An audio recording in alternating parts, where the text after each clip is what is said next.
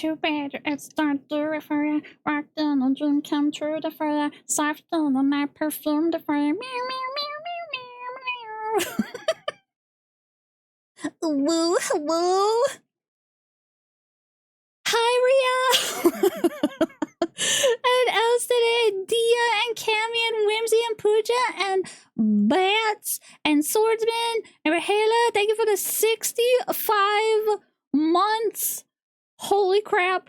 And hello, Choco and Faded and Savvy. And I think that was everybody. I think. If I missed you, hello. Happy Tuesday. No. Happy Tuesday. Happy I'm probably gonna die. Watching this card. Hi, iDub. Oh my god, Savvy, thank you for the 3 steaks. Raptor Chan is a heckin' cutie that's going to get obliterated by a vampire. One of those things is true, and it's not the cutie part. Probably, maybe. I'll hydrate.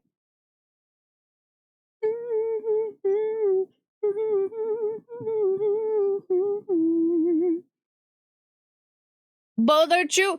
Hi, Ragnar! Meow, meow, meow, meow, meow, meow, meow. You cannot deny it. Oh my god. I don't have a credit thing. I don't have credits. They're in my bio.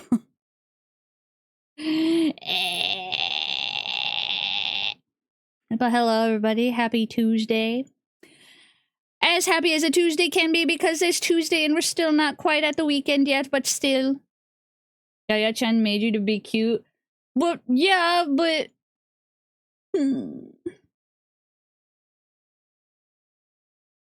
Can't handle compliments well. It's fine. Yaya-chan's art is very beautiful, very cute, and very pretty. And she succeeded. She did. 110,000%. Thank you very much. I don't have to work from 5 a.m. to 2 p.m. That's fair. Well, one more week until we die again, because Final Fantasy XIV is going to be dropping a big major patch before Crimbus. Yay! And we also have the Game Awards this upcoming Thursday.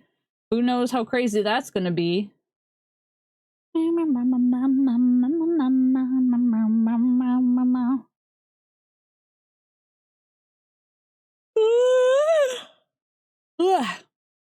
So, I set up the emulator to be able to play Love and Deepspace on my computer rather than streaming it from my phone.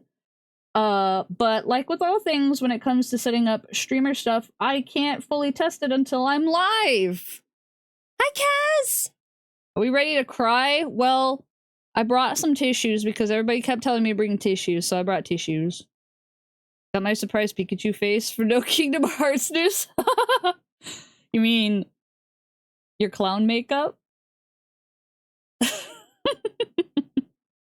Busy, busy, busy. It's true. What is also true is that me, Crystal, and Bats beat the randomizer for Zelda Ocarina of Time last night. We went insane. And we want to go back. I never stop wearing the clown makeup at this point.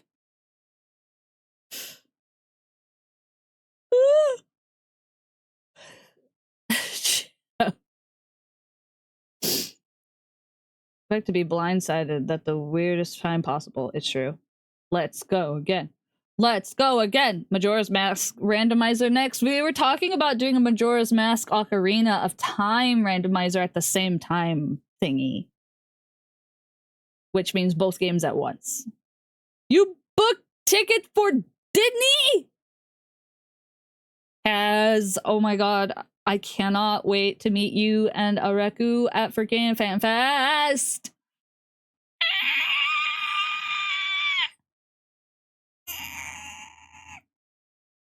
Oh heck, Disney! Yes, Disney. Disneyland! Disneyland! If I had money, I'd also go to Disneyland, but I don't have money, so... FanFest only for me. Here we see the Raptorzilla Skryonk.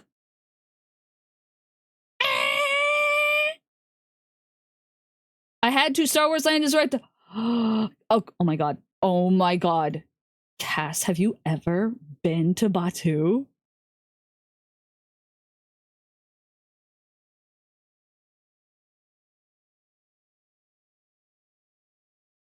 I want to go to Disney, but broke mood. Disney World Land. Yeah, Disney World Land. Nope. Okay.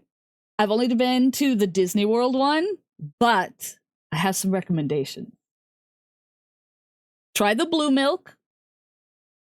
Supposedly it's better than the green milk, but expect it not to taste like milk. It tastes like fruity drink, like a slushy, and like it's made with coconut milk, not actual milk, probably for allergy reasons. Blue milk. If you can go to the cantina, I recommend it. It's a pretty pricey though, but it's got some really good drinks. Definitely ride the Millennium Falcon. If you can get a pilot seat, do that. And if they let you in on Rise of the Resistance, oh, go. Oh, you gotta go. You gotta go. Star Wars Land of Disney. Yeah, Batuu. And I think, I don't know if they do it at Disneyland, but if you get a Magic Band Plus, you can become a bounty hunter, which is really fun. You just kind of run around and put your Magic Band up against things, and it's fun. I had a great time. $5 says mom is gonna cry when she sees the Falcon. You're not ready. You are not ready to go to Batuu. Like, videos, pictures, people talking about it doesn't do it justice. When you see the Millennium Falcon in person, bruh, it is magic. 10 times in the theater. Yes. Maybe see Rey or Kylo Ren running around. You can come across stormtroopers. You can come across Rey or Chewbacca. You can come across Mando. And because it's Disneyland, you have a chance of possibly seeing Ahsoka and also Boba Fett and Fennec.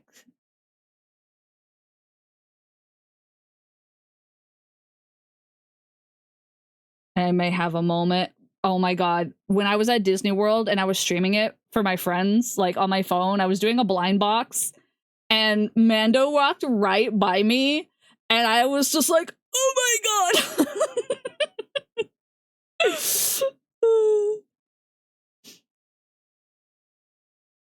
Oh yeah. It was crazy. My demi-pan panic, yeah. You'll also see Vi or V. You'll see her there too. She's exclusive to Disney, to the Disney parks, but she's been in a couple of the books. Boba and Fennec, help. Heidi, it is husband time. I was just telling Cass what to do at the Disney World or Disneyland, not Disney World, because she's going or they're going, and Cass, what pronouns do you like to go by? Is it they them? This hour is 2 hours long. Yeah. I'll get started in a minute. I'm taking notes. She, they, okay.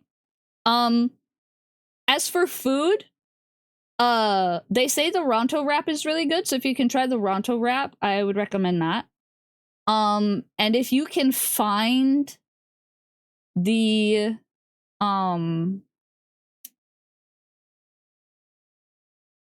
there was a cookie that was served to me at the cantina because I don't drink alcohol, So I got the non-alcoholic beverages, and they gave me the blue milk and a bantha cookie. And the bantha cookie was really good. But I don't know if you can get the bantha cookie outside of the cantina.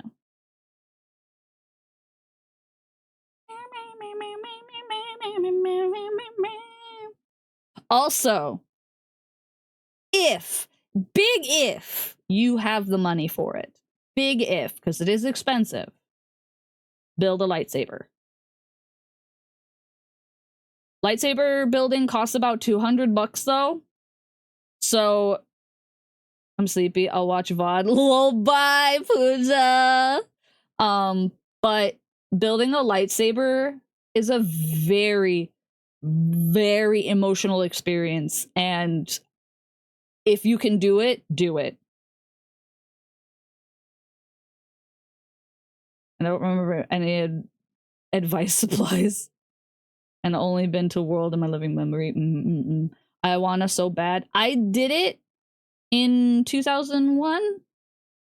And I basically built a druid lightsaber. And the guy said some words to me about the design that I was doing that made me almost want to like break down and cry. So yeah, it's a very, even though it costs $200, you're paying for the experience, and you will not get an experience like that just buying a plain lightsaber off of the internet. It is 10 out of 10 worth it. Lil Raptor, yeah. I had gone through some shit in 2021, and building that lightsaber was, and like hearing him talk, because I chose this hilt that had, like, you can't get it anymore, but it was a hilt that had like kind of like druidic swirls all over it. And he was like, the swirls represent where you've been and where you will be going, and each time a swirl ends, it means that that journey and that door has closed, but many more will open. And I was like, do they charge you double if you want to make a dual saber like Darth Maul? Technically, yes, because the way you make make a double-bladed lightsaber is you have to make 2 individual lightsabers and then connect them. So technically, you do have to pay extra. You have to build 2 different lightsabers. I feel you. Right to the heart, it's true. I was like, this guy doesn't even fucking know. He doesn't even fucking know. I think I was also the only one that had a purple lightsaber, because you get to pick your kyber crystal. I just 10 out of 10. It's for the experience. It's for the experience. When you go to Disney, yes, it's expensive, stupidly so, but a lot of it is mostly for the experience. Go for the experience rather than just like anything else. I want arm. Oh shit. I'm disappearing. Hell yeah, purple power, yes. Since in canon it effectively 2 lightsabers. Yep. I wanted to make a double-bladed, but I only made 1. Because that was the only money I had. I'm sicky today. No. Okay. We got to get started because this thing lasts 2 hours, and I was told by Riao it can go even longer because of streamer things. So anyway, like I said, I set this up. I set up the emulator. I don't know how well it's going to work because, again, you can only test these things so much before you have to be live for it. What color lightsaber do you think Sylus would have? Purple. Purple. You got your water? I got water. I stole the tissue box from the living room. I'm good. Oh. Oh no! Hold on. I accidentally locked my dog in my mom's room. I'll be right back. Oops, I forgot I muted myself again because Luna's coughing. Anyway, yes, I'm ready, but no. Because half the girlies are here, it's making me nervous. Is Wuna good? Yes. Like I said, so Wuna likes to sleep in places. If you ever have a kitty cat and your kitty cat just disappears because they found a new place to sleep. That's Luna. And she likes to sleep in my mom's room sometimes. And because I had my door open and I was getting ready for stream, she went into my mom's room and I looked in there and my mom was asleep, so I closed the door and didn't realize that she was over there sleeping. And then my mom messaged me and was like, Luna's in here? I'm like, oh.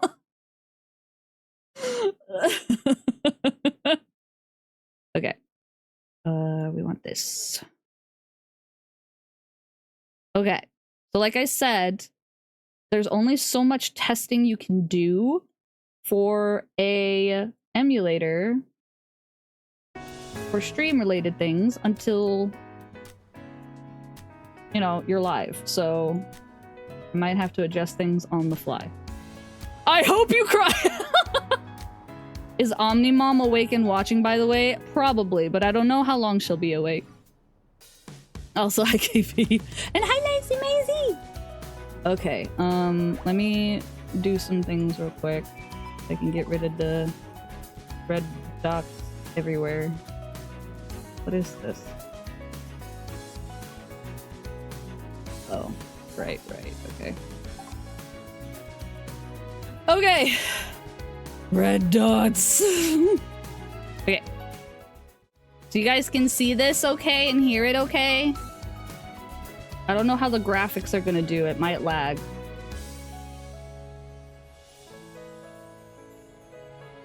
Hello, Mr. Man. Look at him.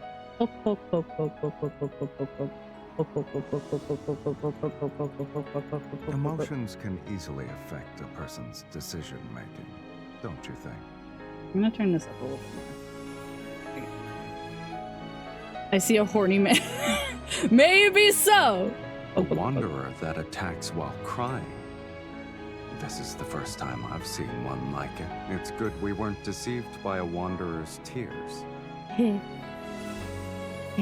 Okay. Date time. This one. That guy. Nope, not that one. Not that one. Not that one. Not that one. Not that one. Not that one.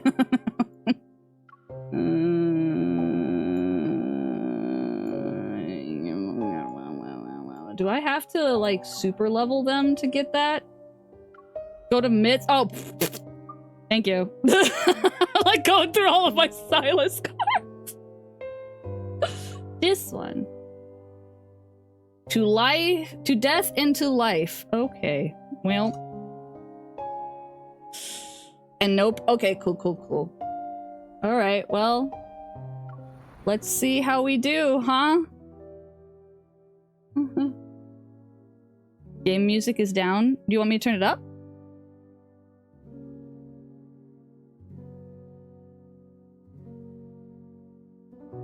Is it loud now? No, turn it down. Loud, okay. Is this good? Can you guys still hear it?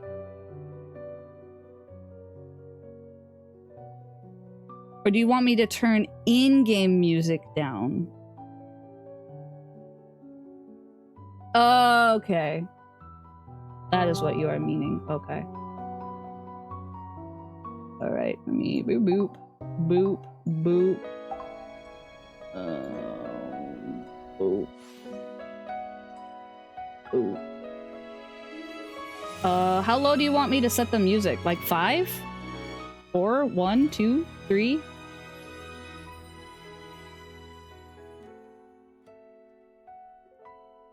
What'd you all have it set for? 3? Okay. Is the rest of it good? Raptors Chan's a night out with the lads. Okay, so all of this is good then. Give Luna scritches. I will give Luna scritches after stream because if I pet her, she will think I have food. Voice better be at 10. So like that. Thank you for the hip hat. So how's this? 3, 10, 8, 8. Excuse me. This good? Okay. I'll poke him. Poke, poke, poke, poke, poke, poke, poke, poke, poke, poke, poke, poke, poke, poke. Poke your We're nose. going to beat up Heartbreaker again. Its crying is starting to annoy me. Let me turn this up a bit. There we go. Okay. Wait. This is so much easier on a computer. Holy crap. Okay, here we go. I'm ready to die.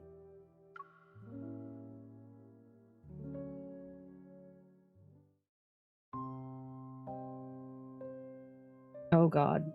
The most fanatical blindness is born from the darkest depths of ignorance. An era in death's shadow engorges itself in magical fantasies. Mages represent the mortal world's hope and faith. Fiends render in verse whisper their way through the aristocrats' banquets. Masses worship magic radiance, and mages yearn for the sacred core's mercy. In a world of imminent decay, entering the sacred core is the only method one can use to rewrite fate. This is the only path. This is the way. I knew Raptor before she was famous and died.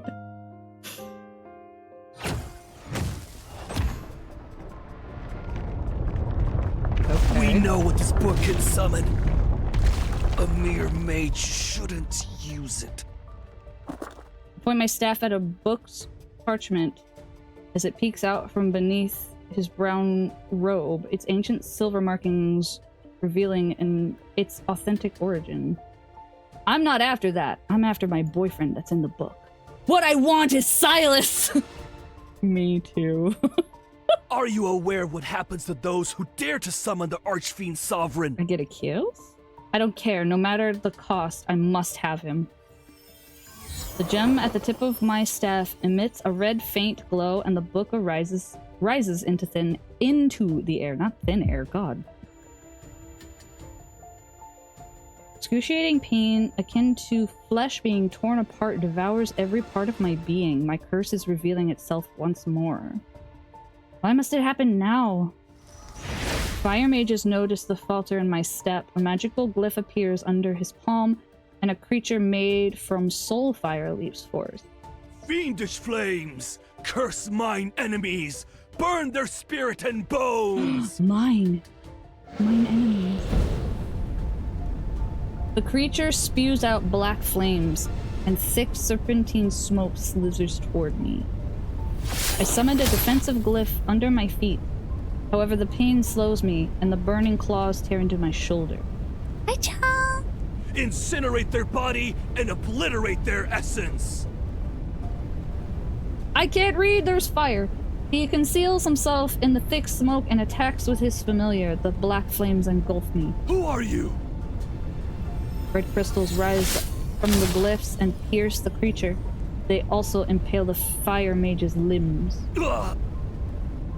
I emerge from the black flames, the blood from my shoulder dripping onto the scorched hem of my clothes. A body that cannot die. A monster such as herself wishes to summon a fiend to enter the sacred core. I stay silent, merely pointing my staff at the book he holds. The blood-stained tome flies into my hand. You're already immortal. Why would you rewrite your fate? Uh-oh. An immortal that wants to rewrite fate. Somebody wants to die.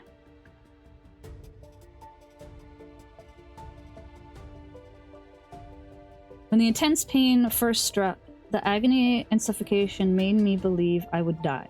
But I quickly discovered that I was immortal. Immortality only means being repeatedly tortured while on death's doorstep, but none of it will truly kill me. I want to save myself. Thus, for hundreds of years, I ceaselessly searched for something to end my torment. I submitted to being studied, willingly becoming a test subject, and traveled from one dynasty to the next. Nobles, political leaders, religious figures, and arcane houses who once viewed my immortality as a miracle branded me as a heretic, an evil spirit, when they failed to unlock the secret of my condition. People yearn for immortality, and yet those fools fear it. I never trusted humans ever again. I could only rely on myself. I hid my identity and wandered the world as I studied the most ancient and profound magic. All my efforts were direct to finding the source of my suffering. Time could overthrow dynasties and erase the memories of generations, yet it couldn't change my pain. Then, the woman who taught me forbidden magic told me my torment stemmed from an ancient curse. Furthermore, no magic in this world was capable of removing it. Only by entering the sacred core and beginning anew could the curse be lifted. That was my only task.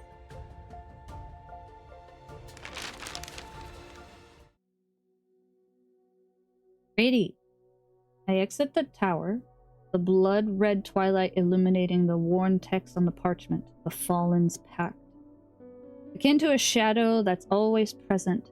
Stop scrolling. The searing pain tears through my body. This curse is beyond my memories, and yet, at this very moment, I sense a strange lightness. I've lost count of how long it's been, and how many mages I've confronted for this tome. For an immortal, time and memory are destined to fade. Sylus. He's so hot. Hi, Johnny! I hope I'm saying your name right. Is it Johnny or Junie? Johnny? I turn the tattered pages with my blood-stained fingertips, and the dark ink rises. That name seems to awaken from its slumber. Sylus, my boyfriend. His name is ancient and no different from night itself. Wait. So this is definitely after the dragon myth, because his name is Sylus.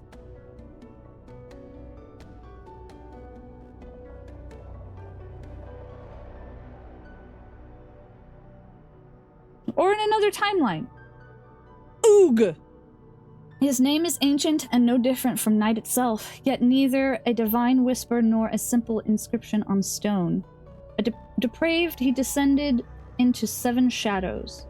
In that realm, light has never bowed its head. A lonely city stands as his coffin, and only the purest of blood serves as his sustenance. To summon an underworld's fiend, the ritual's glyph must use blood as its chain. Draw the spiral and connect the shadows. Those who bind him will inevitably be bound themselves. Time to get married. Dragons! Ah, this background! Sorry, I'm normal. I'm normal and fine and normal. This background! The underworld is where fiends exist. It's a place humans cannot enter. However, powerful mages can summon fiends to serve them.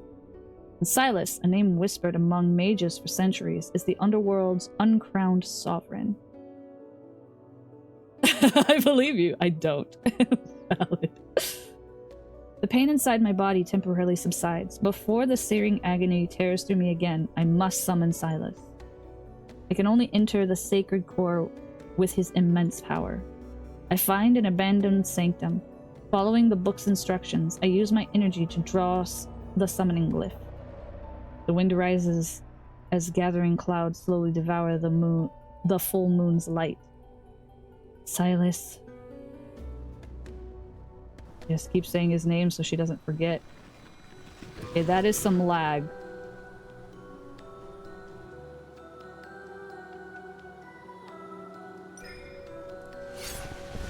I couldn't read that. Oh! I can't chant. I did it!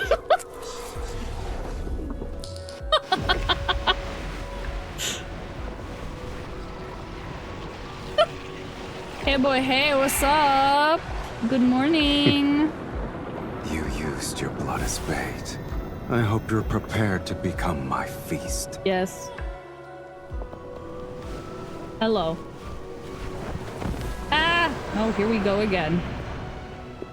However, answering these summons, it's a first for me.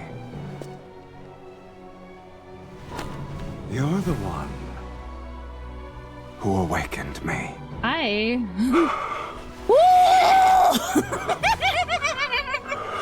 Hell yeah! Yes! I wish a demon would do that to me. Not even a hello. He's going straight for it. Noms your face immediately. He's like, yay, I found my wife. I missed her. He actually wants to drain me of all of my blood. Shall I give you a chance to resist? Since this linkage just formed between us, you're mine. Let's get married. An amateur's trick.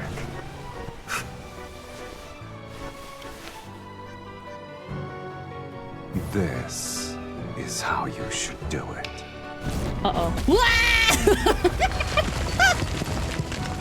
You ass! Oh god! Oh, active time maneuvers.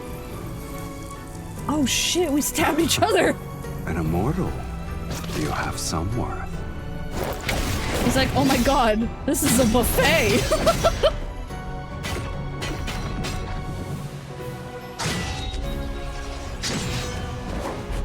But this ends now.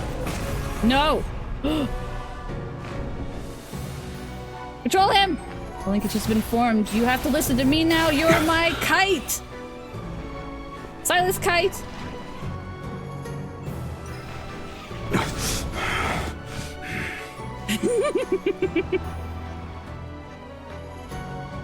I'm gonna kiss you. That's how you make the pact, is just making out? Hell yeah! Let's go!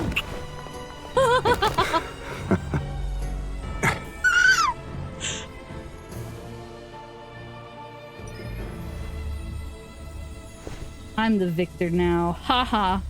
Well, I'm the victor here, but... Sir, calm down! Blood. It tastes better than I expected. All right, you can command me until your blood and power fulfill my desire. Why is that gonna sound like mac and cheese?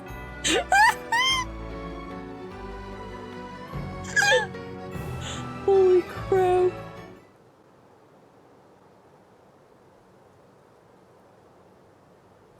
According to the judgment of the Oratrice Mécanique d'Analyse Cardinal. Whew. Clouds disperse, and the blood-red moon returns to a soft yellow. His shadow looms over me. Speak. What do you want me to do for you? Get married. Shall I capture 10,000 magical beasts and extract their energy? Or perhaps you need my aid to overthrow a kingdom. Oh my god! Sorry! My headphones! You fucking grabbed that one! Ah! Okay, I'm fine.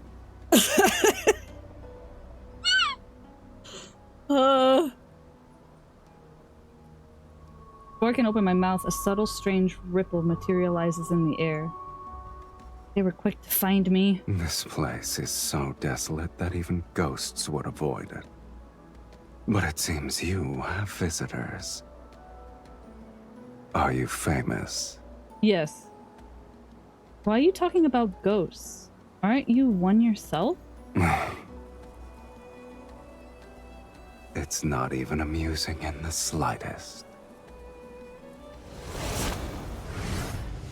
Several shadows materialize in the air before surrounding me and Sylus. Wearing a robe, the man acting as their leader points at me. You're the one who killed the fire mage? Maybe so.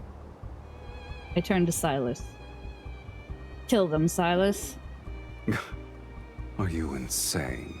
Maybe. Sneering, he taps his staff on the ground.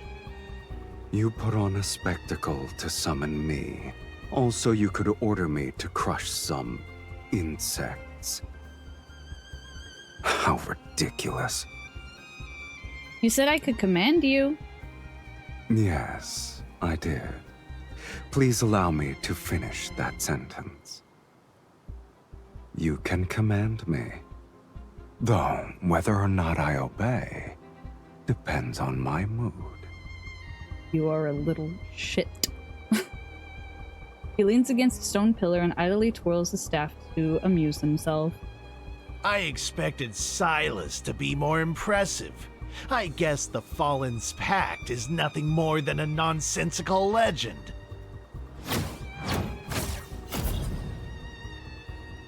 Flames erupt from the attacker's sleeve and transform into dozens of serpentine whips that lash out.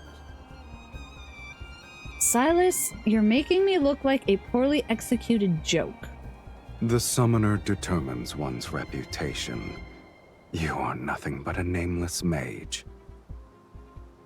You don't know the saying, then? What a person uses reveals their taste, ability, and status. The linkage materializes around my wrist as I pull Sylus's arm.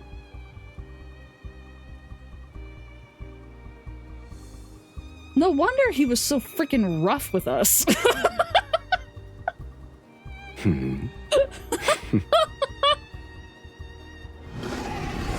Forced to shield me, he stands between me and the attack. Before the whips reach us, a black-red mist stops them. In the blink of an eye, they turn and strike the figures surrounding us.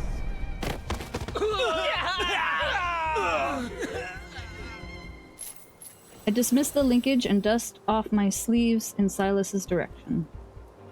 It doesn't matter if I'm a renowned mage or not, you're Sylus. Since I'm your summoner, you should be the one to validate my reputation. Your logic is sound. Clever, even. The stars have shifted, and the most powerful mages across Sylus have gathered in Velmir. They're waiting for the sacred core to manifest. So we're on Sylus again. Accompanied by a fiend, and you What? still hope. What? Just stop! What is happening? What happened? Okay, hold on. What did I miss? Accompanied by a fiend, you shall be a target everyone will fight against. And you still hope to enter the sacred core to rewrite fate? Your dreams are... Sylus snaps his fingers. The assailant is interrupted. He clutches his throat in silent agony as if struggling against an invisible hand. Okay, did I put it on auto? No. Did I snap? Hi, Rial. Is it? Oh, go ahead. Okay. Sylus's gaze remains fixed on me. You summoned me to enter the sacred core. His theme song. Invisible hand, so that's where it went. Don't tell me you actually believe mages would summon you to overthrow kingdoms. You're no different from those other mages, rewriting fate. How boring. If you help me enter the sacred core, you'll be able to break the linkage between us sooner. I perform an insincere curtsy. Welcome to Sylus, Archfiend Sovereign. It's the... I had the word in my brain, and then my brain shut off. Epitome? I think it's epitome? Yeah. Of boring. Epitome. Okay, there we go. I was like, that's epitome, and my brain went, that's... Stay focused, kitten. Guys, we have ads in 3 minutes. For those of you who are not subbed, I appreciate your patience. We will wait for those of you who are not subbed before continuing the story once we hit ads. Yup, that one. Pretty man threw off my brain. Streamer brain go brr. Hot man brr. Brr. Uh-oh. Oh, Sure, no. sweetie. You always have your reasons. We're still some distance away from Velmure. I'm impatient, but this fiend is unhurried. I'm tired. I need to rest. You are such a fucking diva! I look at the red and gold crystal chandeliers, the carpet with blue silver patterns, and the polished oak staircase. You led me to various places to find the most luxurious inn in the city. We have the most expensive room. Don't tell me you actually think the underworld's fiends have miserable, wretched lives. Only humans tolerate suffering. Fiends don't have the appetite for it. Okay. I need him. He's useful to me. You're wearing your thoughts on your face, my lady. No wonder you lost to other mages. This is how I'm proving my faith in you. Then I hope you'll treat me well. Sylus turns to look at the attendant by the door. Bring us your most expensive wines and dishes. All of them. Yes, sir. Who's paying for this? The enormous table is filled with exquisite dishes, separated by a dazzling array of silver platters and candelabras. Sylus and I sit at opposite ends.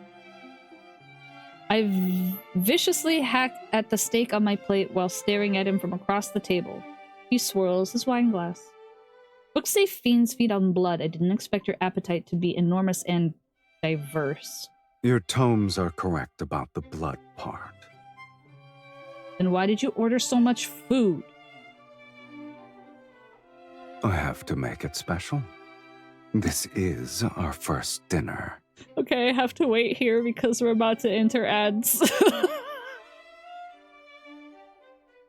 I want to punch this man. Fucking love this guy.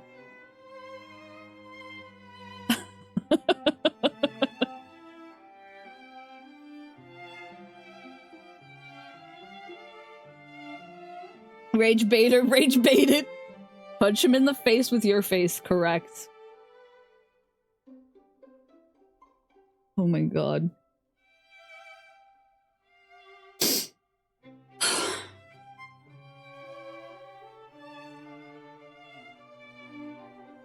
I swear, this man having fun, I don't trust it.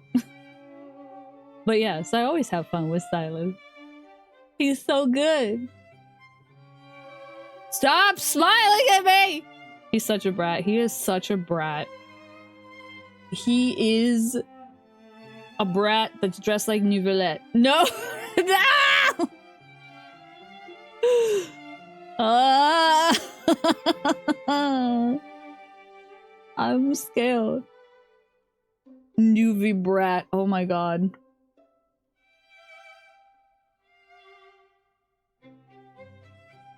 According to the judgment of the Oratrice Mécanique d'Analyse Cardinale. We now turn to the Oratrice Mécanique d'Analyse Cardinale. The judgment of the Oratrice Mécanique d'Analyse Cardinale. That's you, Sylus. That's you, Sylus. A well-dressed dragon.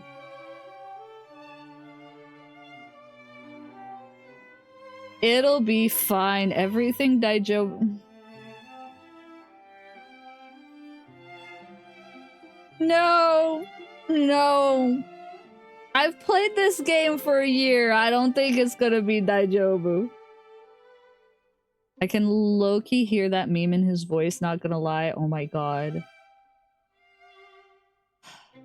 If only we could, like, know who the voice actors are and commission them to say lines, I would get him to say that. We all watched the trailer. Yeah, but we don't know the extent of the pain. We only know the surface of the pain. Lads cameos? For real, though!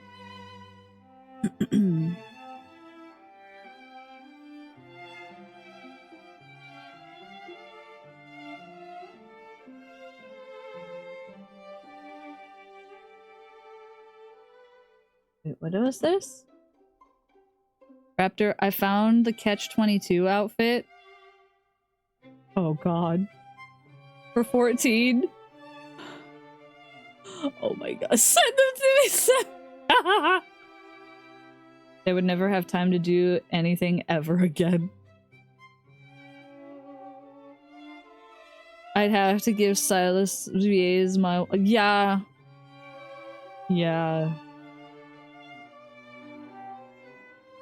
I would have him read another one of my heckin' stream alerts like I got Robert Vernon.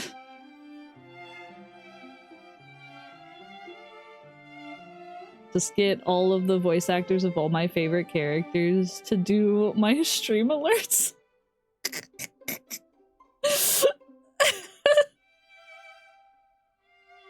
Yay! Welcome back from ads, everybody! We shall now continue our dinner date with the biggest diva. It's just him doing the rich man laugh. Oh my god. I'm not saying I go to a lads themed venue, but I mean, I would.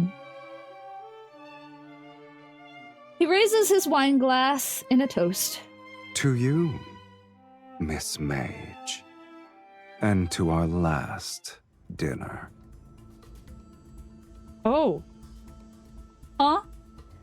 Crimson wine moistens his lips. It gleams like fresh blood in the candlelight. Is there still a reason to give up? I told you. A reason? To command me, you need sufficient power and desires to satisfy my appetite. Oh. Your power and talent exceed those of ordinary humans. Yet your desire is as banal as the other mages. The crimson light flashes across his right eye. Then he narrows his eyes and hides his gleaming pupils beneath the shadows of his eyelashes. The desire to enter the sacred core can't even provide a modicum to satisfy me. Basic bitch! The underworld has plenty of fiends you could summon.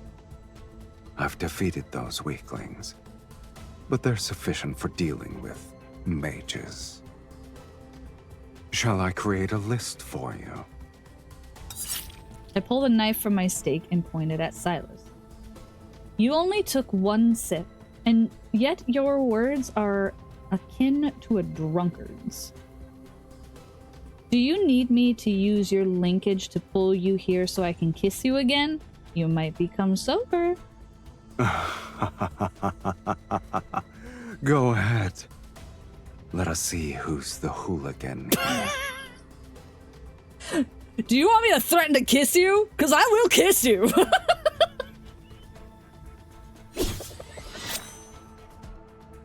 The linkage at my wrist flies across the table along with the knife I throw.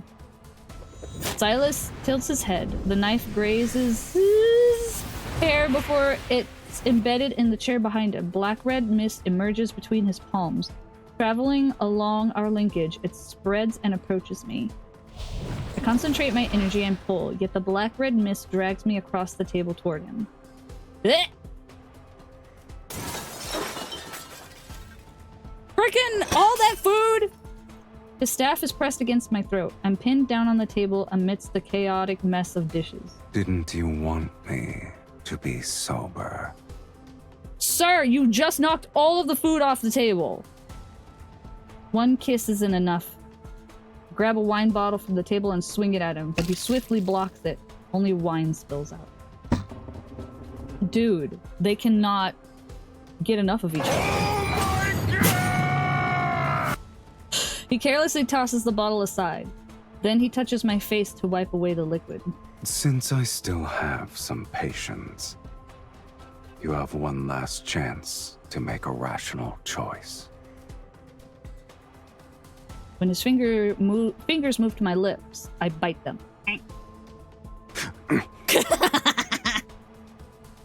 My teeth sink into his fingers as I meet his gaze with defiance. What else are you gonna do? Kill me? If you wish to know of matters more absurd than death, I'll grant your wish.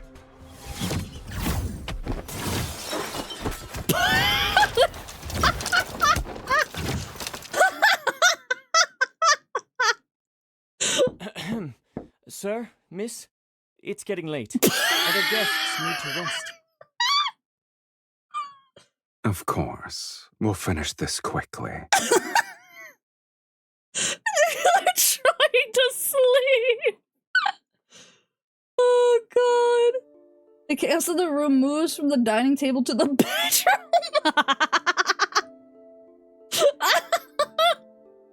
I barely dodge the energy blade from his swinging staff. Before I can launch counterattack, I'm pinned to the headboard. Shh. I'm certain there are quite a few mages staying here.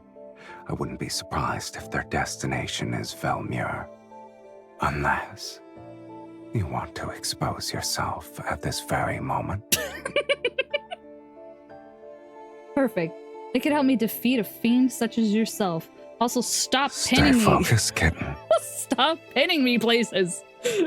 If you kill a few in the process, I'll have fewer enemies. What a shame.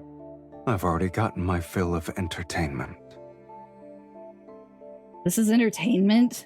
Did you honestly believe this Stay focused, kitten. linkage magic could restrain me? I wonder why you didn't think about the fate of that tome's author.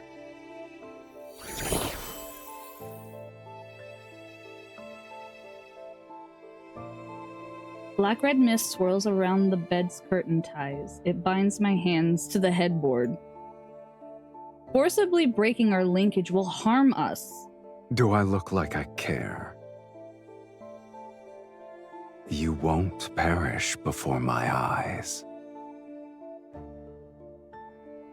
On the last page, the Fallen Pact states that when the linkage is forcibly broken, the party with the weaker energy suffers a more severe adverse reaction.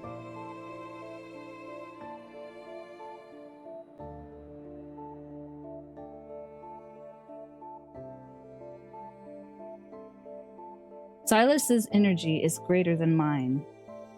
This bastard.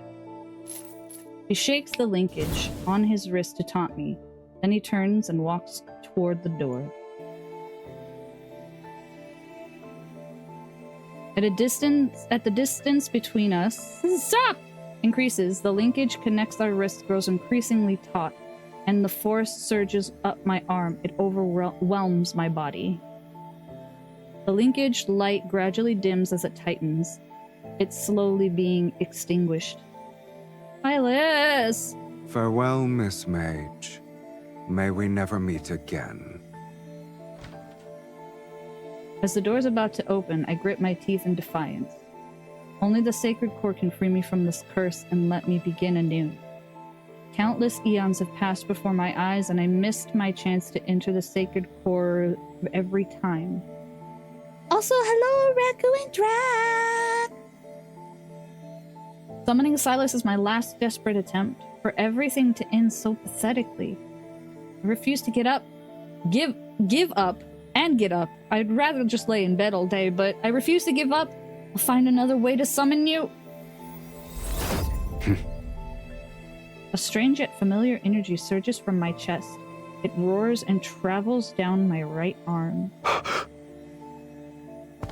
A powerful invisible force pulls an even greater energy towards me. I open my eyes. He stepped outside the room a moment ago, but he's been pulled back to stand in front of me. He falls onto the bed with me in his arms. The linkage between our wrists has reformed and emits a radiance I've never seen before. Impossible. What's happening? Wasn't the linkage broken? Before I can process these events, Silas's other hand is already at my throat. It's not a normal connection. Where did you learn this forbidden spell? It's behaving differently from what's described in the book. Never mind, I'll just bluff him for now. I put on a mysterious, knowing smile and look into his eyes, anger and curiosity flicker in his gaze. I'm not an ordinary mage. After all, I've been graced with immortality. I didn't expect to see you again so soon, Archfiend Sovereign. Isn't this more absurd than death? He doesn't immediately contradict me, so I seize this chance. Since you can't kill me or break the linkage, I guess you can only honor our agreement. You look pleased with yourself. It's impossible for you to negotiate, Sylus. Once I accomplish my goal, you'll regain your freedom. I meet his scrutinizing gaze without flinching. His gem-like eyes seem capable of capturing my soul. The boba eyes. I shall temporarily withdraw my previous statement. Being summoned by you might not be that boring. He pulls his hand back, and I secretly let out a sigh of relief. Then I'm aware of the lingering warmth his fingers left on my neck, and the heat that's enveloping my entire body. Untie these ropes first. Also, I'm sleeping on the bed. You may have the couch. He unhurriedly helps me undo the restraints on my hands, however, he shows no intention of standing. I'm hungry. Uh-oh. What did I miss?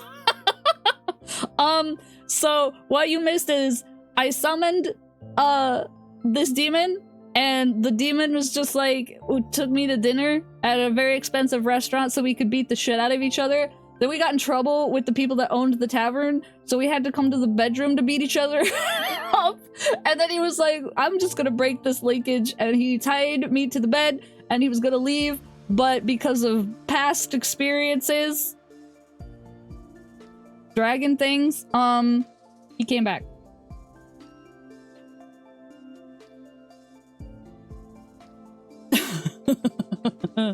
Dragon, yes. You ordered all those dishes earlier, which we didn't get to finish eating because you threw them on the floor.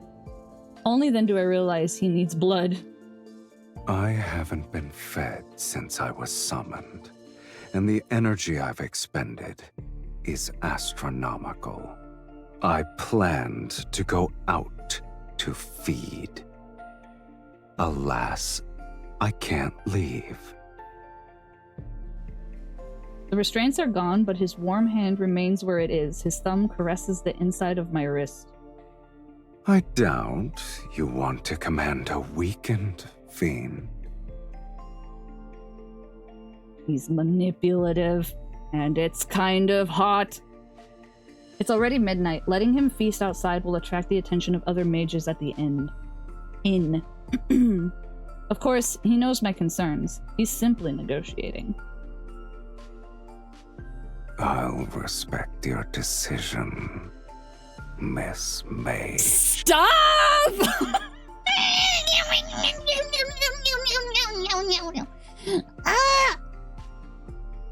I take a deep breath and offer him my wrist. Hurry up and drink. I need to rest. Just so you're aware, I like the taste of your blood. Shut the fuck up! Shut the fuck up! Stop! No!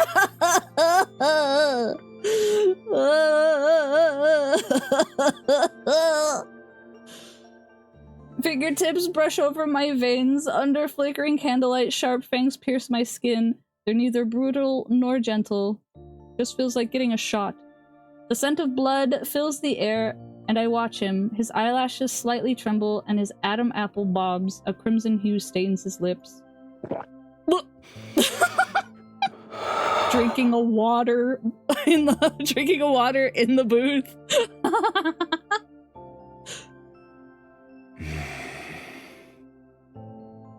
It's been so long since I've tasted blood that satisfied me this much. Thank you for your generous hospitality. Okay. Go sleep on the couch. Hey, so that's insane. After his meal, Sylus lays down on the sofa. He had his fill. Aw, he gotta go sleep off a full tummy. The night is quiet. Moonlight pours in through the gaps between the curtains and shines on my wounded wrist. The blood has crusted over, and my injury shall heal. Soon nothing will remain but a faint streak of dried blood. This is the immortal body everyone yearns for. Once Sylus helps me enter the sacred core to rewrite my fate, I'll become an ordinary human, one that dies after their blood is drunk. In this era, death often descends without warning. Age, health, wealth, status, nothing can stop death's sudden arrival. This is a world living in death's shadow. Yet I wish to exchange my endless torment that has lasted hundreds of years for death's inevitability. I'm an anomaly in this world, in body and soul.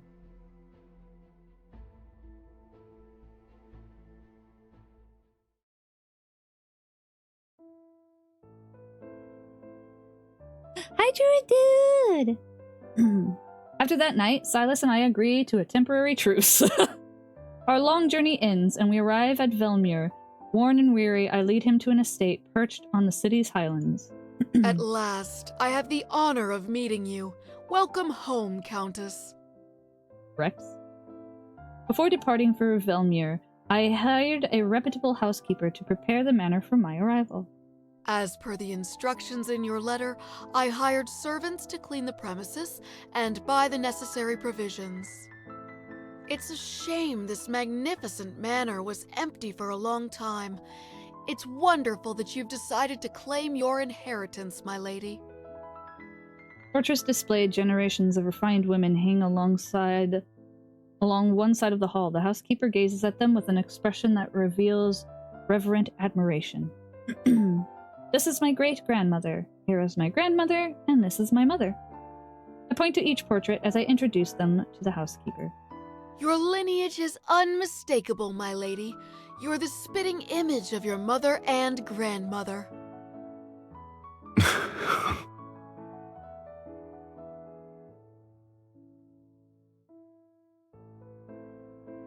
Sylus, who's been standing behind me, lets out a soft chuckle. He leans down to whisper in my ear. You're pretending to be your entire lineage by yourself? You've outdone yourself. I resist the urge to turn around and glare at him. Instead, I maintain the proper decorum that's expected of nobility. Please forgive my negligence. May I ask who this gentleman is? He's my I'm her husband. Yeah?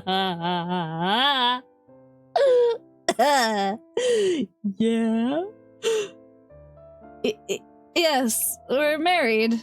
You may address me as Count Cyrus.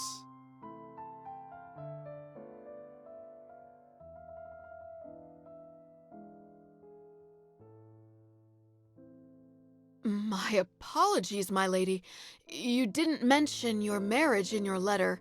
I thought... I shall prepare the necessities for the Count at once. Wasn't Cyrus the name... Let's get his damn name choices are peak. Listen, okay? It's like Ardbert, you know? Arbert. You just got rid of the D or whatever. But wasn't Cyrus the name of... Or did he not have a name as a dragon? I can't remember. It's close to the dragon one. Okay. It's been a while since I watched the dragon myth.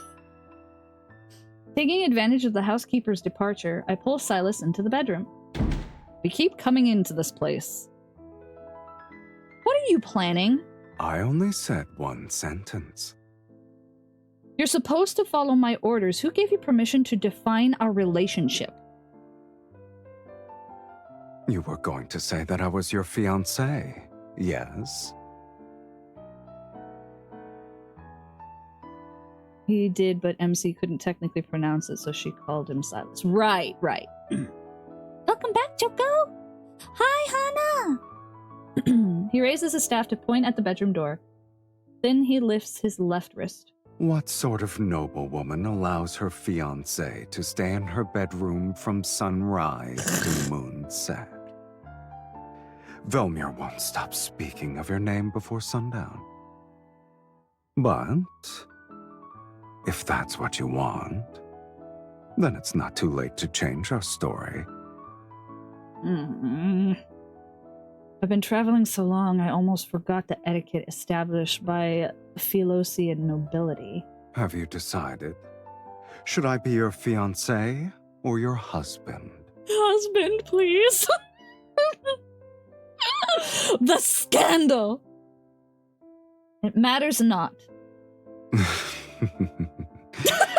It's settled then, my dearest wife.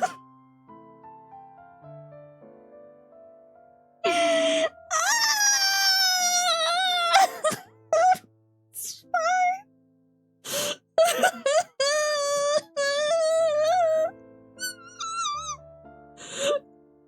I suppress my annoyance and point to the couch on one side of the bedroom. In this room, your place will always be there. As you wish, my lovely wife. Shut up! I can't! I had to take my headphones off.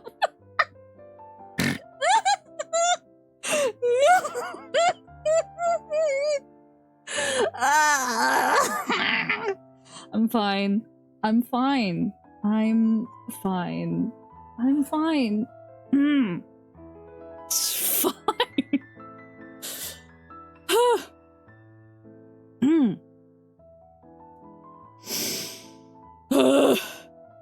He's rage baiting so hard. He really is.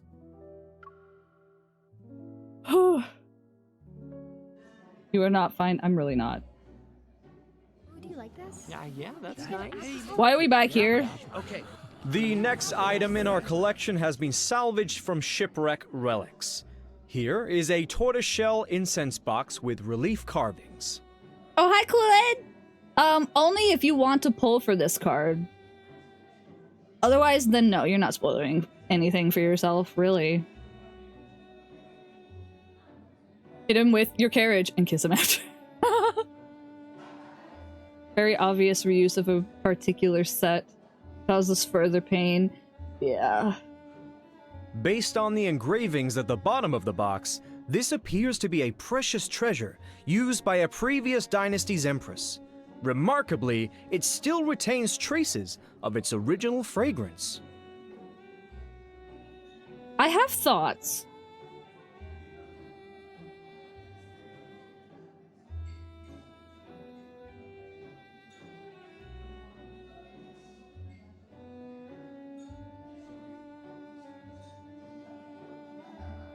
I have this thought in the back of my head that saying that the MC that we're playing right now is the sorceress because she was immortal, wasn't she?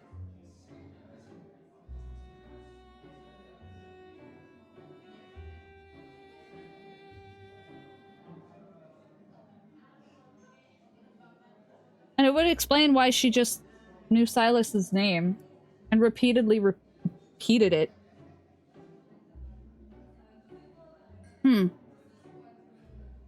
Anyway, it was just a random thought in the back of my head. Ladies and gentlemen, which one of you would like to acquire this?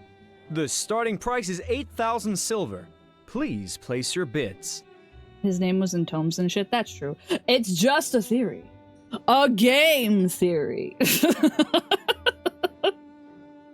Don't forget, the distinguished guest who acquires an item may invite their partner to lead the next dance. Sylus, please. For Daria, my beautiful daughter, I'm willing to offer 10,000 silver. 15,000 silver! It's for my beloved Miss Ariella. I yawned listlessly from the corner of the banquet hall. When will they reveal that fragment of Night's Whispers? I didn't expect there to be this many mages present at a ball. We all have the same goal. Of course. The nobles only consider Night's Whispers to be a poetry collection left behind by Sir Saren. They forgot that he was the greatest archmage in Sylus' history. He was the last one who... Shh! Lower your voice. Mages are already competitive enough as it is. We don't need nobles to increase the price because of their obsession with being refined, cultured individuals.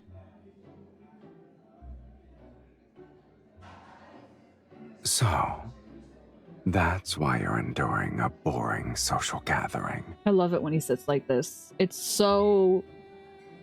I'm just gonna say it. Sorry, Twitch, but I'm gonna say it. It's so cunty of him to sit like this.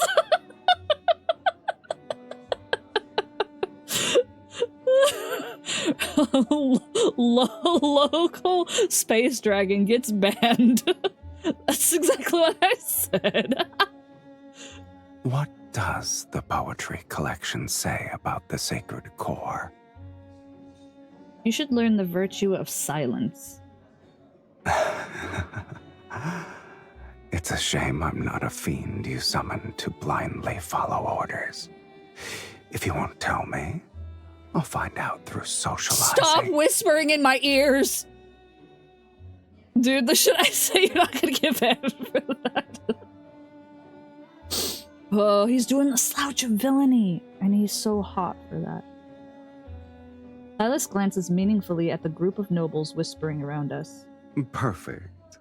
The nobles here believe a count and countess who have returned from foreign lands are intriguing. Bastard. One must be evil to know another villain. Mm-hmm.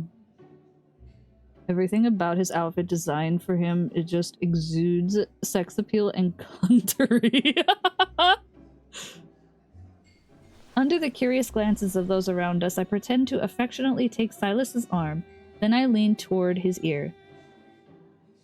Saren was the last mage to enter the sacred core, but that was decades ago. Oh? I'm assuming you met him then.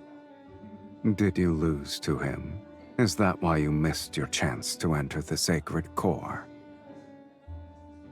Hmm.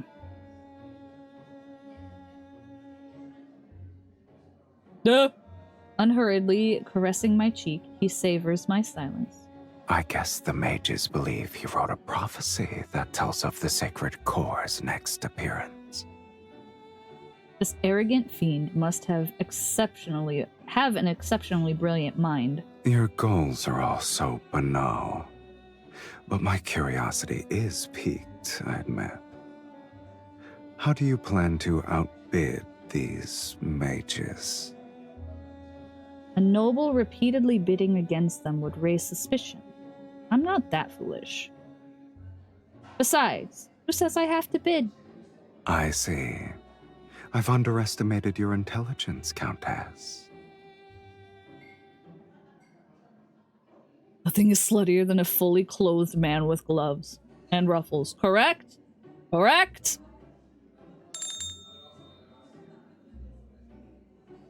Phone! An attendant carrying a silver case steps onto the platform, and the Marquise speaks again. It's spelled with two The next S, item so it confused is a me. fragment from a poetry collection written by Sir Saren. It's called Night's Whispers. Well, if a raptor and mask help... Maybe so. The only thing sluttier would be a mask, but we don't get a mask. Nobles show little interest, which makes it easy to identify the mages as they reveal eager gazes. He was more famous as a mage. Several of his poems circulated in a royal court. Marquise? Yeah, I just wasn't used to it being spelled that way. That's why I was like, is there a different way to say it? I haven't seen pics with that yet with this Sylus. I feel like I have, but maybe I'm misremembering. Here's my chance. Holding a wine glass, I stand up with my back to the crowd. With the slightest movement of my fingers, the barely perceptible traces of a spell form a tiny glyph in the air. The starting price is 1,000 silver. Please place your bids. In a spot that no one has bothered to glance in, an invisible rift appears. It leads directly to the silver case. 5,000 silver. 10,000 silver. I am willing to offer 20,000 silver. I channel my energy into the folded space woven by the glyph. I'm ready to silently extract the poetry collection. I wonder which poor soul will end up paying for this empty case.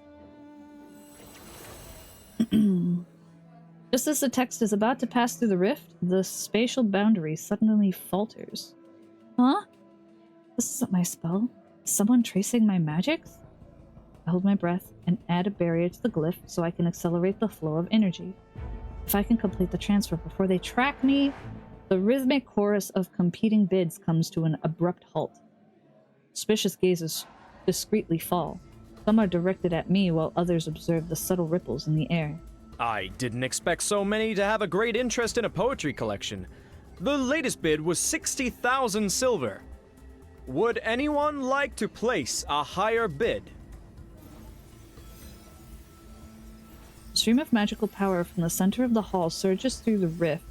It's attempting to clamp down on my energy. It's suffocating. I can hardly breathe. I pretend to be a delicate noblewoman. I press my hand against my forehead as if I'm about to faint. Then I strategically wave the feather fan in my hand. A few feathers silently detach themselves and transform into a semi-transparent thread that dance through the air. They trace an invisible glyph. Beams of light begin to warp, ripples appear on the wine, and edges of the carpet undulate like water, and curtains gently billow. Did someone open a window? Where is this breeze coming from? Marquis. Okay.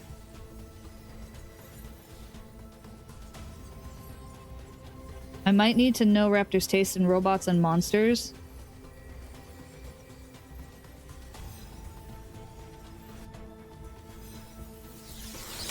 Tracking glyph has been destroyed? I continue my performance as a dizzy noblewoman and slightly sway. Someone steadies me from behind. My lady, why don't you tell me when something catches your fancy? You wouldn't need to be so stressed. Sir? Sorry, sir? Glaring at him, I lower my voice. Since you know what I'm doing, you should help instead of mocking me.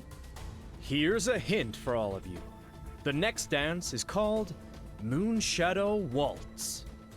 For those of you who are interested in being the lead dancer with their partner, this is your final opportunity. 60,000 silver! Not again! Another wave of stronger energy attacks from a different direction. I try to create another glyph. Since you earnestly made a request for my services. Sylus snaps his fingers behind me. On one side of the banquet hall, an elderly man suddenly collapses. Sir, what's wrong? What's Did happening? he just kill a man? Someone has fainted? Quick, call for a physician! I shall abide by your wishes. You're causing trouble. Do we need to draw more attention? You asked for my assistance, yet you're unhappy with my methods. I didn't kill him. Okay. That's already being discreet. Sir Saren's poetry collection for 60,000 silver. 60,000 silver going once, going twice. 100,000 silver. Did you say 100,000 silver? I'm Count Cyrus, and I am willing to pay 100,000 silver. I accidentally skipped a line, but, sir? After speaking calmly, he looks at me with an enigmatic smile. Jeez, English, come on. Since you've been compromised, I might as well buy it legitimately. You have money? Where do you get the silver? I thought you were the wealthy one here.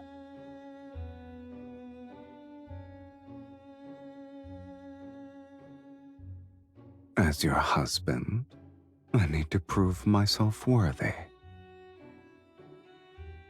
100,000 silver! Sold! Congratulations to Count Cyrus on acquiring Knight's Whispers. You just spent all of my money! Sylus unhurriedly steps forward, and a dazzling gemstone gleams in his hand. This little stone should be sufficient. Huh? Gemstone is worth at least 200,000 silver. Where did he get that from? Velmur hasn't seen a noble spend so lavishly in quite some time. I heard only mages have an interest in this poetry collection. Could you be one as well? I'm sorry. I'm unaware of their strange curiosities. The story is what caught my eye. He takes the silver case from the attendant's hands, opens it, and removes a worn, unremarkable book. Supposedly, this archmage witnessed the death of his lover in his youth, and she was a poet. Why are you looking at me? Before she died, she left behind a blank page in her manuscript and asked him to complete it for her. Thus, on that same night every year, he used forbidden magic to send a newly written page of poetry to his lover, until they formed a complete collection. These pages are his lover's epitaph. Sylus opens the poetry collection to a random page and begins to read out loud. Beneath frozen tears' firmament, the rose in the mist eternally sleeps. Her petals bloom with the illusion's blood. She guides those marked by destiny to a place where none dare to venture. I love when he reads poetry.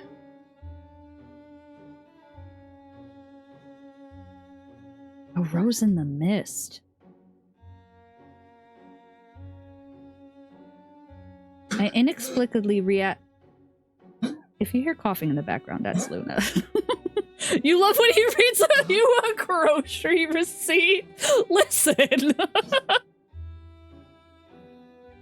You just love when he opens his. Listen, don't call me out like that. No.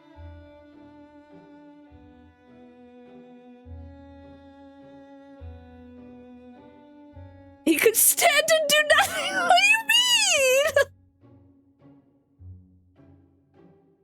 Call you out as our job. I inexplicably react to those words, and in the depths of my heart, something trembles. I didn't know the poetry collection concealed a beautiful tragedy. It's the first time I've heard of it. Man can read the terms and conditions of a website and I'd be enthralled. I was only made aware of the tale a few days ago, yet I knew I had to obtain it. Regardless of the price I must pay, I needed to give it to my wife. Stop saying that. It's making my heart flutter. Stop. In the room, all eyes are on us. He hands the old book to me. My lady, we have only tasted the beginning of marriage's joy. Stop! However, my commitment to spend my lifetime with you surpasses life itself.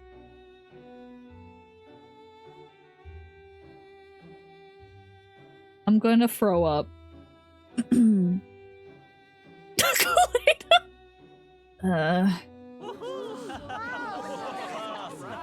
I believe the Count wishes to extend an invitation to his wife for the next dance. Okay, we'll dance again.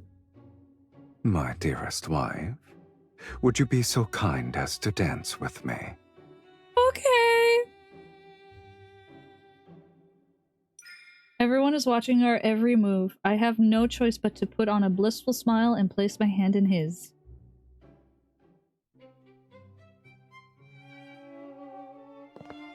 Sylus gracefully leads me to the dance floor, and he guides me into a gentle spin. My dress sweeps in an arc as every movement flows with practiced grace. When we finish the first part of our dance, the other guests join us. Their silk garments ripple outward like waves. Where did you hear that story from? Did the previous mages who summoned you reveal it? I came up with the fantasy myself. It happened decades ago. No one remembers it anymore. People will believe anything you tell them.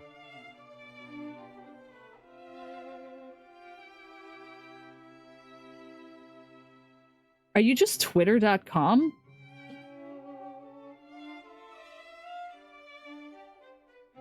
Our dance elegantly continues as we move to the corner of the banquet hall. A decorative mirror with a golden frame catches my eye. He holds me with one arm as I follow his lead. I lean back and turn my head. I'm startled to see... Who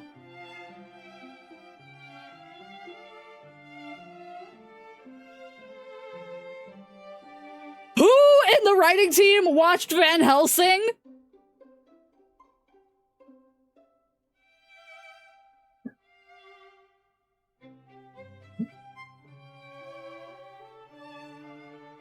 Who on the writing team watched Van Helsing? Shut up!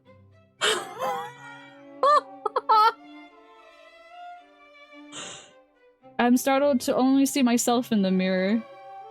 My dress twirls and I raise my arms. I feel his grip on my waist, yet the mirror only shows me dancing alone.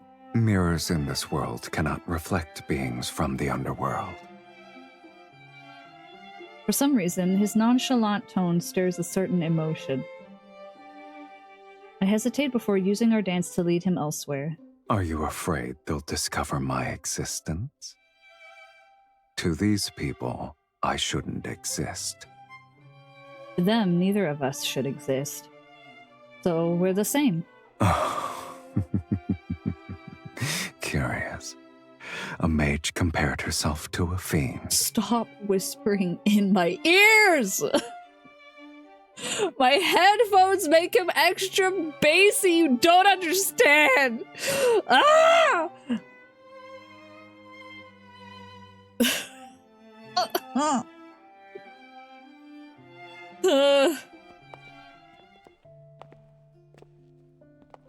Our dance concludes. Since today's objective has been achieved, I take Sylus's arm and make an excuse to leave the ballroom. I'm still perplexed. If that person didn't trace my spell in the beginning, none of those other mages would have noticed me. That ripple was quick and precise. I have no idea how they managed to detect me.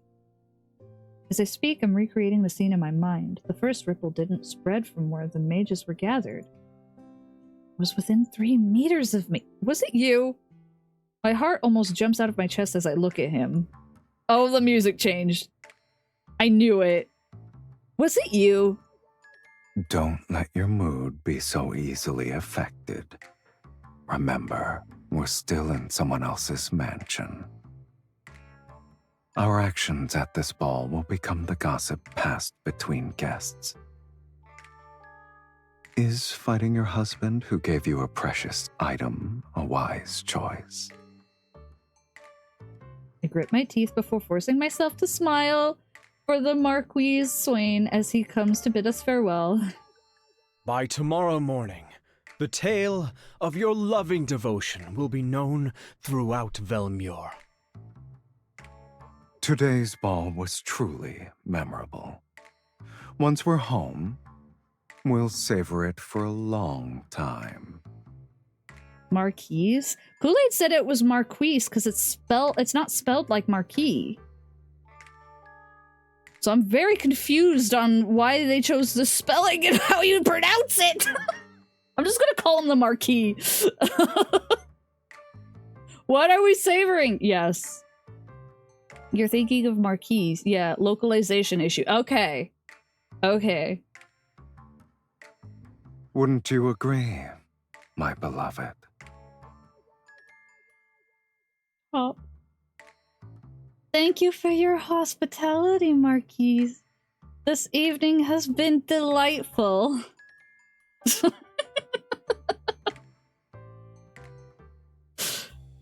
We shall take our leave. I hope you'll rest well. As soon as we return to our residence, I ordered the servants to retire to the East Annex. Only Sylus and I remain in the main building. Go on, reveal the reasons for your betrayal. Me? A traitor? I wouldn't refer to it as a betrayal, let alone insubordination. I suggest you call it a test. What right do you have to test your summoner? He slowly unbuttons his collar. You must endure these sorts of trials if you want me to stay. And to serve you, I must confirm your true capabilities. I scoff. With my hand behind my back, I begin to draw a glyph. Are we gonna fight again? Why don't we fight then? You're the one who should be tested. Yep, here we go!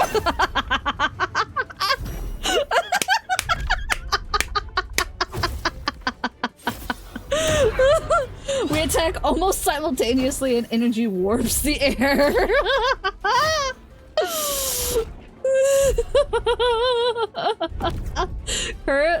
Currents clash as rumbling shakes the entire building. Don't aim your attacks to the right. You'll hit my 300-year-old portrait! You're so cautious for a simple duel. And you desire to enter the sacred core. Let's assume you break those antique vases. Who will provide an explanation to the housekeeper tomorrow? I could destroy all those portraits in that case. We can say your ancestors' spirits appeared at midnight for a family reunion. He laughs as he speaks. His staff sends out a stream of black-red energy orbs. Even if they did appear, they'll only remind you of your place.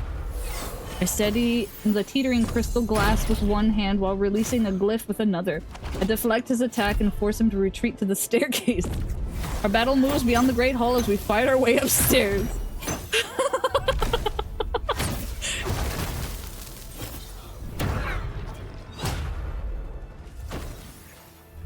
Oh my god.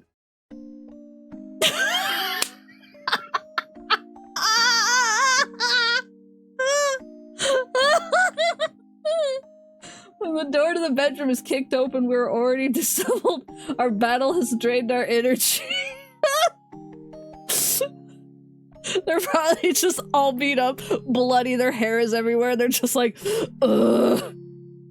Having used too many spells, I sit on the edge of the bed to catch my breath. Sylus rests on the carpet and tilts his head. Neither of us are dead. I suppose we'll continue this at another time. Ugh. I don't respond, collapsing onto the bed as drowsiness overtakes me. But he stands up and pokes my shoulder repeatedly. Are you hungry? I'm hungry. Let me drink from you.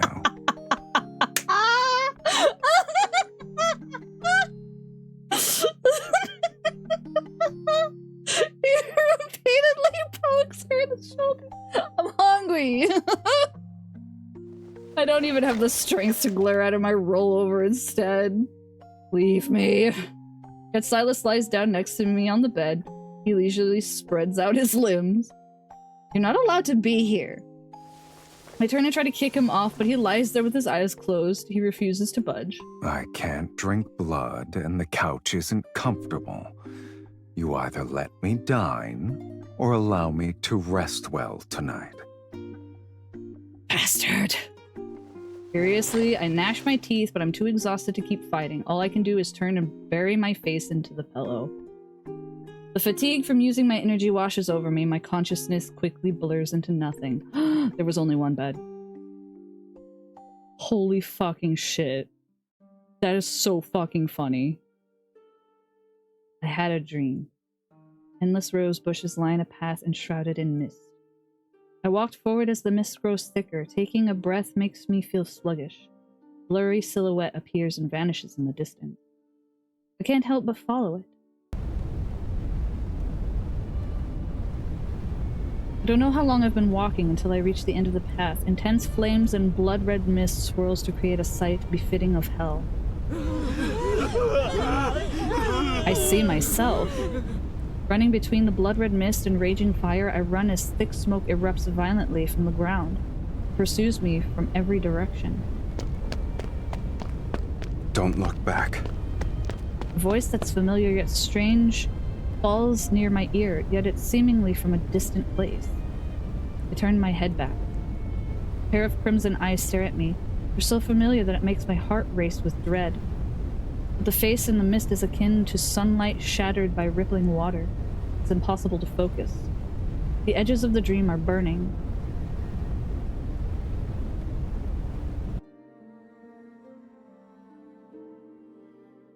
Wagon. Ooh.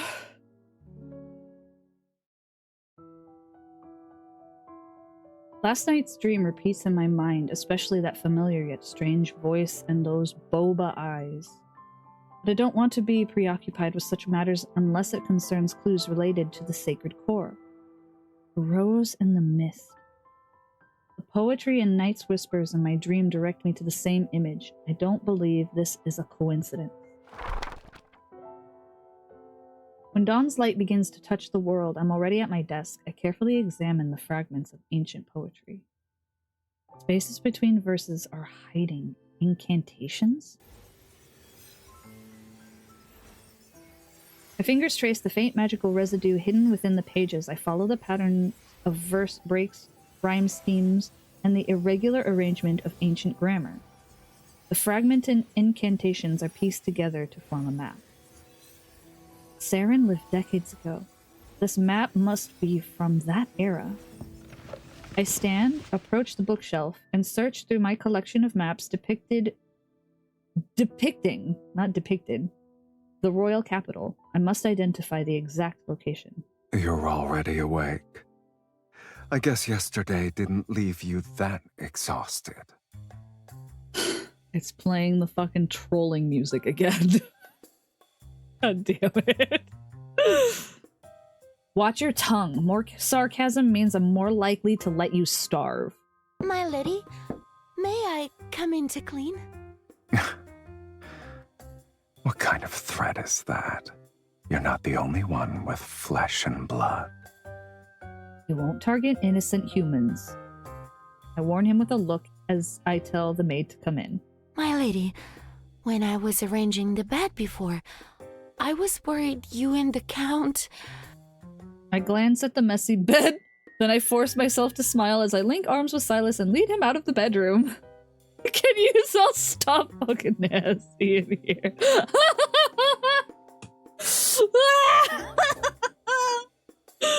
Oh my god. My lady, my lord, this is a painter who specializes in aristocratic portraits.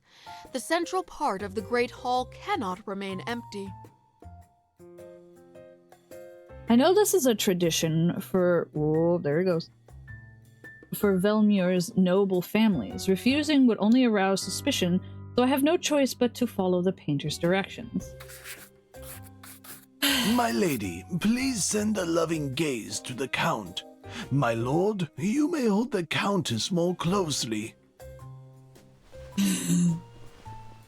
My lady, you have my permission to lean on me if you're tired. I love that this is the trope of, like, the fake marriage. I'm so happy.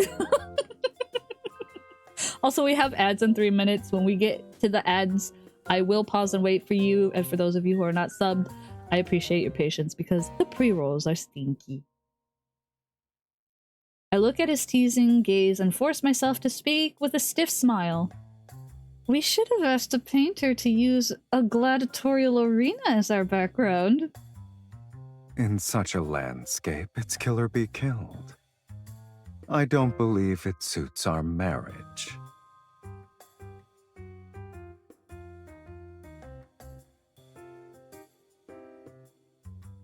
I just realized the implications of that. These freaking writers, I swear! After all, not even death can sever our bond.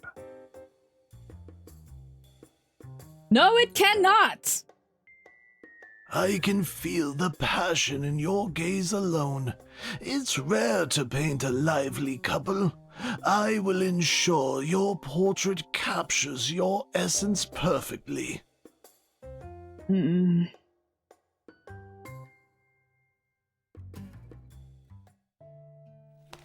I rub my sore shoulders as I copy the poetry's collection's hidden map onto a thin piece of parchment.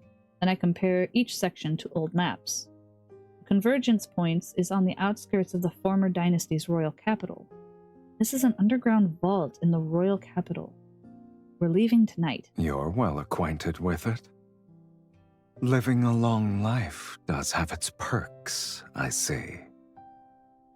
No amount of sarcasm will change the fact that you must obey me. I lift my wrists and wave it threateningly.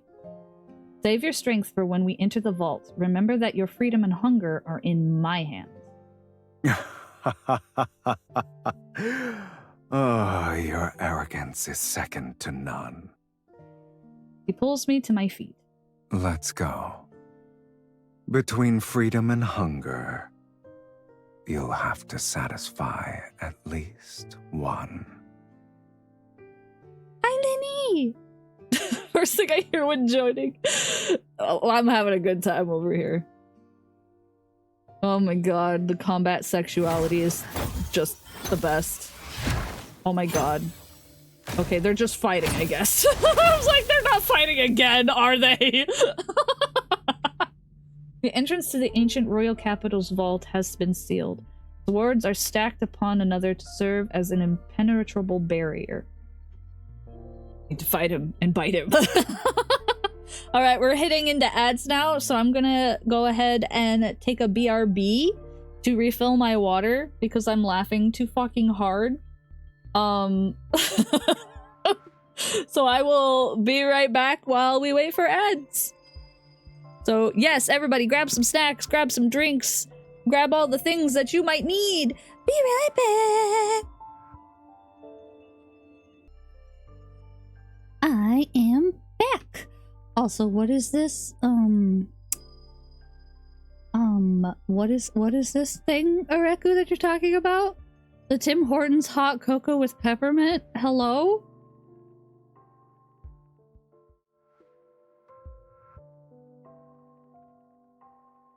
I wonder if I can get that delivered to my house. I want to try that. What the heck? Hello? Hello? I know it was the peppermint flavor that you recommended, but the Lindor hot cocoa flavor is also so yummy. I wish I had a Tim Hortons near me. Sorry, you gotta live near Canananada. I don't know if Tim Hortons goes anywhere else. Is Brandon coffee sold in my stores? Yeah, Tim Hortons is a Canananada special. One near me, but alas, it will not be up until 2026. Dang. Alright, let us continue. When Wendy's bought them out years ago. Canananada. Yes! I used the incantation I decoded from the poetry collection to break through several layers. Sylus impatiently waves his staff and tears through the final seal.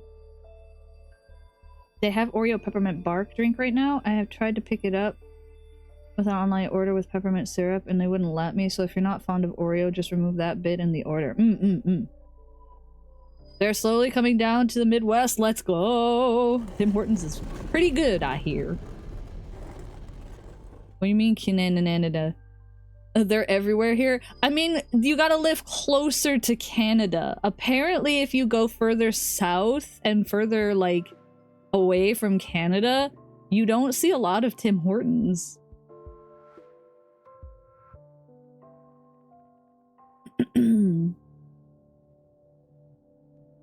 I was not much of a coffee drinker, but I did like their bakery and breakfast goods. About to lose my citizenship because I think their coffee is crap these days. It was better 20 years ago.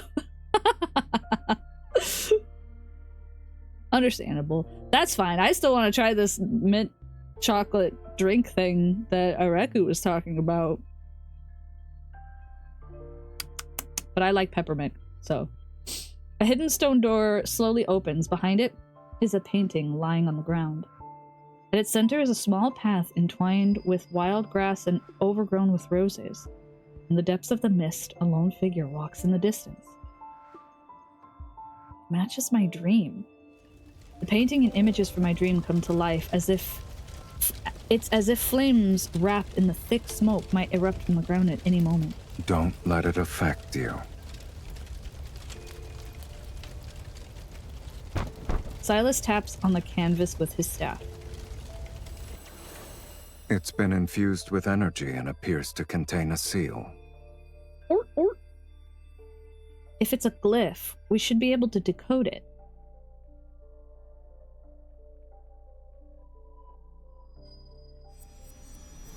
One end of his staff begins to glow with a crimson light, and it reveals the faint outline of a glyph under the painting.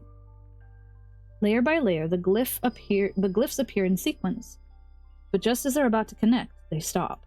It won't open. We'll need to utilize a specific method. Why do you sound like you already know the answer?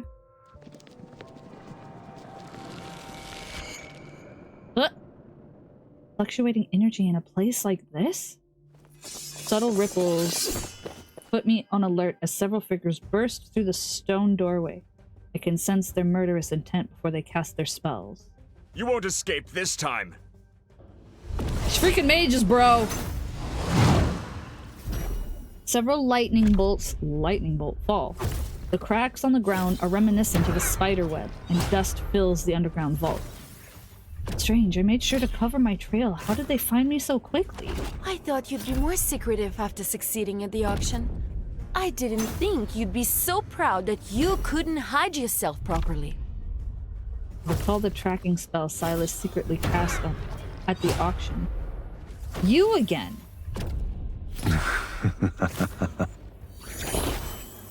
Another mage raises his hand and releases black threads from his fingertips. I'm forced to set aside my anger to focus on the fight. Sylus! Are you gonna stand there and watch? I can't help myself, my lady. Your fight with them was too captivating. Oh my god. He twirls his staff to effortlessly block a lightning bolt, but he shows no intention of striking back. Draining my energy here won't break our linkage. We won't know until we try. Intricate glyphs rise with incantations to conjure silver rings in the air that close in. They threaten to strangle us where we stand. Sylus, you're a useless fiend in the underworld. He cleaves. Did I read that right? You're as useless? You're a useless fiend in the underworld. Okay. I thought maybe it was a translation error. He loves making his wife mad. It's because he wants to keep fighting her. He's combat sexual. He cleaves through one of the rings. Why don't you go down there with me? And see which of us is truly useless then. I don't have the time to argue with you at the moment. Ah. Stay focused, kitten. I dodge the rapidly spinning rings, retreat to his side, and grab his hand. If you don't help me now, don't ever think about drinking my blood again. Is that a threat or an invitation? It's an order. Eliminate them. As you wish, my dearest wife.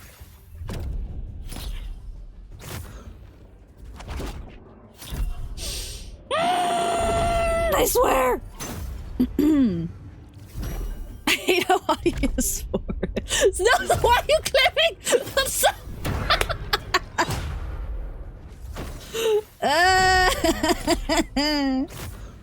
The shadow beneath his feet began to stretch and twist. A crimson light shines from the depths of his gaze as black and red mist surges from his staff. Amongst the mages, his movements are graceful yet ruthless. Our opponents can't cry out in surprise before they collapse between flashes of blood-red light. Oh my god. I can barely see it now! Oh my gosh, I just want to brush his hair! It's so beautiful! Sorry. As the last mage falls to his knees, Sylus suddenly bends down and bites the man's neck. Sorry, my husband is hungry. Sir! Oh my god! Sir! What?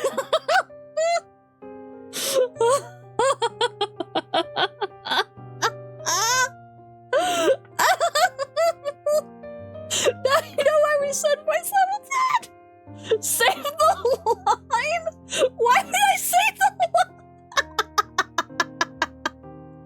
You're gonna say... Oh my... Okay, I'll save the line. There, I saved the line. I swear to God. You know why? I'd love to see the VA in the studio. Blood overflows from the wound. The man doesn't even have time to struggle before dying. Now make it a blurb. Oh god.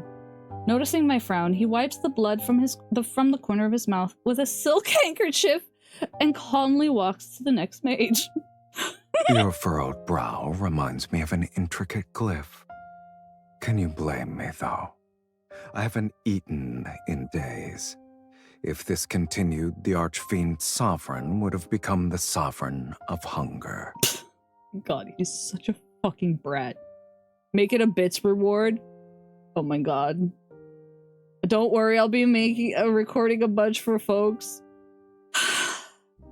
I'll make it a bits reward. He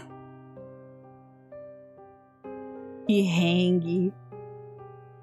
He picks up another unconscious mage. Yes, Your do blood is special. One sip is worth half their lives. But since you're unwilling, I'll have to make do.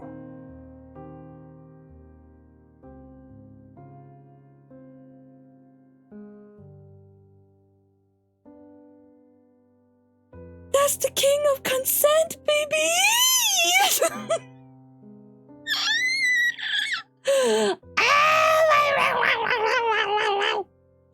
Sorry, I'm dead. And dead and gone and gone and dead and dead. You lured these mages for that? Sir, stop! Stay focused, kitten. Stop! Oh my god!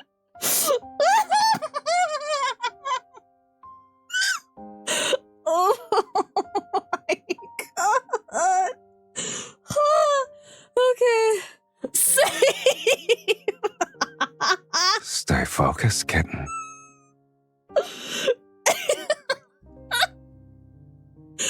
Oh my god! Clip redeemed too short! Oh my god, I'll save another one. I'm doing this for you, girlies! I'll give you some lines. I'm not normal. He bites the man's throat. After taking 2 gulps, a subtle change appears in his eyes. Not necessarily. Blood spurts out and he splashes onto the bottom of the painting. As it seeps into the edge, the glyph flares with an intense red light. Oh, it just needed some blood. The thick blood-red mist surges upward from the glyph and spreads out. In the mist, the stone doors slowly close. Sylus, run! I dash towards the exit, but a whisper reaches my ear. You're too slow. What? Sonic!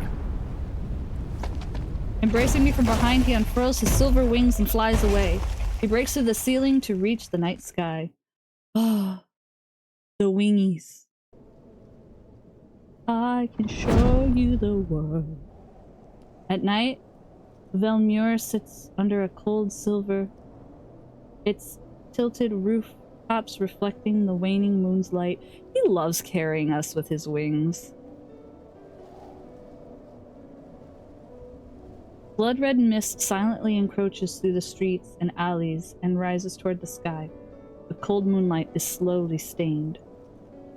What would this blood mist do to Velmure's people? Weren't you willing to do whatever it takes to enter the sacred core? Yet you worry about strangers. Despite his sarcasm, he holds me more tightly. Sylus, you never actually asked me why I wanted to enter the sacred core. Countless people wish to rewrite their lives. You're not the first, nor will you be the last. What about you? Do you wish to do the same?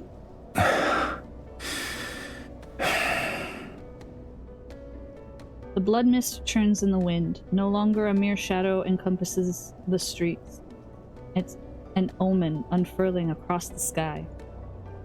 Yet within me rises a tranquility I haven't felt in ages. It's as if, in some distant past, I had looked upon an ebony city like this.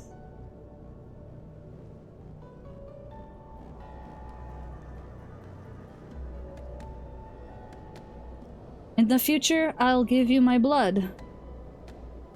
Are you trying to say we'll compromise? So long as you stop giving me these trials. Your offer for a truce is more sincere than I expected. You'll accept it? An agreement this important needs a proper acknowledgement. Hold on tight. Oh. Is it reversed? Does she remember and he doesn't? Sylus lands on our residence rooftop with me in his arms. The wind lifts his cloak and hem of my clothes. I try to jump down, but he doesn't let go. Instead, he sits on the roof with me, still in his embrace. He lowers his head to take in my scent. Has anyone ever told you that after you cast spells, you radiate a unique warmth? It corresponds to your energy. He sniffa? Aside from you, who else would notice? If I'm the only one, that's even better. On a humid night under the cold moonlight, he slowly licks my cheek! Sir, calm down! Stop! The warmth of a spell's embers on your skin is enchanting. Please do not lick my face. His moist breath travels down my cheek and neck. His lips brush against my wrist, and a smile forms on his face. It's playing his theme!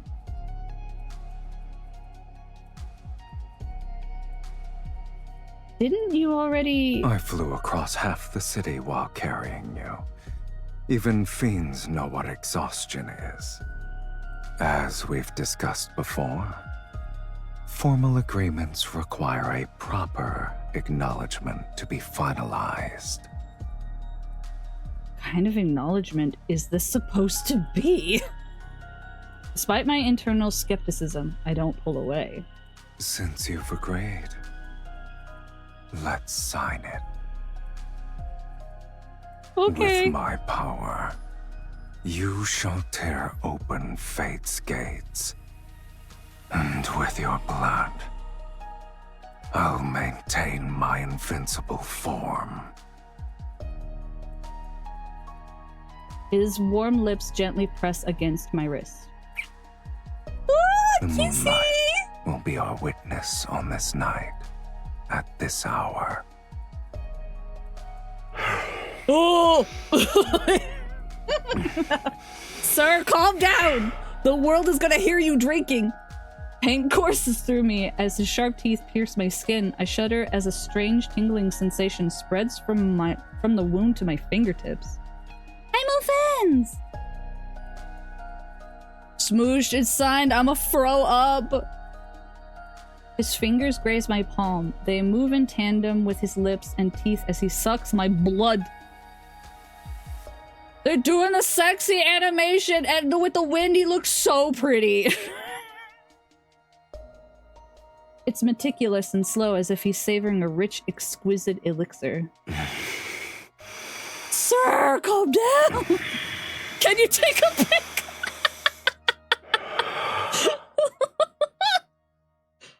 It lasts for a long time until the blood-red mist gradually envelops the silvery white moon.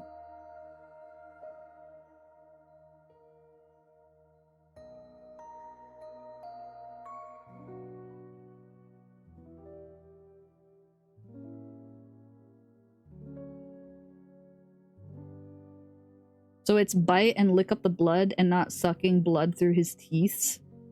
Most vampires use their fangs to make a wound so they can suck blood up through the holes.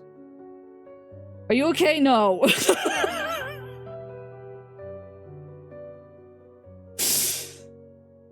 Okay. You design with your matching aesthetic background, literally kissing. I'm screaming and dying and throwing up.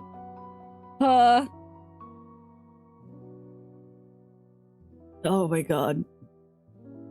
Okay.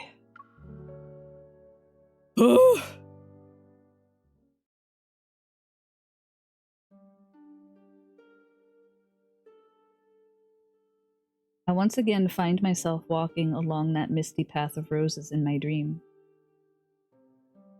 The flowers on either side are no longer blooming, their petals fade and curl one by one before transforming into silent ash at my feet. The mist clears to reveal a dead garden at the end of the path. Charred vines with roses ensnare broken colonnades. They are akin to memories that lost their lives yet refuse to fade. Looking up, I see Velmure. It's no different from a hanging scroll slowly peeling away. Color fading layer by layer until everything dissolves into gray mist. When the roses bloom again, will you remember who I am now? I want to remember you. But will you still be the same when the time comes? So long as our souls remain unchanged, we'll surely recognize each other. No, come back! No! We'll surely recognize each other. No! Stop! I open my eyes to find blood-red sunlight filtering through the gaps in the curtains. There's a thin layer of eerie mist in the bedroom. Was that a dream? You're awake? Oh, hi. I try to sit up, but the arms around my waist tighten. I'm pulled back against a firm chest. The music! You released me! Who said you could sleep here?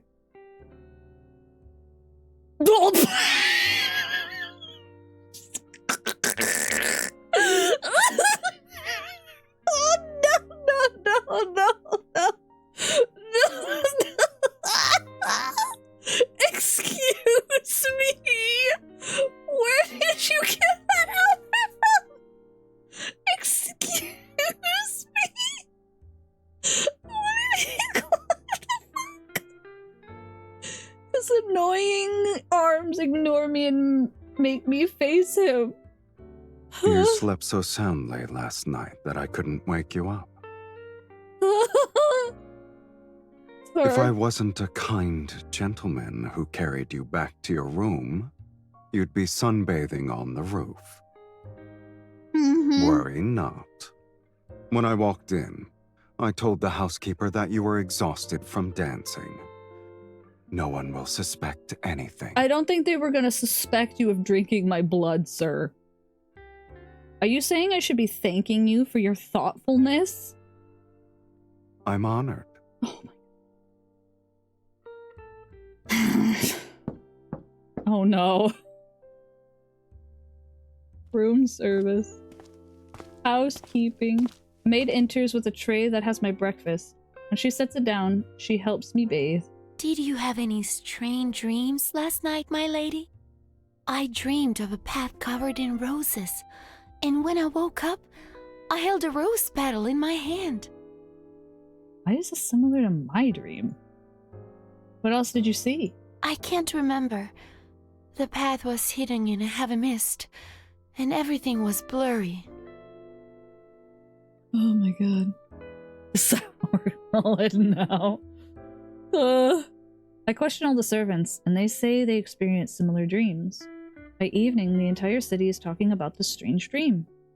In a world where death can strike at any moment, people believe this is an ill omen. Panic spreads.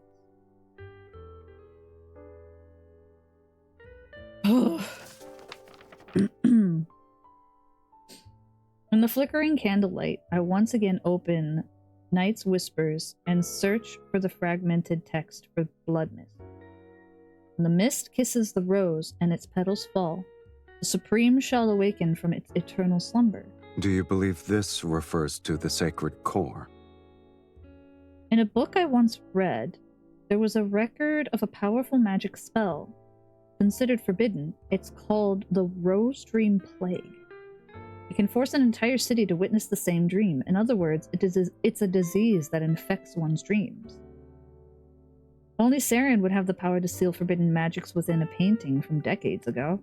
Is he truly kind-hearted to show later generations the path to the sacred core? This could be him mocking people like you. At least his insults toward me wouldn't be as frequent as yours.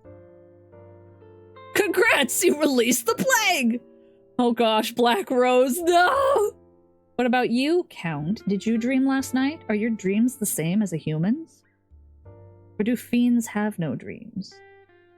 He gives a non-committal smile, but his eyes show no traces of amusement.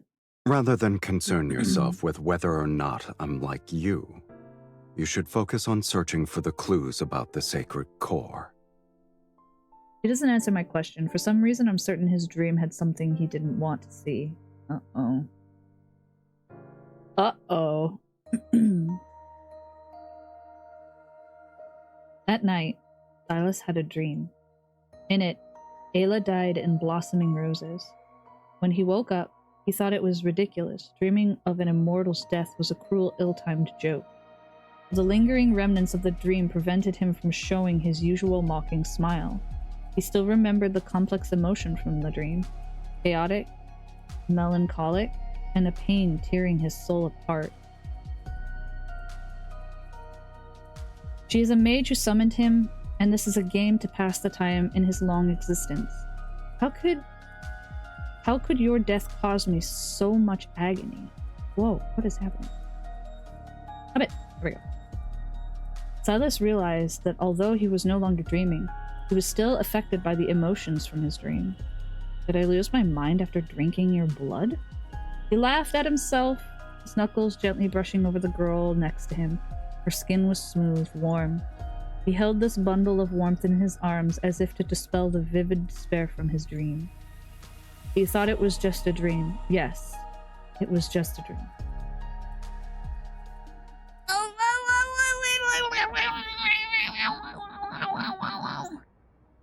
I'm fine. Blood-red mist hangs over Velmure, stubbornly refusing to disperse. It becomes a veil that enshrouds the city day and night.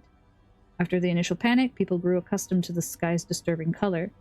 In this era where death's shadow looms, no one can predict where they will be pushed into the abyss by fate's hand tomorrow. Is this what it would be like if they remembered in present day? I can't. It's just... People continue to seek comfort in magic, and mages use any means necessary to enter the sacred core and rewrite fate. Sylus and I follow the trail of clues entwined with dreams, poetry, and blood mist. Vilmure is a painting slowly corroded by time. Despite our extensive travels, useful information remains scarce.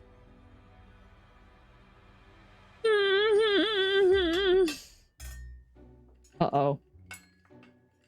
Marquis Swain passed away from an illness several days ago.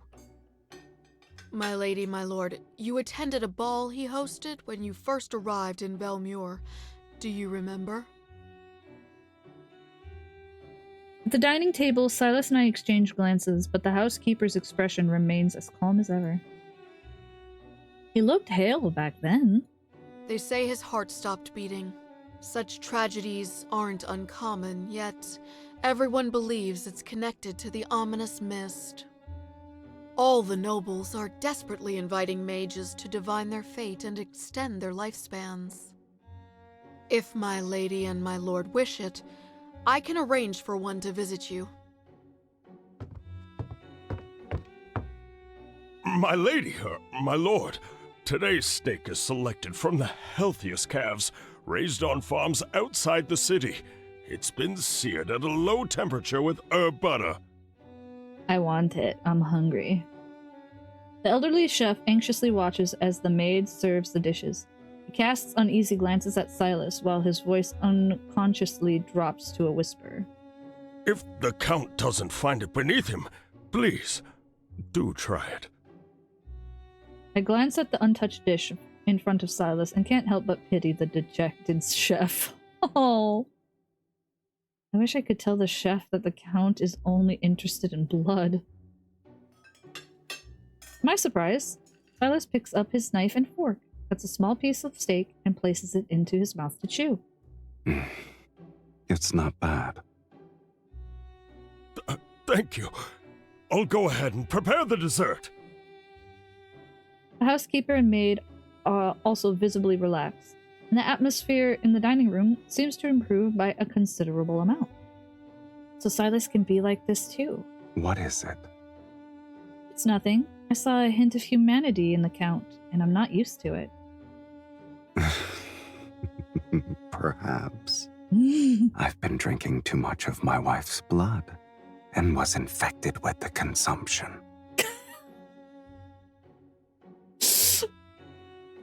I glare at him as the servant delivers a letter to the housekeeper. It's from Duke Bass. His Grace has invited you to a hunt. They still wish to hunt as the blood mist covers the sky? Do they not fear death anymore? My lady, you may not be aware, but ever since the blood mist descended, extremely rare animals have appeared in the royal hunting grounds outside the city. Oh. How rare are they exactly? Oh no. They say deer with silver horns and pheasants exhibiting golden feathers were spotted, and they've only been depicted in books. All the noble families are competing to hunt them. Sylus and I exchange a glance. We recognize the interest in each other's eyes. Unusual animals suddenly appearing. This might be connected to the sacred core. Since His Grace gave us an invitation, there's no reason for us to refuse. Besides, my lady should acquire new attire. A custom hunting outfit should do. He's constantly buying her clothes, I swear. Hunting dogs! Sunlight pierces the crimson mist and cascades over the forest located in the royal hunting grounds. Every leaf is coated with a blood-red light. The horns sound, hounds bark wildly as they run, and dozens of magnificent horses gallop through the woods. They temporarily disperse the eerie atmosphere that looms over the forest. Look, there's a deer with white markings. In the distance, a herd of startled deer race into the forest depths. Their fur is adorned with vine-like white patterns. Is that a peacock? There are wild peacocks here? On the other side, a silver peacock stands on a large rock while displaying its tail. Its feathers shimmer with an almost surreal quality. Like the heckin' peacock from Kung Fu Panda. The nobles are frenzied over these supernatural sights. Their servants and horses divide the forest into chaotic, noisy sections. I guess none of these creatures are your actual targets. Sylus rides a tall, dark red hunter horse. His posture is impeccable, Yet he possesses an ineffable ease. I could almost believe he's going for a casual stroll. According to the books I've read, when the sacred core is about to manifest, living creatures are transformed by powerful magic. They become incredibly beautiful. Good night, swordsman! Thanks for hanging out! Are there any tomes you haven't read? You're a walking sacred core encyclopedia. Encyclopedias are thick. Those who can only make nasty remarks should be careful, lest their skulls be crushed by one.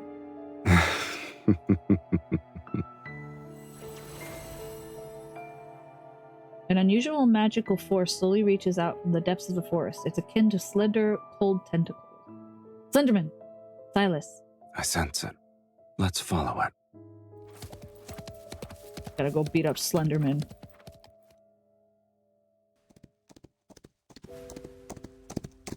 We avoid the groups and track the magical force into the dense forest. Blood red mist thickens, a streak of disturbing white flashes. It's a white crow. Its feathers as pure as snow. A rose vine crawls out from its back. A semi-transparent bud grows on the vine, and thin streams of blood are flowing within it. Oh! The magical creature. Mephisto? I dismount, my fingers moving rapidly as a glyph appears on the ground. The glyph wraps itself around it, akin to a chain. It's about to tighten and trap the white crow. A dozen blurry figures appear in the mist. They transform it into sharp spikes and unleash a barrage of attacks. It's not yours! Before I can dodge, Sylus is already in front of me. He twirls the staff to block the spike. You'll be unable to obtain anything with this speed. Sylus, these are illusions. I already knew that. The real spellcaster is hiding amongst them. Attack with me. Okay. I swing my staff with him. Crystals expand into a glyph and pierce the illusions into the mist. These people severely underestimated the connection between a husband and wife. What do you say, my lady? I suppose you refuse to miss any chance to flaunt our relationship, Count. We trade barbs as usual, yet our rapport in battle flows more smoothly than ever. Because they're married! And they're falling in love. The mages who want to take the white crow are forced to retreat. Powerless, they can't fight back. I turn to activate another glyph. Capture the white crow. Ah! A familiar nauseating agony explodes in my chest. My breath is almost cut off. I fall to my knees in the cold damp mud and the power of my glyph dissipates. Why is it even worse than before? My vision blurs. I can only see Sylus rushing through the mist. He catches me before my face lands on the ground. Your body. She can't move. Here's our chance. A dozen or so mages surrounding us surround us and raise their hands in unison. The ground erupts with blinding white light. Accompanied by a deafening roar, spiraling rings of light rise. No! I can't kill them all when the linkage is limiting me. They need to come closer. 5 rings of light rotate in various positions and mesh together in a gear-like fashion. As they close in, my energy and Sylus's are draining. Several impatient mages move, hoping to seize the opportunity to capture the white crow. At last. Snap a finger! Within range, Sylus cuts through the group of mages. Akin to a blade, his staff repeatedly pierces their chest. And they die! Do not touch my son! You want to drain my energy? Pay for it with your blood. I will save that one. That's fine. Woof. Fiend! It's a fiend who drinks blood! Nobles drawn in by the commotion hide, keeping their distance. Their faces turn ashen as they witness Sylus is furiously drinking the mage's blood. He's fighting and drinking at the same time. The spiral glyph continues to move and my energy is almost gone. The excruciating pain shatters my body into countless pieces. Sylus! He returns to my side, his eyes flashing with savage intensity, yet they brim with a certain determination. He raises his wrist and pierces his skin with his fangs. Bright red blood winds down his arm.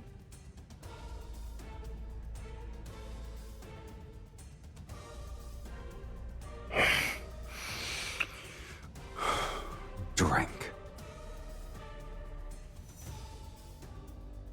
Okay. I know a lot about vampires, you guys, and if this is going the way I think it is, uh-oh. Uh-oh. Uh-oh. Uh-oh. But he's also a fiend, so maybe not, but uh-oh. Oh my god. Okay. I feel a fear in the depths of my subconscious and use my last ounce of strength to shake my head. You don't have a choice. He grabs my jaw and presses his wrist against my mouth. When my tongue touches his skin, his blood reminds me of burning embers that explodes inside me and churns in my veins. My heartbeat is all I can hear as it accompanied by a sharp burning pain, yet it is quickly dispelling the weakness and oppressive sensation in my body.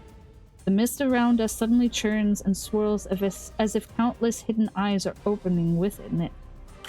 The gear-like glyph is silent, its light dissolving into the mist. Lean on me. We'll leave this place. The figures vanish into the depths of the blood mist as Sylus holds me.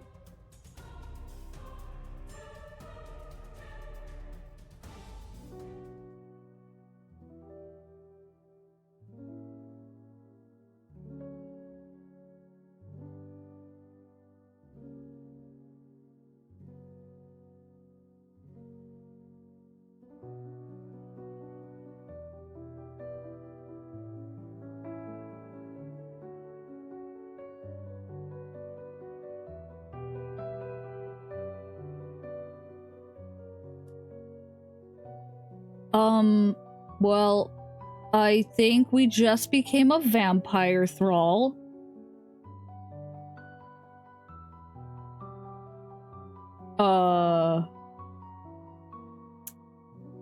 Well...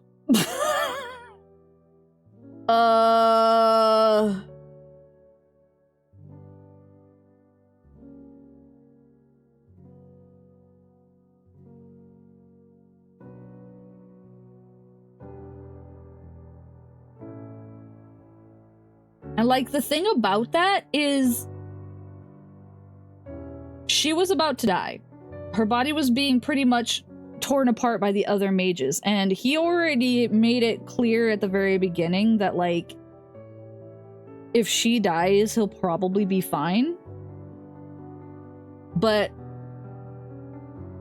given the evolution of the relationship thus far, he did that because he intended to just save her for the sake of saving her life.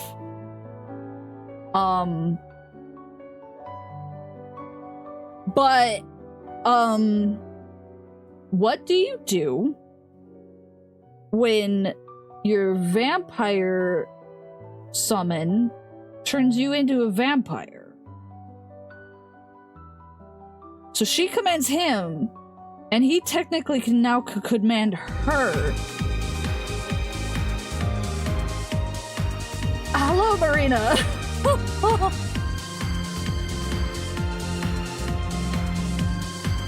Why save her life? Though when he wanted freedom or her blood, he could have had freedom by her dying. Because he's in love with her. Because he's in love. This has implications, but I wish to know more. Let's find out if we're a vampire now.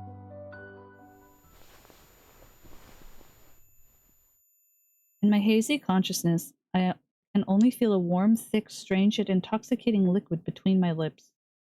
My throat tightens as I greedily drink it. I'm savoring the sweetest poison drawn from darkness itself. A little more. Jesus. Breathe. You're doing well. Oh my god. Stop? Okay. Hi. I slowly open my eyes, and my vision is only filled with a dark crimson hue. Blood? I realize my tongue is lapping Sylus's wrist, his blood slowly trickling down from the corner of my lips. Ah! I quickly move back and sit up, only to discover that I'm lying in a stone coffin.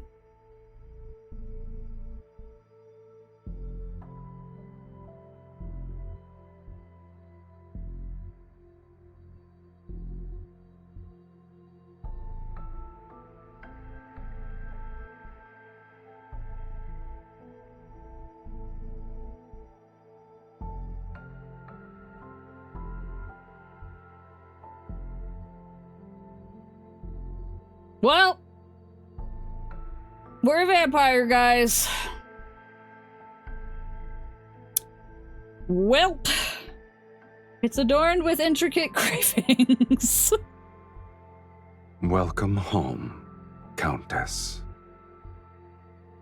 Where am I? My home doesn't have anything like this. I look around. This place resembles an underground vault with walls made of dark stone. Candlelight cast shadows that stretch into monstrous shapes. We're in a fucking mausoleum, aren't we? Of course. This is my home. Typical bachelor pad. I Okay. could use another descriptor. Welcome to the underworld, Miss Mage. The underworld? How could a human possibly enter this place? They would have to drink my blood. The metallic taste of blood lingers in my mouth, but I'm not repulsed by it. How strange. The suffocating feeling from before has subsided without me noticing, but the pain inside my body still reminds me of everything that happened. Hades, time for you to go to bed!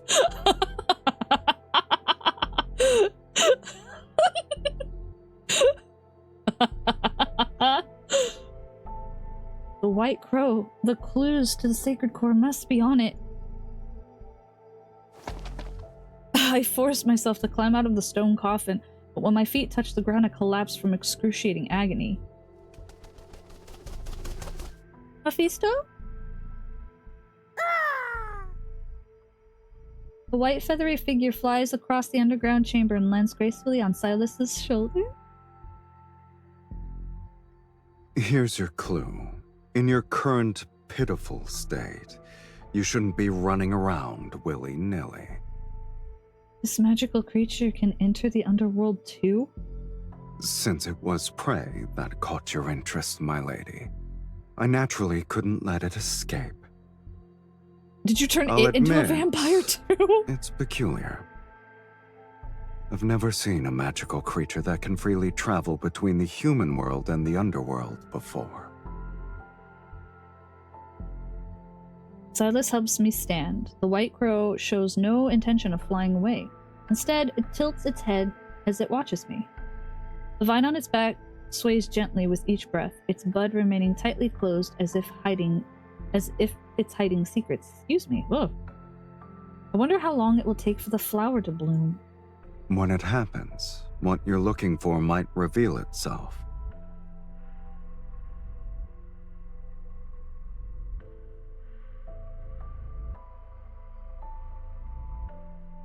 I need to leave. I need to leave. What do you mean there's a fucking flower in the underworld? I need to leave.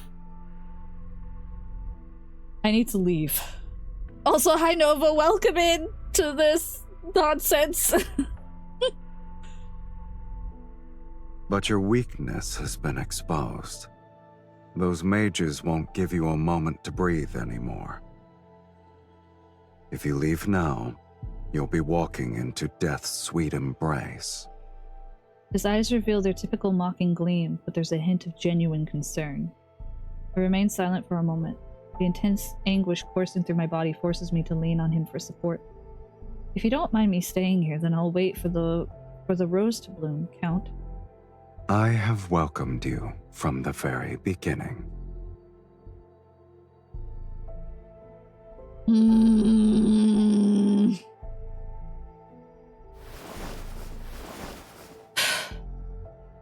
Suddenly he picks me up. Carrying me, he climbs the stairs.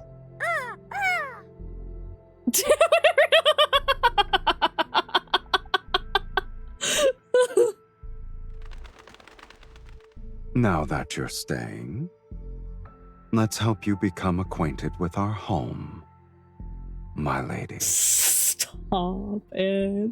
Stop it. Oh god, we're Persephone! Stop it!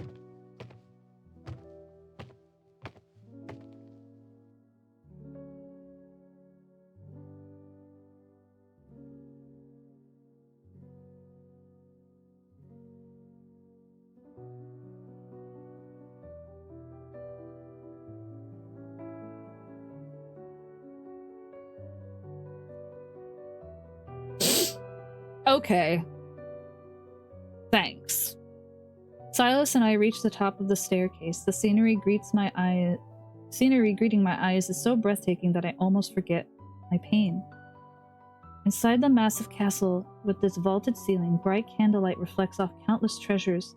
Its radiance is dreamlike and dangerous. Massive beast skulls hanging as decorations, crystals taller than a person contain strange weapons and items that shimmer with an otherworldly glow. Busting that background out on me, okay. Is this how you live in the underworld? No wonder you hate being summoned. They're nothing more than trophies. Yeah? Opponents I've defeated here, mages who tried to summon me only to die. I always keep one item from each of them as a souvenir. Okay, Thrawn, calm down. His nonchalance sends chills down my spine. Weapons. God. So this place is actually a graveyard. Your sense of humor never fails to delight me. Even if this is a graveyard, it's been deathly quiet for a long time. I've run out of rivals in the underworld. There are no fiends who dare to challenge me. And I can count the mages who survived long enough to complete the summoning ritual on one hand in the past century. So, I'm bored. I'm also a mage who summoned you. Are you planning to take a souvenir from me? He glances at me. We'll discuss that after you're dead. Okay, Araku! Dragon's still at his core, yeah. Guys, we have ads in 3 minutes for those of you who are not subbed. I appreciate your patience because pre-rolls are stinky. We will wait for you once ads start before we continue. So you have a sense of humor. It's a pity that the underworld and the human world lack individuals like you who appreciate it. It seems my sense of humor is destined to only entertain you. Yeah. As he carries me around to brag about his keepsakes with great enthusiasm, I catch a glimpse of something within the castle. Is that a pipe organ? In the midst of flickering golden light stands a silent, imposing, dust-covered pipe organ. Its wooden casing has lost its luster as if it's been forgotten in the depths of time. Can you play it? He places me on the bench, and I press a few keys.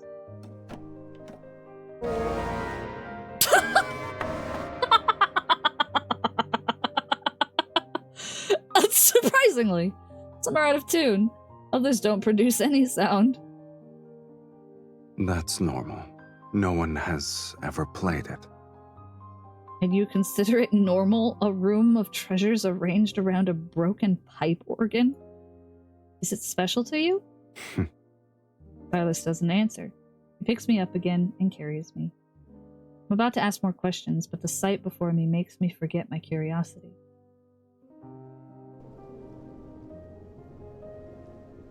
On the balcony, the wind is as cold as a knife's edge.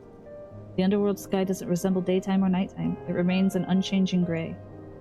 The world before me is distorted and fragmented. Buildings of various architectural styles are present as far as the eye can see. It's as if they've been violently pieced together. He was drawn to the place with a pipe organ! In the distance, a crimson barren mountain rises. Large rock chunks float around its edges. Beyond that lies a motionless sea, akin to a glass sculpture. The waves are frozen as they break.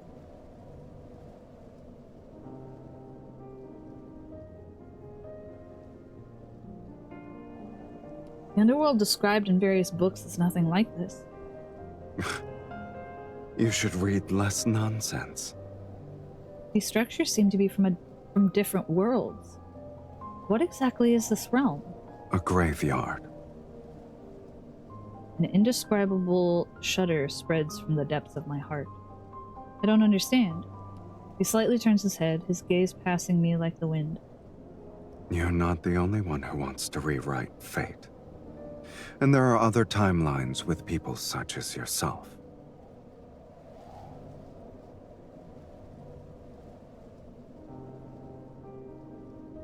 Well, we have to wait for ads now, so,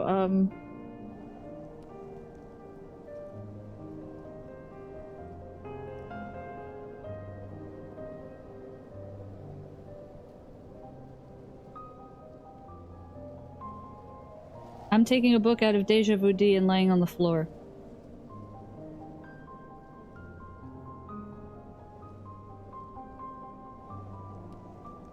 We're having floor time, guys.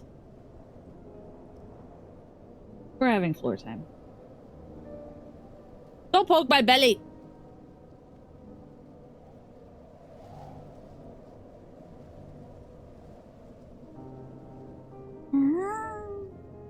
I'm just...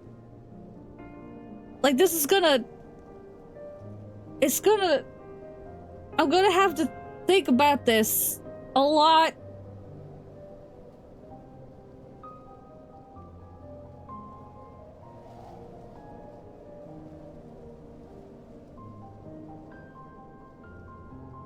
Like...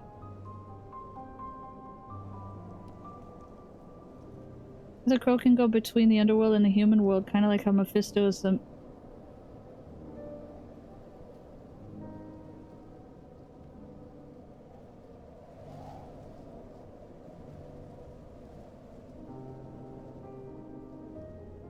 if as soon as you're done, I don't even think my thoughts will be coherent.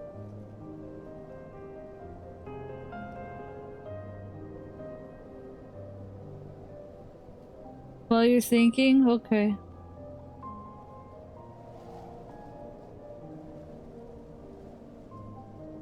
What the fuck, bro?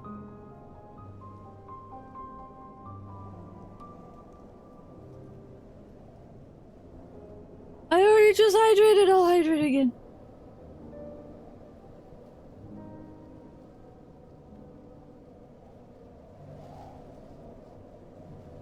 Bro. So I have like a thought that like if he is an abyssal sovereign and in every timeline he's like a vampire or a dragon or whatever, does that mean that like he's just like the god of the underworld and like this place is just where he goes back to every time he fucking dies? Like when you kill someone of the void in 14 or you kill a demon in WoW, they go back to the place where they were summoned from.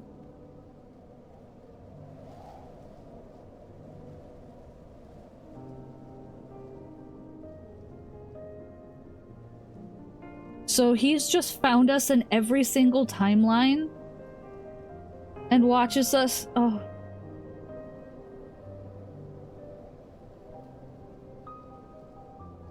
Ads are in almost over. We have 18 seconds left. I'm gonna stop being on the floor. Blip.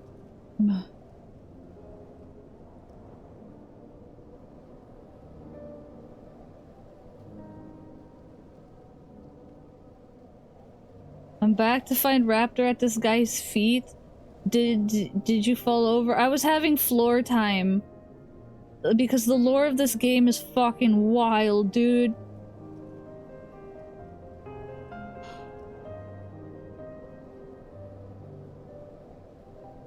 Good night, Savvy! Finding us in every timeline? It's because of the freaking curse! It's the curse! The curse! I curse you, Sylus! Ah! Okay, here we go. Have you ever wondered where those discarded fates go? Established cause and effect cannot vanish into thin air. A place must receive these fragments erased from various timelines. When enough fragments accumulate, they form ruins. The underworld is a fate's graveyard.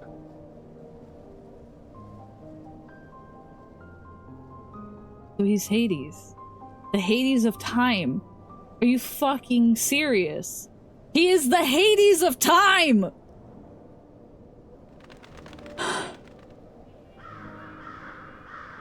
Similar to a hunter searching for a cairn above a graveyard. The white crow soars in the distant gray sky. All of Zane's rewritten timelines! I don't know if I'm stunned by Sylus's words or affected by the countless energies surrounding me. A ringing noise floods my ears and my limbs weaken. The magnetic field here is too chaotic. Your body isn't strong enough to stay outside for too long. Without saying another word, Sylus lifts me into his arms and carries me back. Blood red mist flows out to seal the doors and windows behind us. He sure just loves carrying us around, I swear. Back in the stone chamber beneath the castle, what was once eerie now feels comforting by comparison. It's suddenly quiet in here. The stone chamber shields me from the chaos outside, and even my breathing becomes steady again. Only being quiet isn't enough. He places me back in the ornate stone coffin. Noticing my look of protest, he pats my hand to reassure me. You'll recover faster here. Ah! Discarded fates. Yeah. No wonder you use this stone coffin as a bed. However, humans need plenty of food to recover. We can't just rest. You only require blood now. There's no need for regular meals anymore. I'm gonna throw up. Dauntless, I grab his hand. I've been eating human food for hundreds of years. I can't quit. Even if my body doesn't need it, I still need food to sustain my mind, otherwise I'll keep pestering you. How troublesome.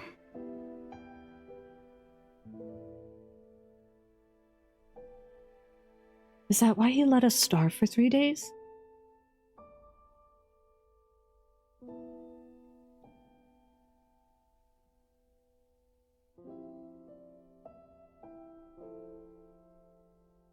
He didn't think we needed to eat.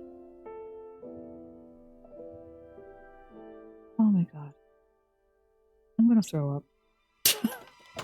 I'm just gonna throw up. I hear rummaging, then Sylus quickly returns with several pouches in his hand. You're fortunate. In the underworld, my abode is the only one where human food can still be found. I wonder who's the unfortunate mage you scavenged them from. This food isn't centuries old, is it? It's 100 years old. It's fresh compared to you. There are traces of magical seals on the pouches. Mages typically use this method to preserve food for extended periods. But no mages expect their food to last 100 years. Are you going to eat it or not? I'll try. Sylus' face shows disdain, yet his movements are swift and efficient as he opens the pouches and lights a fire on the stone chamber to heat the food.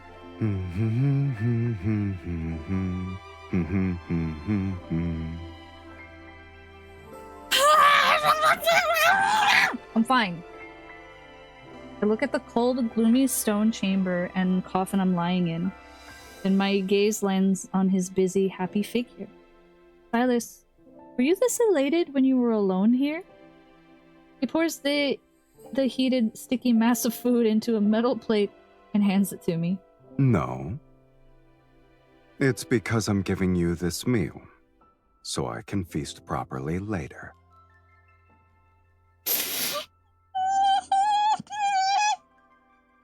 I'm okay. Then I must be the first dish that makes you happy. A gourmet delicacy. You're confident about your status. I taste the steaming substance. Although I'm not actually hungry, its aroma still brings me comfort and helps me relax. This isn't my first time lying in a coffin. I was suffocating, and the people around me thought I had died. They hastily buried me in a coffin. Once enough time had passed, I woke up to find myself buried alive. I stare absently at the thick liquid on my plate. My voice remains steadfast. I struggled to crawl out of the coffin. I bet that place still tells ghost stories about me. This happened ages ago. After several eons, I doubt anyone remembers. Sylus listens quietly. Surprisingly, his mocking expression is nowhere to be seen. Is that why you wish to enter the sacred core? Yes. I lowered my gaze. The first time I've told anyone my real reason for seeking the sacred core. My suffering stems from a curse. I lost my most crucial memories and only vaguely remember that because of this curse. Only a certain person can grant me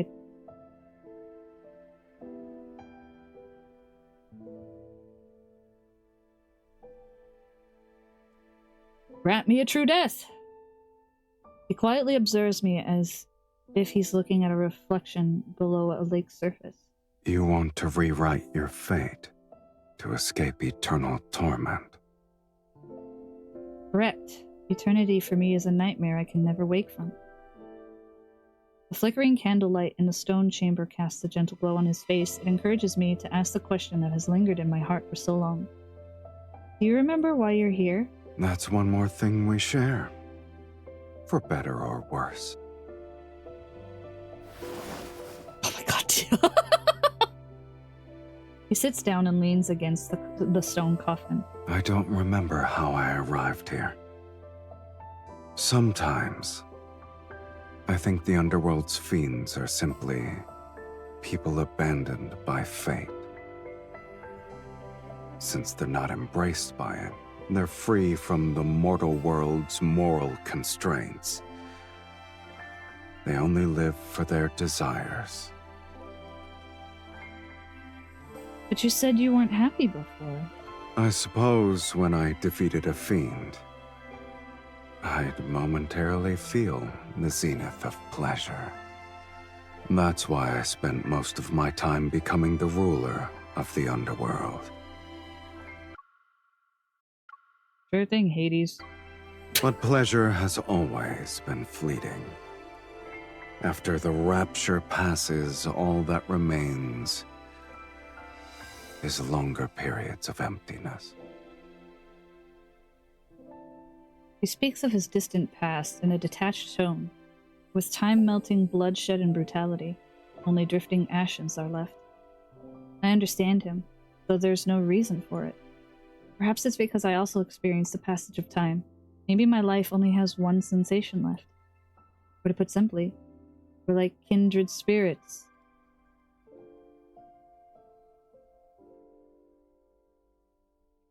I need to leave.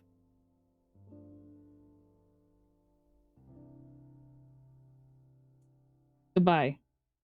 I'm leaving. I need to leave. I need to leave. I need to leave! I need to leave! I need to leave! I can't even make it.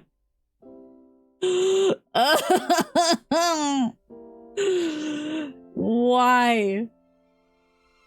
You must have traveled through many fragmented space-times before. Why did you stay at this castle? He glances at me, his tone making it impossible to tell if he's being genuine. Must there be a reason? This might be the only place where I've seen a pipe organ.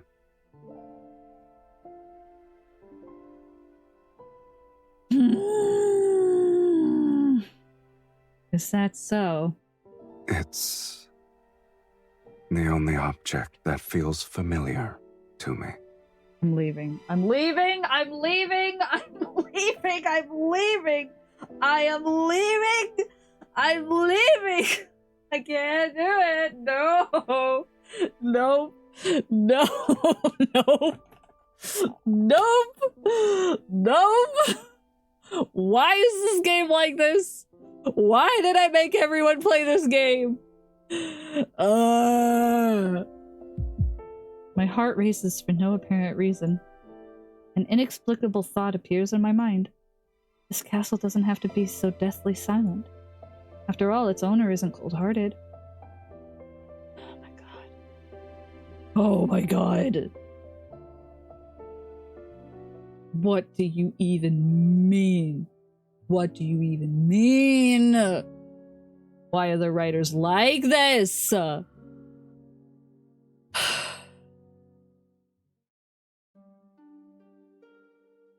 Several days later, the torment inside my body has slightly subsided. I can now leave the stone coffin and walk around the castle. Living alone in a large building must be boring. Hello, Mephisto. Grayish light pours through the castle windows as the white crow dives, carrying something in its beak. It lands on a railing beside me and opens its beak. A black flower gently rolls into my palm. Is this a rose? It has the shape of a rose, but I've never seen this color before. It's a gothic rose. When did it bloom? I haven't seen the Underworld's gardens yet. I grab Sylus's wrist. Should we follow it and take a look? You've barely recovered. And yet you've already forgotten what happens when outside energies affect you. I've been stuck in here for days. Besides, you can protect me. This is an order. Are you certain your orders still work in my territory? They do, because I'm Persephone. Several wisps of black-red mist faintly swirl around me as if to shield my body. In this place, I'll only abide by them once. Snap. When did it bloom, Hades? Yeah, when Persephone showed up. The white crow leads us to the area behind the castle. The hillside is shrouded in a hazy light. To my surprise, a field of blossoming blue and black roses lie at the bottom of the stone steps. The white crow circles above the sea of flowers, and the scene feels strangely familiar. I feel like I've experienced this before. In a dream? In Vilmure, there's a secret garden filled with roses. It has red and white roses in full bloom. I remember seeing a black crow there. It feels similar to what we're seeing now. It's almost like a mirror image. I pick a few roses. Their enriched fragrance is exactly like the scent one can find in the human world. It adds a touch of vitality to this cold realm. Perhaps the human world and the underworld aren't completely separated. How else could this white crow travel between them? And it carries clues about the sacred core. It can be considered a messenger. The sacred core's messenger is similar to an ominous sign. It deserves a fiend's name. Huh? We'll call him Mephisto. That's my son! That's my son! The white crow cries out as if he's approving his new name. He lands on Sylus' shoulder. The rosebud on the bird's back quivers slightly. might blossom soon. That's our baby boy! I gather blue and black roses and bring them back to the castle. I arrange them at the bottom of the stone coffin. You're bringing an invasive plant species into my territory. Calm down, Mr. Dragon. The stone coffin is cold, hard, and deathly gloomy. I doubt I'll ever get used to sleeping in it. I lie down in the coffin, the fragrance of flowers envelops me, and it carries a warm sweetness. The roses here smell similar to the ones in the human world. Falling asleep surrounded by this fragrance might give me better dreams.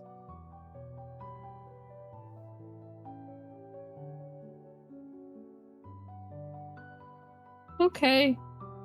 Do you want to try it? Since when did you start believing in these things? I once fell asleep among flowers. To be exact, it was in the secret garden I told you about. And you had a beautiful dream. Yes, I still remember it to this day. Tell me about it. Perhaps I might also start believing. After you have your own sweet dream, we can exchange stories. I take Sylus's hand. He doesn't refuse, and he moves closer as I pull him into this small sea of flowers. Close your eyes and breathe. Does it feel like you're lying in a bed of flowers? I can believe I'm basking in the sun. His tone remains as teasing as ever. There is a subtle joy in his voice. He has yet to let go of my hand. I close my eyes and sense the floral fragrance intensify in the darkness. I become more aware of his warmth that I'm holding. Sylus, when we return to Velmure, I'll take you to that secret garden and show you those roses. All right.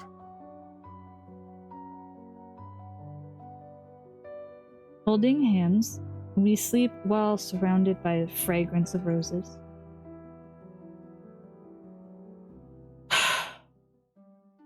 Thirsty, I'm so thirsty. I don't know how long it's been. My body is overwhelmed by an intense, unexpected desire. Dizziness, a parched throat, and empty in my chest. This isn't a suffocation heralding an approaching death. It's an uncontrollable hunger. Consume. I'm subconsciously drawn to the presence beside me. I don't want the scent of flowers, but this intense burning essence. He's sleeping. I want. Can't help but move closer to the source. Seemingly in a deep slumber, Sylus's eyes are closed. I lower my head to his chest and inhale his scent. His heartbeat awakens a deeper carnal craving in me. Oh no! She doesn't know how to be a vampire! I follow his warmth over his collarbone and his Adam's apple. I'm drawn to the side of his neck.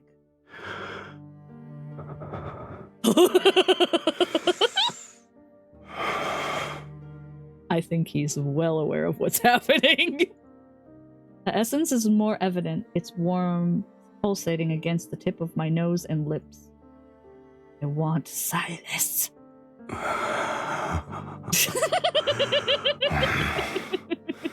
You don't need to restrain yourself. I knew it. You ain't asleep. Since we're the same now. We're the same, you and I, kindred spirits. Why don't we make an exchange? Sir? Yes?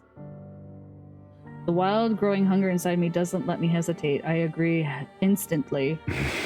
The fucking mutual feeding! A faint smile crosses his lips as he unhurriedly opens his collar to expose his neck. Slightly raised veins pulse under his skin. Indulge yourself to your heart's content, my dearest wife.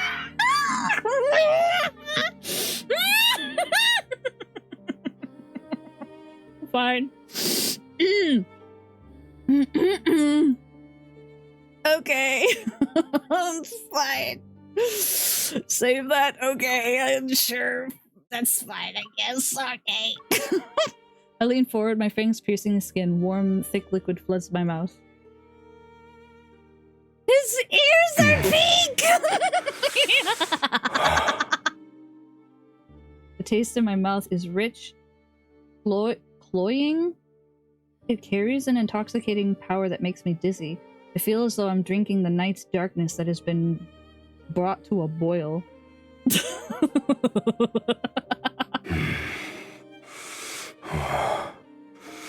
Sir? Give it to me. Sir? Okay. As I tilt my head back to catch my breath, Sylus turns his head, opens my collar, and sinks his fangs into the crook of my neck. Bro. Bro. Sir. Sir.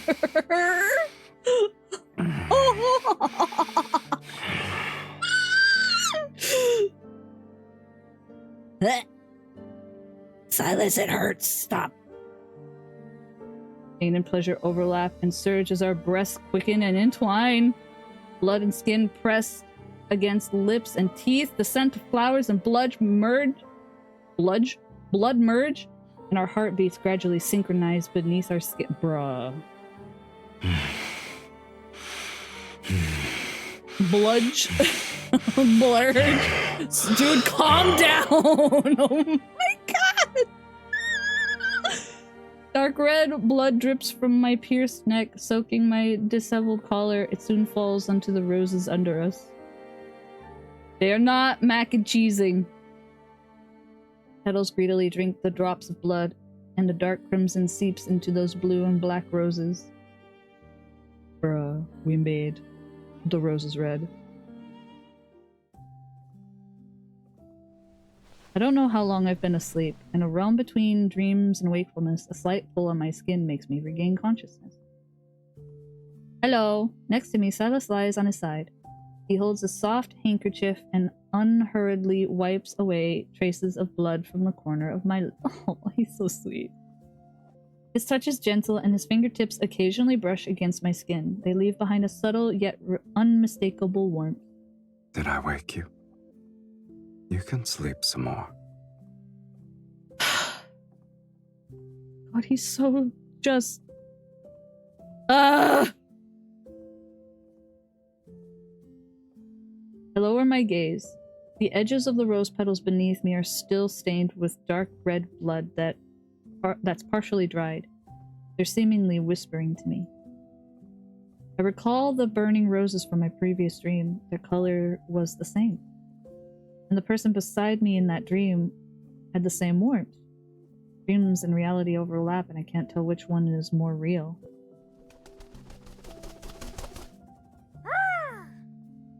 I'm so in love with him. It's such a problem.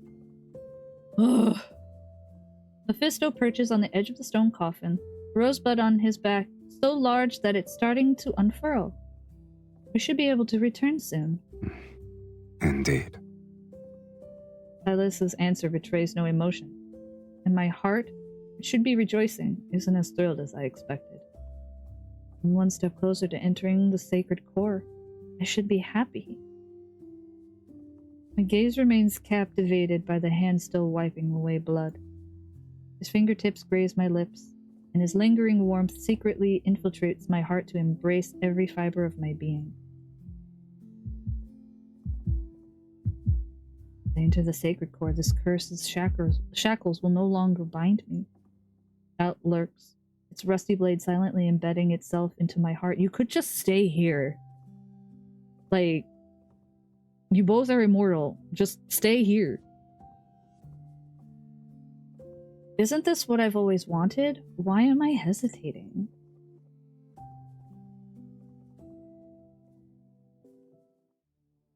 Just stay here. The rose on Mephisto's back blooms more beautifully with each passing day. Unfurling one layer at a time, its petals are akin to ignited flames. Deep within the flower's center are entwined silver-like patterns, fragments of magical power. Once the rose is in full bloom, these magical fragments will be revealed. I'll piece them together then. My body is recovering, but I know deep down that it will never return to what it once was. For reasons unknown, the searing sensation follows me like a shadow. It's not as intense as when it suddenly appears, rather it's a constant underlying pain. But I lie to Sylus and tell him I made a full recovery. Oh no! Sylus is uncharacteristically distracted. He only responds with a slight nod. The unspoken truth between us is that after leaving the underworld, we'll reach the sacred core. These should be the last moments of my life in the underworld. Before leaving, I want to leave something behind. Perhaps it is proof I was here, and perhaps it'll make him remember me. Girl, he can never forget you.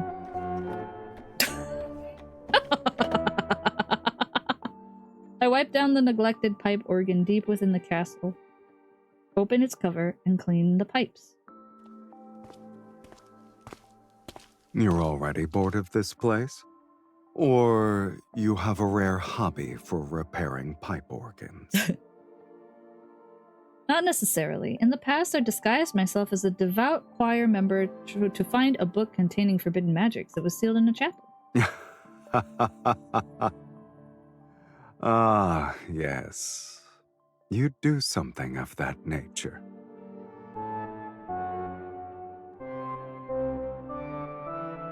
I adjust the pitch of each note until the organ sounds normal again. I stayed there for a long time and learned tuning and repairing technique. I never thought I'd get to use them here. I think it's tuned. Do you want to try playing it? Why don't you do that? The only pieces I learned back then were all monotonous and boring.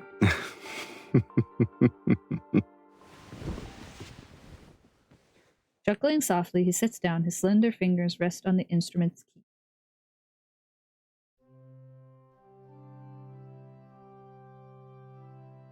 The melody flowing from his fingers reminds me of warmth submerged in water. I'm drawn to the depths of my memories. My heart stirs, and I can't tell if it's because of the melody or the person playing it. Where did you learn to play this piece? I don't remember. It seems like I was born with it. Maybe it was Maybelline. It sounds like a requiem. Is it banal? No, it's tranquil.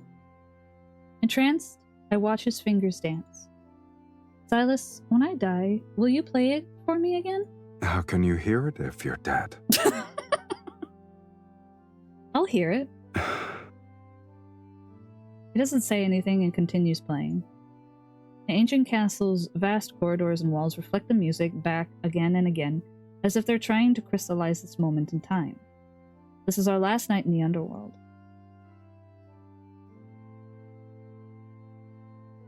That night, the white crow is perched on the castle window. A blood-red rose blooms along the vine on his back. The delicate lines on the petals converge into a silvery white spiral at the flower center. It resembles a dissected nebula. I lean in. Deep within the spiral lies an illusionary mirror, which rotates like a kaleidoscope. I see an abandoned courtyard with no distinct features. There is only a broken stone bust standing alone amongst the overgrown weeds. At the end, a narrow path stretches into the distance. Blooming roses line it. The flower shadows guide my gaze towards the depths of the mist. Something is waiting for me. Or you could stay here. Urgle burgle! 2 more! Oh boy, here we go. Raptor-chan thanks you for the follow. Oh. Ray, thank you for the follow. Ooh woo.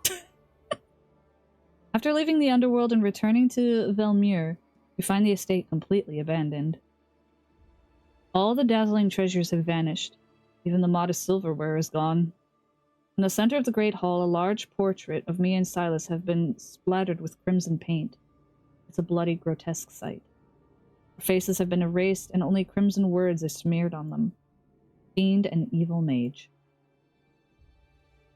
Many nobles at the royal hunting grounds witnessed me kill the mages. They also watched you drink my blood before we vanished. Oh boy. The mages who were fortunate enough to survive embellished their stories. They painted us as fiends wearing human skin. Dragon and sorceress, yeah. Dropped in at a good time. Welcome in! This is the price for summoning Sylus. And I let out a scornful laugh and waved my hand to destroy the exorcism glyph on the painting. People in this world are terrified of death. My immortal existence is inherently evil to them. You have no attachment to this world? Do you have any attachments to the underworld? Sylus gazes at me thoughtfully. No. I glance at the full-length mirror on one side of the room. There is no reflection in it. No Sylus, no me. I'm not afraid. Instead, a secret sense of comfort washes over me. That's how it should be. I point at the mirror. See, we're the same. The same. He leans in, and I can see my reflection in his eyes. I like that. We turn and leave. We must find the prophesized ruined courtyard that is related to the sacred core. Bruh. We search Velmure for an abandoned courtyard containing a bust. Mages block our path. They shout nonsense about justice and retribution while waving their staves. However, their eyes reveal their true greed. Justice's cloak is the perfect disguise for desire. In merely a few days, news of a fiend and an evil mage returning from the dead spread like a plague. Haha, plague. Mages create rumors that we seek the sacred core to overthrow the world order and unleash fiends upon Sylus. More mages rush to Velmure and use vanquishing evil as a pretense as they compete for a chance to enter the sacred core. Our search for the desolate courtyard amongst the ruins continues.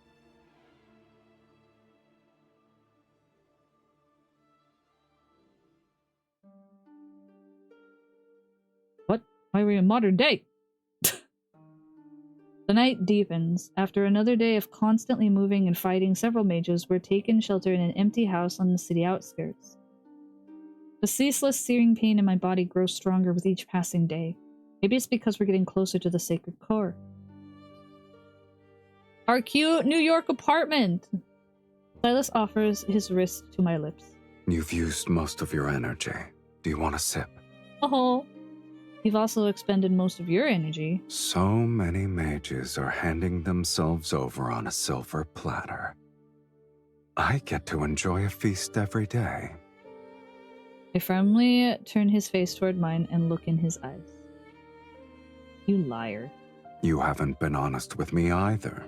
Am I mistaken? I stay silent. I know he's aware of the fact I've never fully recovered. But he hasn't said anything about it. He absorbs blood from our enemies and offers his own to sustain me. I'm not good with handling the sick. No! He sighs before he somewhat forcefully pulls me into his lap. He guides my head to the side of his neck. If you still want to enter the sacred core, then bite me. Sir, please. I stare at his injured neck that hasn't fully healed. My heart aches. Isn't it our ritual? I gently press my lips against his skin, and warm blood flows into my mouth.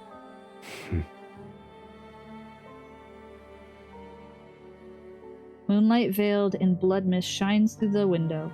It illuminates his gaze, and those unfathomable depths could swallow me whole. It was only a glimmer, yet it feels like 1,000 years have passed. And a thought begins to expand. It's akin to a sponge absorbing water. After rewriting fate, I will never see these eyes again. Bruh, you don't know that. Rewrite fate so you do see those eyes again. Ayla slowly falls asleep in Sylus's arms. But even in her slumber, pain is merciless. She frowns and her breathing is rapid, as if an invisible hand is squeezing her heart.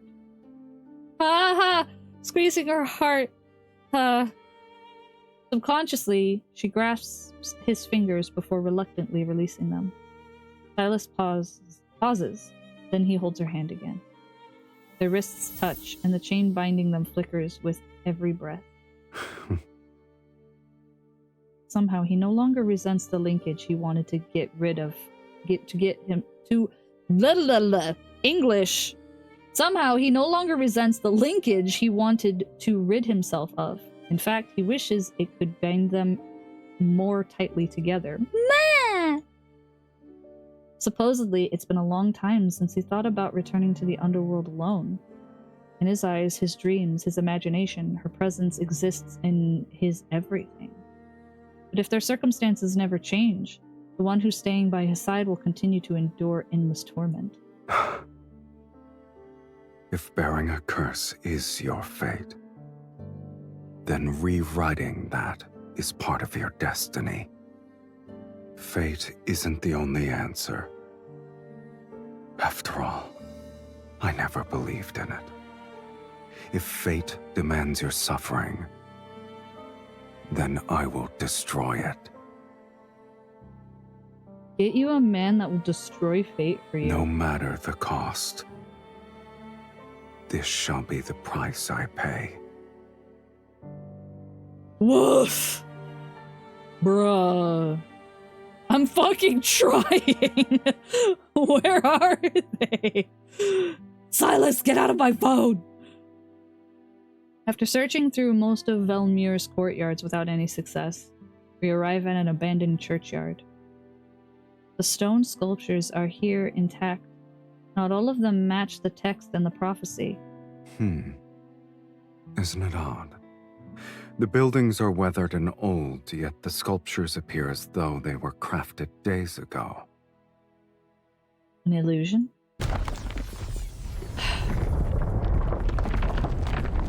The ground suddenly trembles, stones break, and a massive skeleton rises from the center of the churchyard. Its body is forged from black iron and brittle bones. Dark flames burn within its chest cavity, and death's essence flow from its hollow eye sockets. This isn't a remnant of an ordinary sentinel. The skeleton swings its massive rust-covered axe, which generates overwhelming energy waves. Regardless of what it is, the fact that a trap was set means we're close to the answer. Man, stop taking me away from my emotional damage with combat. Mostly I was just like, god damn these stupid fucking mages. Like, get the fuck out of here, bro. Leave us alone for like 2 seconds. Sylus stands in front of me. He binds the skeleton's arms with black mist, and the creature violently breaks free. Oh, it's not a weakling. He thrusts the staff into the skeleton's chest. I seize the opportunity to cast a spell as I press my hands on the ground. Glyphs appear and spread out from under the skeleton. It's bound in place. Now! Sylus' staff pierces the skeleton's chest. Flames surge, but the beast doesn't fall. Brittle bones scatter only to reassemble. Larger than before, the creature stands once more. The giant axe sweeps across the ground and sends stone fragments flying. The attack makes me slam against the base of a stone statue. Blood trickles down from the corner of my mouth. Get behind me. Okay. Sylus spreads his wings and flies in front of me. He takes the second strike as his shoulder becomes a bloody mess. Oh no! Oh no, he's covered in blood for sexy reasons! Stop! I clench my teeth and channel my energy into the staff. I draw another glyph. Glyphs spread out and engulf the skeleton. Sylus and I grip the staff together and forcefully drive it through the creature's skull. Flames burst from its eye sockets as its massive body crashes to the ground. In the subsequent silence, only our labored breathing remains.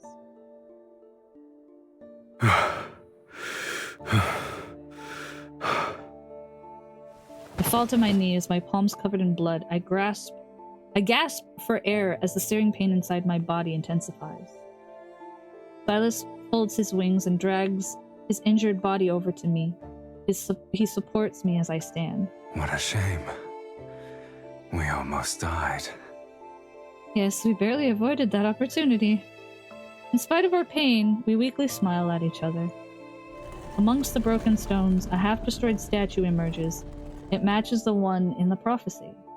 At the end where the statue points, a narrow path lies hidden in the mist, the blooming red roses lining it. I've seen it in paintings and in my dreams. This is the entrance to the sacred core. The goal that I've chased for hundreds of years is right before my eyes. I'm momentarily stunned. This isn't a dream, yes? Sylus stares at the misty path that leads into the unknown. His expression darkens. Since this is what you want, let's continue. Oh, buddy. I extend my hand toward him. Silent, he looks at it. Then he takes it. Hand in hand, we step into the rose-covered path and venture deeper. Just tell her you want her to stay! Mist churns around my feet as my body reaches its limit. Each step feels as though I'm walking on knives. It's as if my body has been torn to shreds, yet my flesh and bones are forcibly held together. But I'm almost at the end of this path. I can use the sacred core to rewrite my fate. Then the pain will be over. The linkage between Sylus and me shall end as well. I look at our clasped hands. Once our connection is severed, Sylus will return to the underworld. As for me, I'm uncertain of the life waiting for me. It'll be a one without a curse, pain, and Sylus. From the depths, a breeze blows along the path and carries a faint floral fragrance. Rose petals scatter in the air. They land in my hair and on Sylus' shoulders.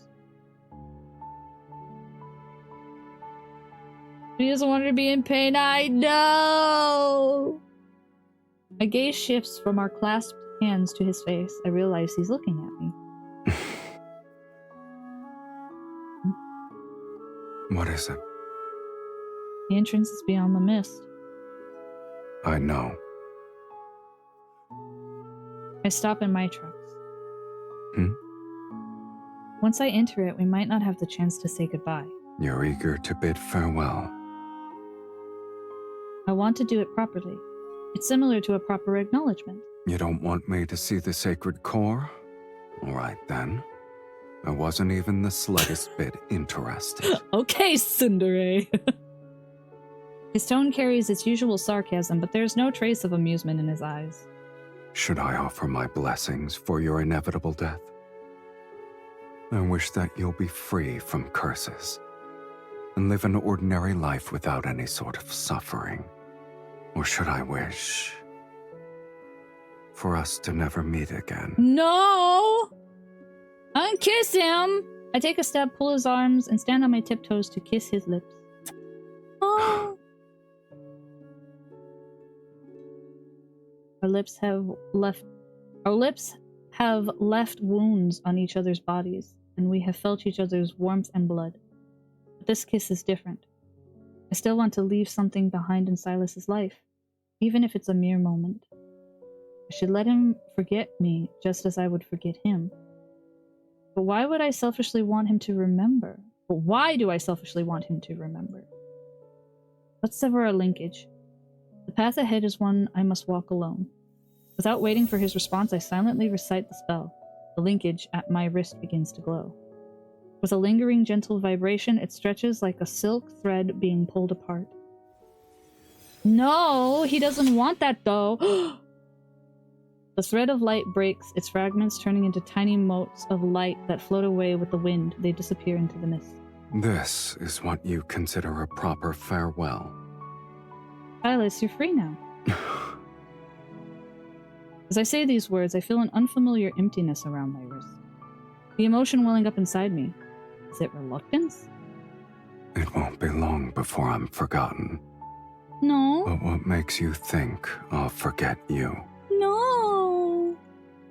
Of course you'll forget me. So it's a lie. He stares at me as if he's already seeing right through it, yet he doesn't try to interrupt me. You can rule the underworld again. You'll live forever. I'm nothing more than a fleeting moment. Another lie. You're speaking as if you know what I desire. I hope it's what you want. You gave me another order. In the future, when you play that melody again in your castle. If I'm truly dead by then, my soul will still hear it. He takes my hand, his fingers caressing my slightly trembling palm. Is this the final testament you want to give me? Why not? You'll always abide by my orders.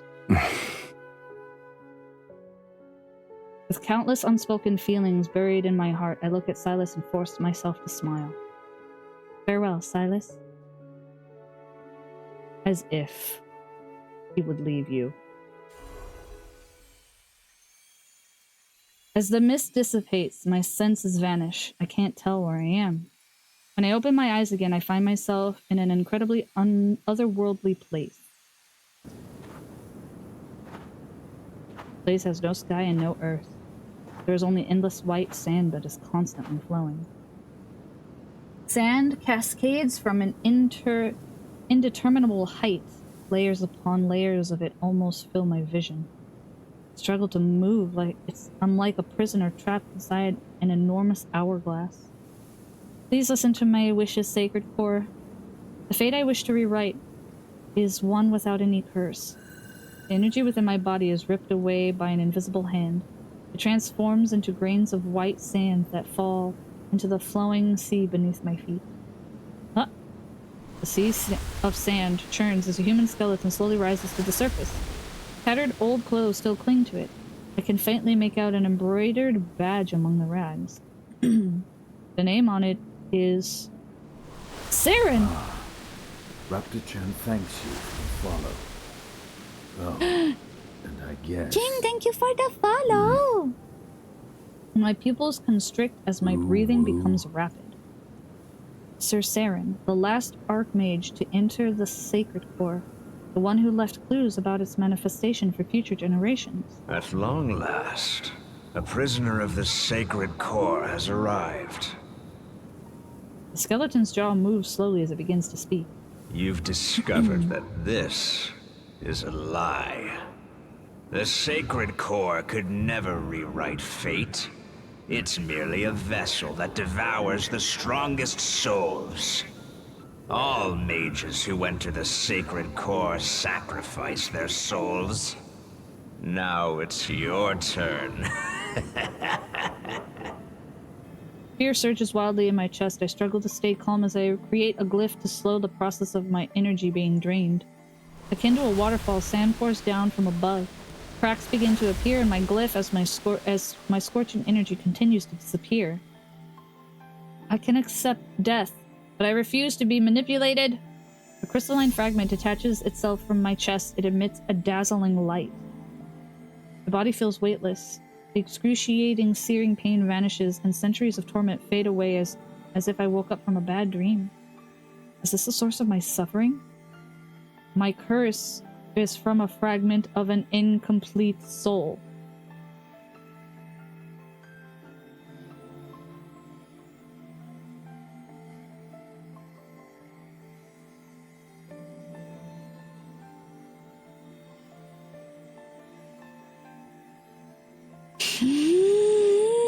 No. I desperately try to grasp that fragment. I didn't choose this. Rather, my action is driven by pure instinct. Even if it's a curse, even if it only brings me suffering and pain, something deep within me tells me I cannot lose it. Yet my struggle is futile. The fragment drifts further away, my energy continues to be devoured, and my consciousness does something. My consciousness rapidly disintegrates. Goodbye. As darkness closes around me, a familiar light begins to spread from my wrist. The linkage I had assumed was severed pierces the waterfalls of sand. Layers of cascading white are torn apart. The linkage between us cannot be severed. Sylus advances against the sand's flow, his figure akin to a blade slicing through this false world.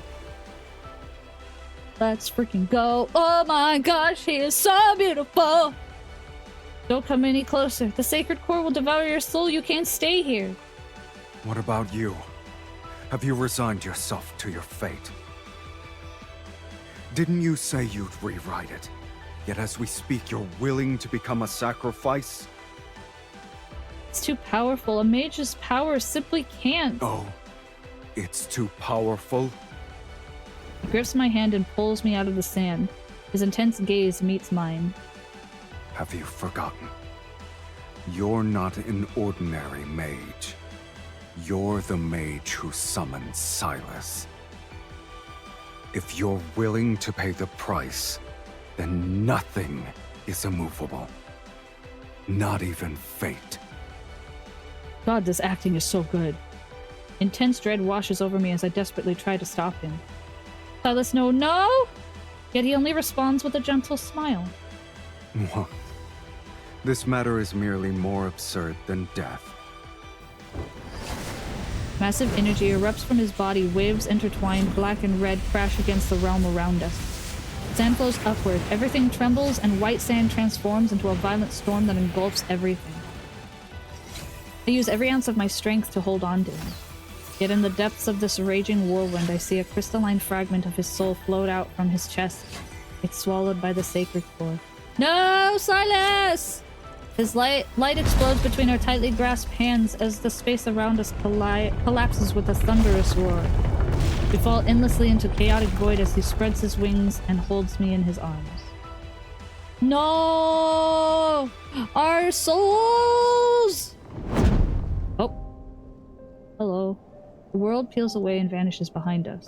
Silence returns. Sylus's breathing is erratic, his face deathly pale, and his body feels unnaturally cold as he holds me. Without your energy, you won't be able to return to the underworld. I never intended to go back. I caress his cheek. He lowers his gaze as a weary smile appears on his face. Sylus, we had identical soul fragments, and we lost them. Aren't two shells that lost their souls still the same? I stare at him until tears blur my vision. The pain within my body has vanished. The curse of immortality has been lifted. For the first time, I've truly become an ordinary human. My flesh, soul, and life are as fragile as a mortal's, yet they're just as real. Why are you crying? Oh! Sylus, you wrote my fate this time. If our fates were different, how can we truly be the same?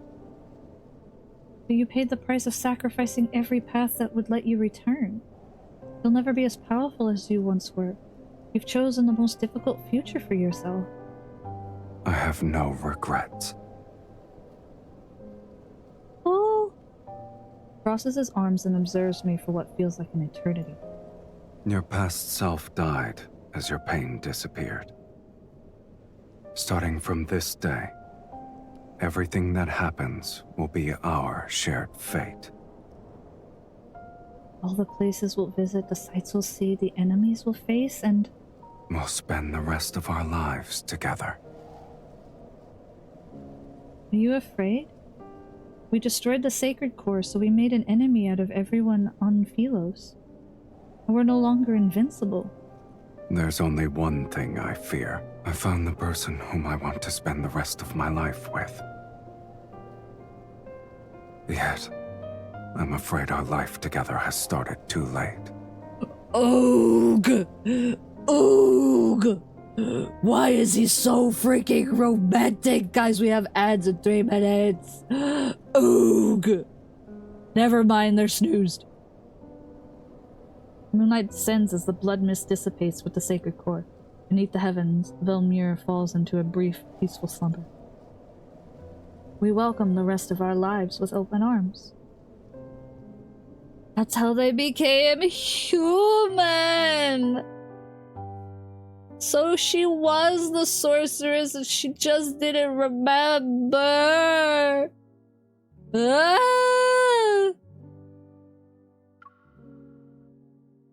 The last chapter. The wind and sand disperse. The world falls quiet once more. Before the world collapses again, Sylus and I visit the secret garden we promised to visit. As we push open the ivory-covered iron gate, roses bloom in the morning mist. I had this place built a long time ago, during an era of my paternal grandmother, to be exact. Time dragged on endlessly back then, and the world around me collapsed too quickly.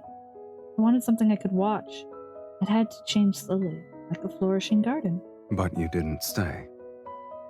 I learned magic, discovered the sacred core, and became aware of your existence. I looked up at Sylus. Then we promised to visit this place. I wanted to show you many, many roses.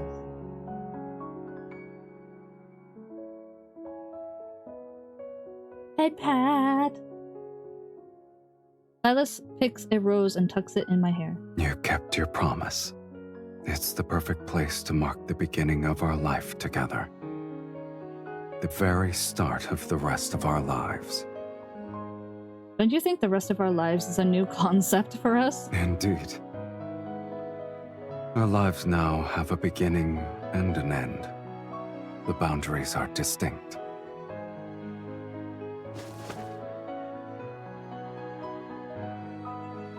He guides me to sit amongst the flowers. As the wind blows, a floral fragrance envelops us. A finite life, and one shared with another person. I never imagined such a thing before.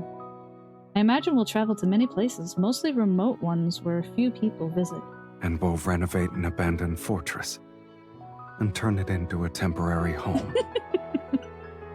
I'll be unable to resist buying strange, unusual magic textbooks from old bookstalls. Then I'll pick up some yellowed sheet music while we're there. We'll find a place with a pipe organ so I can listen to you play. What will you do? Are you going to sit there and listen? I could sing.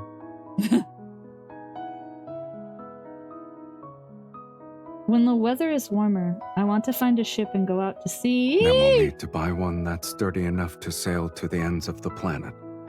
I don't care where we go. I only want to sit with you on the mast and watch the moon rise. What if we just fell in the water because a dolphin jumped over us? Do you think we'll argue? Oh my god, yeah. Haven't we argued enough already? No, we'll argue so much. But in the future, our arguments won't be about the sacred core anymore. Maybe our reason shall be simpler. So simple, in fact, that it'll be about a dish's seasoning. But our arguments will always end quickly because I'll prioritize your happiness.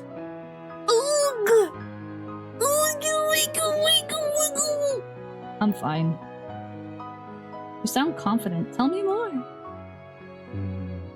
For example, I could make you a wooden bird that caws. You've made Mephisto for me? Will you name it Mephisto? If that's what you want.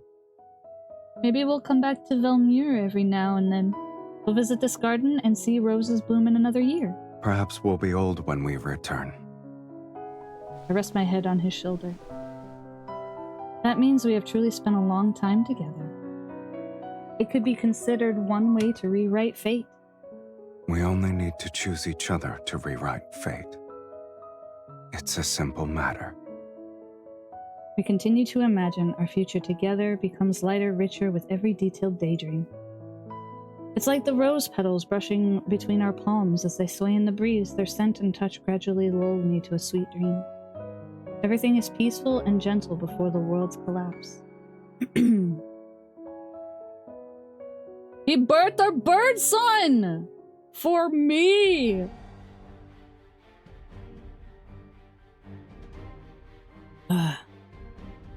With the sacred core's destruction, the worlds fall apart. It's no different from the temple being destroyed.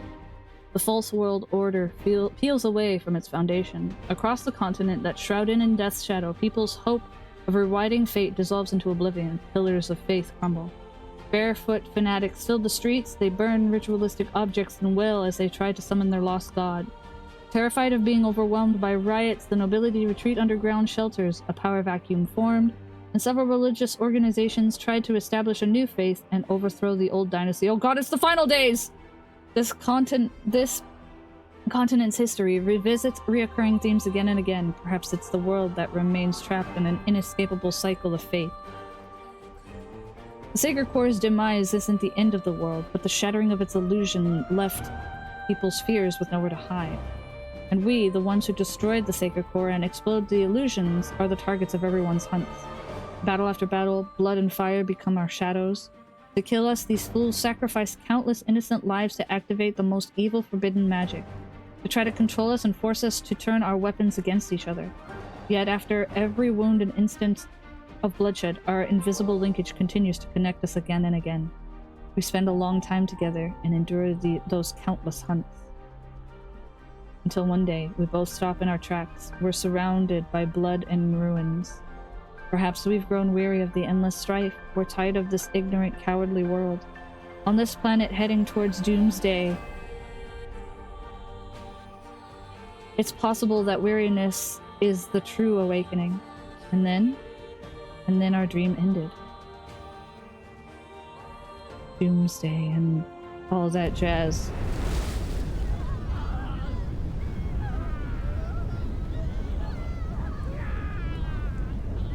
Bro, this is fucking insane. Don't look back. Okay. When the roses bloom again, will you remember who I am now?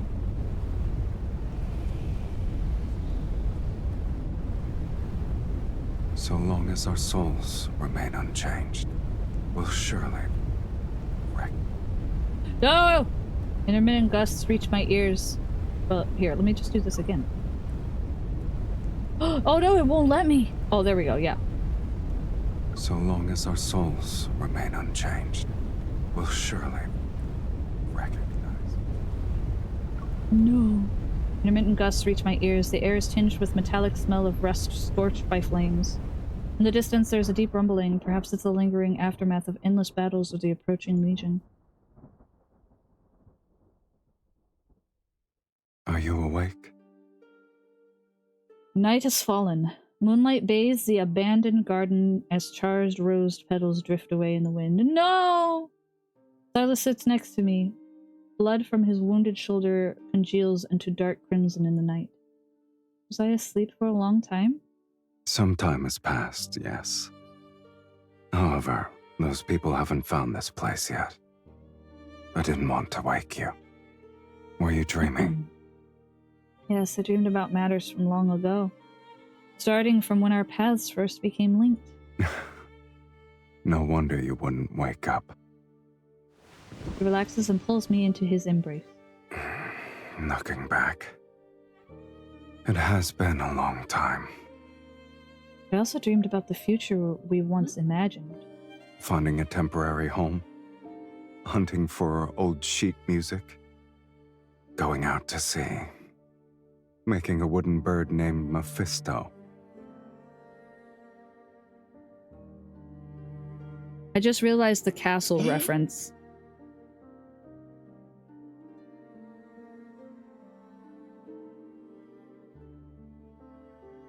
It's from his freaking flower card! He remembered everything. It's easier to remember matters that actually happened. I savor the warmth pressed against my back. The sound of the pursuers closing in become clearer in the distance, but we're used to it. Every dream we've managed to fulfill was intertwined with endless battles and desperate escapes. The world made us its enemy, yet we only held onto the fragments that gave us warmth. You're correct. The future we once imagined has become our past. We've already spent most of our remaining lives together. Oh! Here comes the princess! No! The fiend and evil mage have nowhere to run. This place will be their grave. Once we kill them, this sacred core will manifest again. Sylus will be ushered into the divine light. May the divine light bless Sylus! May the divine light bless Sylus! They're beyond redemption. The Legion of Mages they've assembled is larger this time. Are you scared? I was thinking, if all we have left in the remainder of our lives are these memories, Sylus turns to face me, his gaze piercing my innermost thoughts. If that's not what you want, then we'll live our lives differently. Is this another instance of us rewriting fate? You know very well I don't believe in fate. I only believe in decisions. I smile and offer my wrist to him. An agreement like this needs a proper acknowledgement. I agree. He lowers his head and bites my wrist. I take his other hand and bite his wrist in return. We drink each other's blood. We've done it countless times before. It's freaking hot.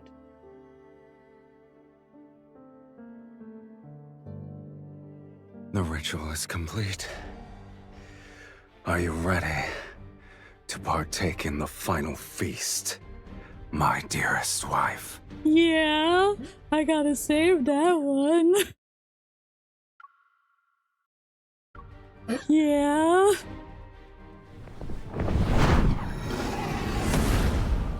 Massive wings unfurl behind him as he hovers beneath the blood-red moon. Whoa, the lag. I tap my staff on the ground to create a glyph of death.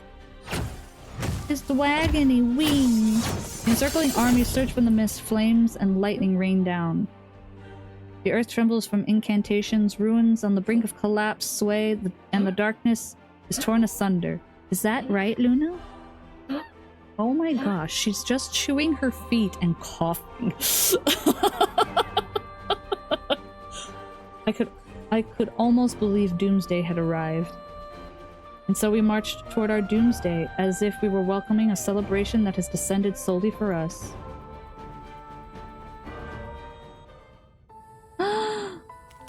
Mephisto! Oh.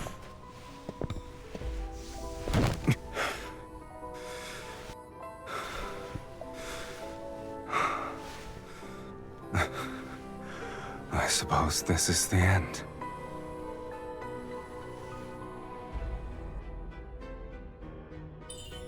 Do you regret yourself sacrificing yourself to destroy the core? The consequences that accompany my choices. Oh.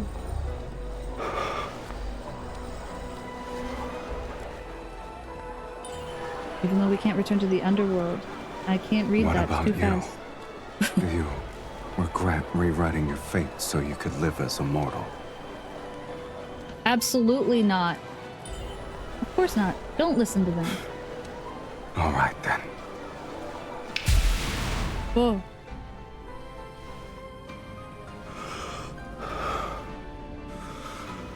For mortals, death is inevitable. And although we could never share the same beginning, I believe, at the very least, we can share our deaths. Wait, when you were born, did anyone bless you? Just so you're aware, no one wanted me in Sylus. Yet it's you who awakened me, the person who blesses me. It must be you.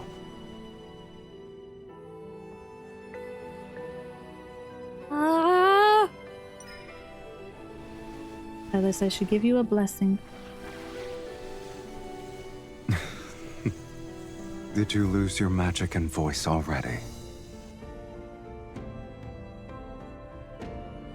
Don't freaking die, bro! I love you too much! Please don't die!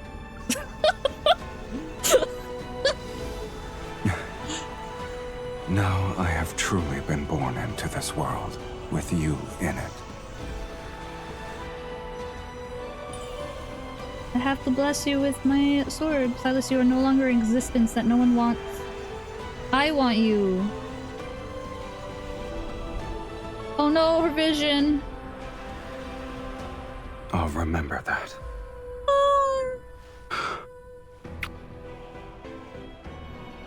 He kissed a finger! Ah!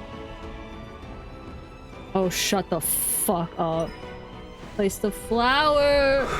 Oh no! No!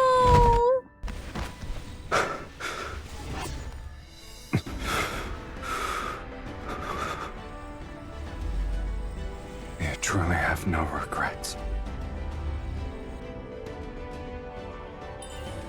I never will so long as you're involved.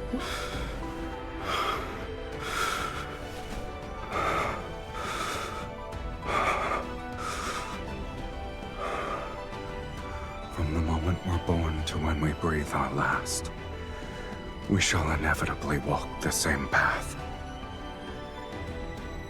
It's the greatest blessing for us. Oh.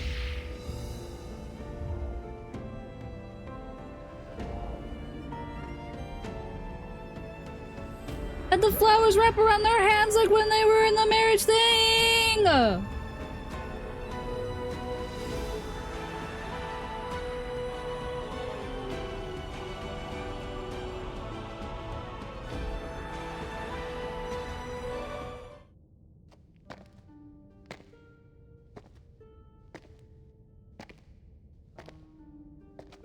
But wait, there's more. But the ad starts, so I'm gonna have to pause here and go use the restroom while the ads start. Freaking ads, bro. Hold for suffering. We're gonna take a break here. I'm gonna refill my water. But the ads are stinky. Hold for pain. Hold for pain. I will be right back. Hold for pain. Okay, sorry about that. This is usually around the time I let Luna out at night. So she was like, okay, you stood up. It's time to go outside, right? Also, it is freaking sleeting outside, so, sorry, Riao. And all of those who live in the wilds. Nasty storms coming your way. If it's not already there. You better not. Sorry. BRB, and that was fun. It was very pretty though. Ah, yeah.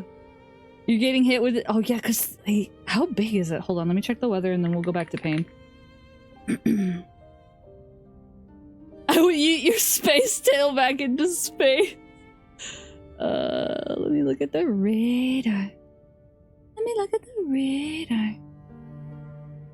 Oh yeah. Oh yeah. Oh no. Oh no. So it'll be about near the wilds about 6 a.m. It is hitting all of us. Yikes. Okay.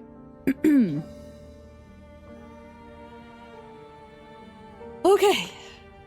Now it is time for pain to resume. Yes, Luna. It is time for pain. Okay. What? A storm? Yeah, snowstorm. It's winter time in the north, so we are getting hit with the snowstorms. Has been barely visible. It's wagging over that. Listen. Listen. Okay. Here we go. It's as if I'm in a dream. I walk along a path lined with blooming roses. Those rose petals have petals pave a soft road, and the air carries a cool, fragrant scent. I look down to see a faintly glowing linkage on my wrist. It slowly extends and guides me forward. It connects to a hazy silhouette ahead. It's shrouded in mist. Tall and unfamiliar, it's a figure I've traced in my heart thousands of times. His name circles my throat, yet I'm unable to make a sound. I can only approach him in one step at a time. The linkage tightens around my wrist. It reminds me that if I keep moving, I can touch him again. Wind gently disperses the mist, and the figure etched into my vision comes into focus. Before I can see him clearly, what should have been this figure transforms into a floating soul fragment. Lonely, it flickers in the mist. It slowly moves as if invisible waves are pushing it. until another glowing fragment reveals itself in the sea of mist. They're one and the same. The two fragments slightly tremble. Sorry, I'm looking at the lights to see if there's two of them. They flow out of a thin chain of light that connects them to each other. The linkage resembles a freshly bloomed rose, and the two soul fragments become glowing petals within it. Touch the first soul fragment.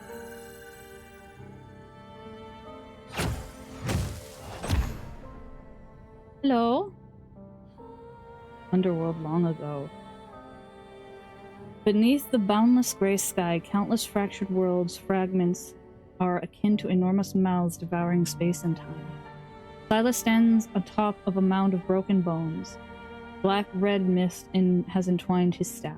You lost.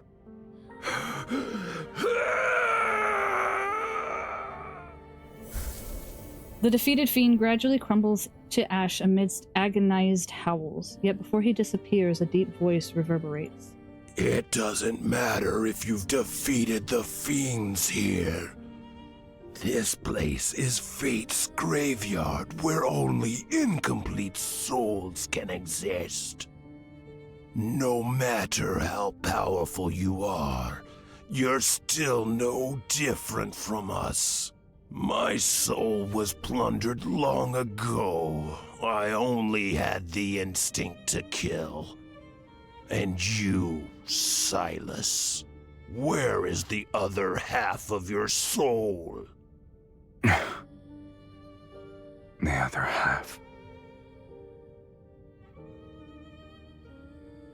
This is where he went after he died. Fuck. I'm fine. Touch the other soul fragment.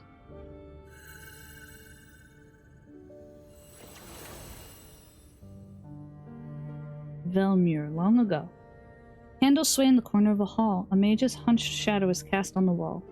Bloodshot eyes, she stares at me. Your immortality isn't the result of divine favor. It's because half of an immortal soul is trapped inside your body. This isn't a blessing. It's a curse. I curse you, Sylus. So this is the sorceress. This is her continued life. She has lived this long, and she doesn't even fucking remember because she lived so fucking long. So long as that immortal half remains within you, you cannot meet death's sweet embrace. You'll only be graded by endless torment as you're repeatedly torn apart. Because it's a curse, because she made it a curse. That connects directly so hard between myths. I think so? Because, like... Is that she has more of the dragon and he has more of the human? Yeah. Because she turned into a dragon. And the mage part of her, sorcery. Bruh.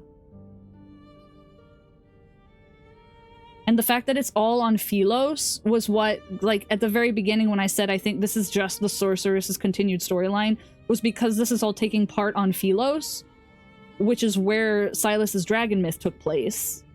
So I was like, the fact that it's on Sylus specifically, and they specifically stressed that. I had to gaslight you a little, you guessed too early. I take it there were DMs being exchanged between the two of you going, what the fuck? What the fuck? No!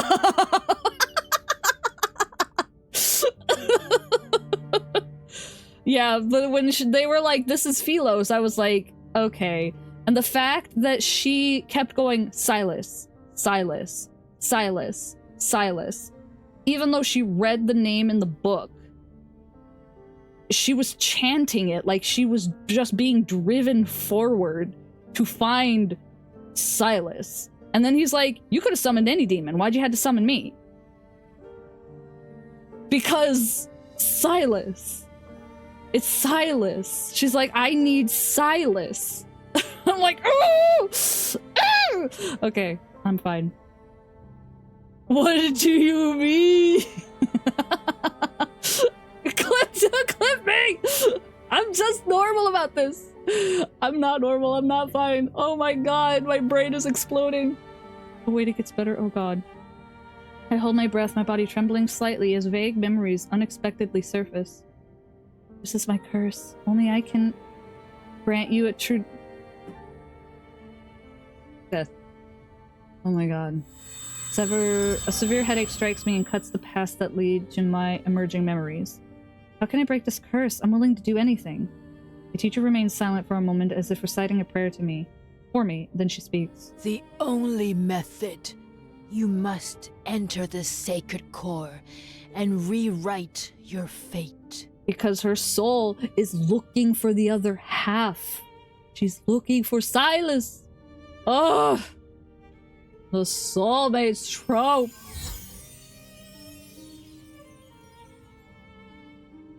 Reunite 2 fragments. Now kiss. Insert that guy making the ponies kiss in Tangled. We must offer half our soul to the other.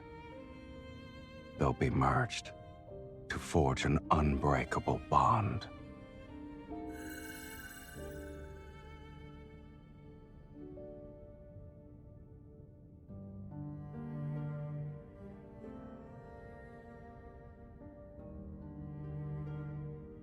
What the fuck? What the fuck? Sylus, I curse your soul. I curse your soul to never fade away. You'll always be tied to me forever. This is my curse. Only I can grant you a true death. I'm going to commit. Specifically, they show the scene. Specifically, this is a continuation. This is the sequel. Oh my god. What do you mean? What do you mean? Once again, I walk this path lined with roses. Yet I am currently holding a blossoming rose. 2 petals are connected as they emanate a golden glow. The body is gradually becoming transparent. The mist before my eyes is gradually dissolving. It reveals an endless darkness.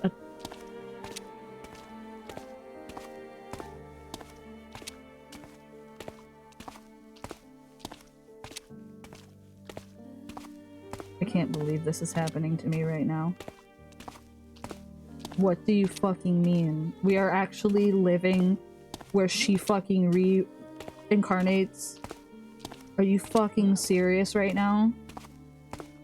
We are witnessing her rebirth? Are you kidding me? Are you kidding me? Are you kidding me? Also, real quick. The sound is just going to continue. My mom sent me a message earlier while that whole exchange in the coffin was going on because she woke up to me screaming and was like, "You're not allowed to play this game. What the fuck? What the fuck?" My mom woke up to vampire porn.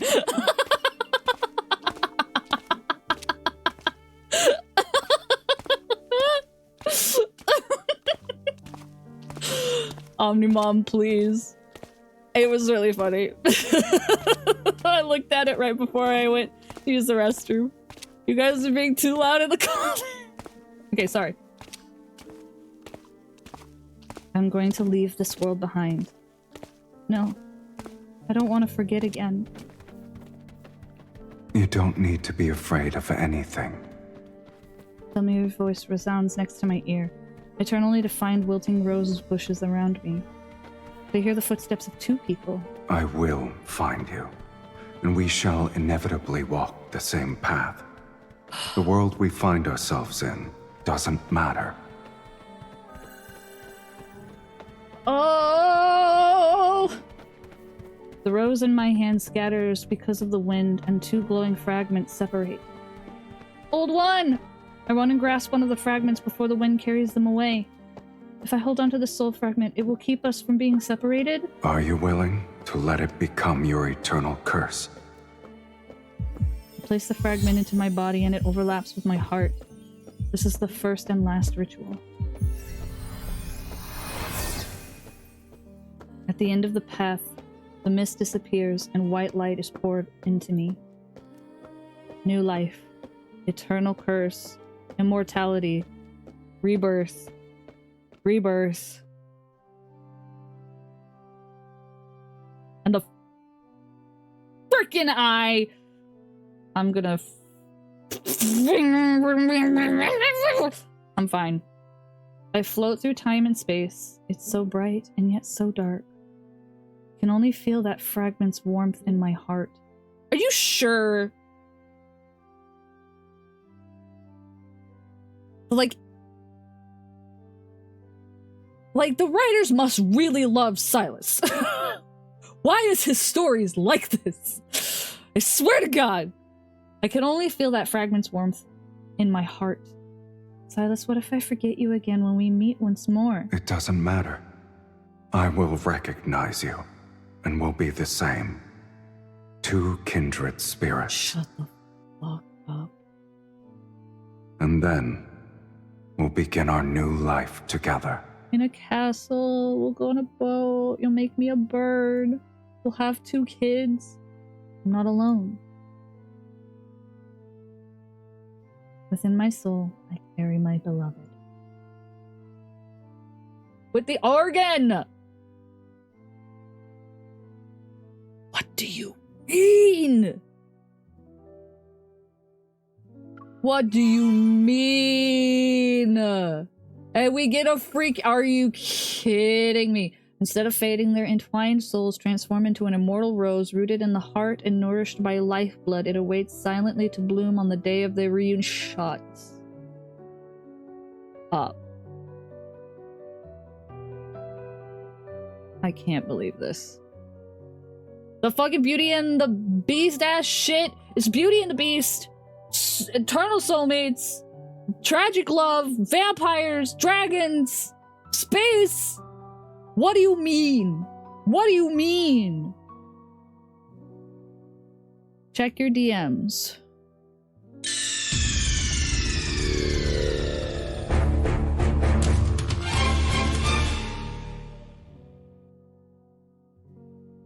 What do you mean? This art, what do you mean? What do you mean? I want that as my wallpaper. What do you mean? Raptor-chan thanks you for the follow. Oh my God. Oh, and I guess... Ooh woo.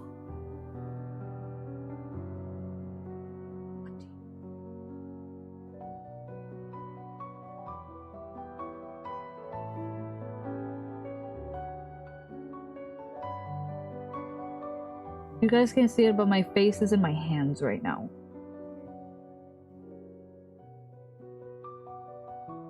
I'm like connecting all of the dots.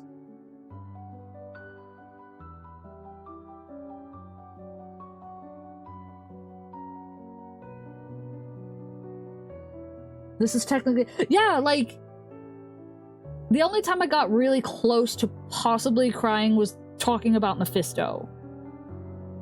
Because he was reborn and he learned how to make a mechanical crow and constantly tweaks Mephisto so that he's the perfect pet for the MC.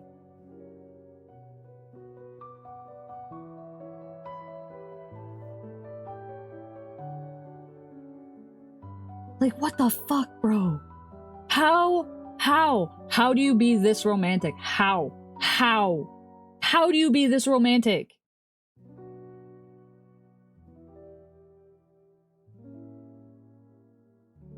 And the fact that it's like, it's a freaking direct link to this. A direct link. So this, canonically, is the first time they ever met. So I'm guessing because he started as a dragon, then he lost a fragment of his soul, and because his fate bullshit got fucked up, he went to the underworld and became a vampire. he was a dragon and then he became a— are you serious? A dragon becomes a vampire. Like, guys, I don't work for Infold, but this is so much, like, I just want to grab this man and shake him like a freaking toy.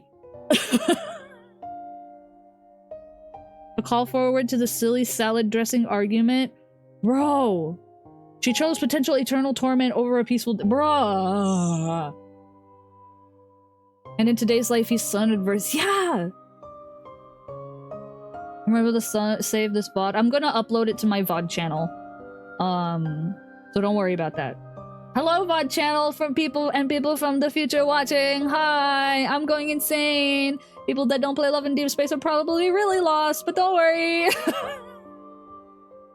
This game is really good. Hi, YouTube. A feature of both a dragon and vampire in current. I'm so insane, right? Because, like, oh my god, it's just— it's never night or day here, but seeing you is like the sun.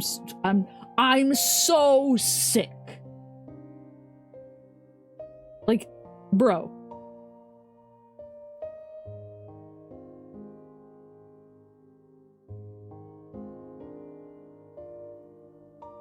Bro. Like, I can't get over that Dragon Sylus. Like, okay, I'm gonna be real with you. I was kind of really nervous about his third myth because I thought maybe that, like, it'd be an alternate timeline and we'll just forget about Dragon Sylus. I am madly in love with Dragon Sylus. I love the fact that we get a dragon romance for once instead of having to slay the dragon. So I was really worried that they were just going to be like, okay, we're a different timeline now, we're a vampire, we're not going to even talk about this. But the fact that it is a continuation, and the only reason he is technically a vampire is because he's a demon.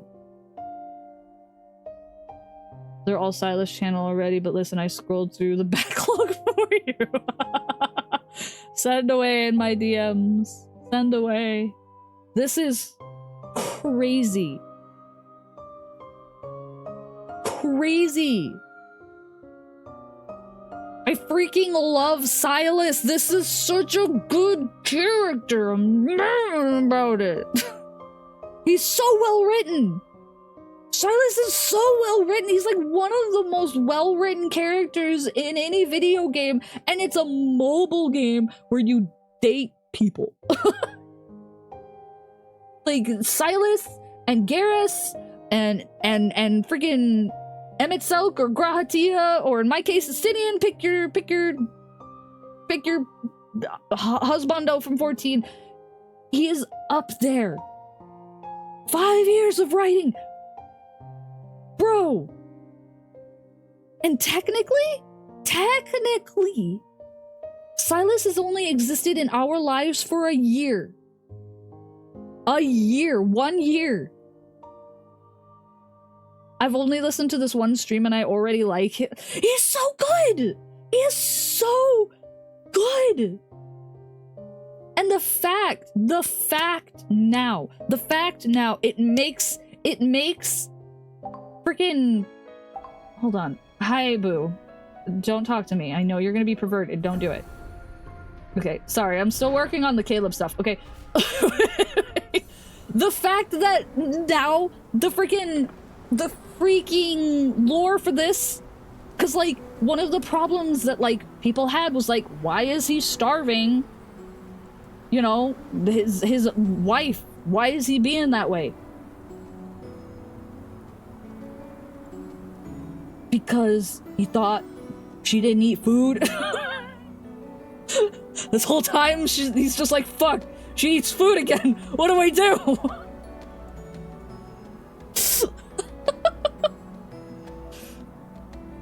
True kindred spirits. Are you freaking kidding me?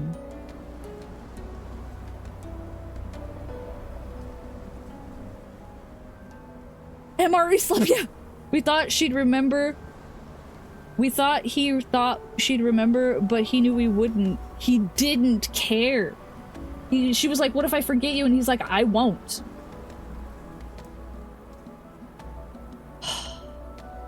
The pain was that we rejected him. We never did that before. In every life where we met him. Like, that was the thing too, right? This isn't, for Sylus, like, this isn't alternate timelines. This is all one consecutive timeline. Even when we were in the gladiator arena as kids, this is all one continuous same timeline. In every section of our lives, we accepted him. And then this one is the one we didn't. And then, like, the freaking... Let's see if I can freaking find the freaking... Is this the... Oh shit, I don't want to download that. Anyway, the part where we get the link back. We get the link back and he, like, looks at it with, like, disdain. Like, of course this happens. Right? She doesn't want me. She doesn't want me. This is her choice. I'm gonna leave. And the linkage comes back and he's like, are you fucking kidding me? I can't even leave.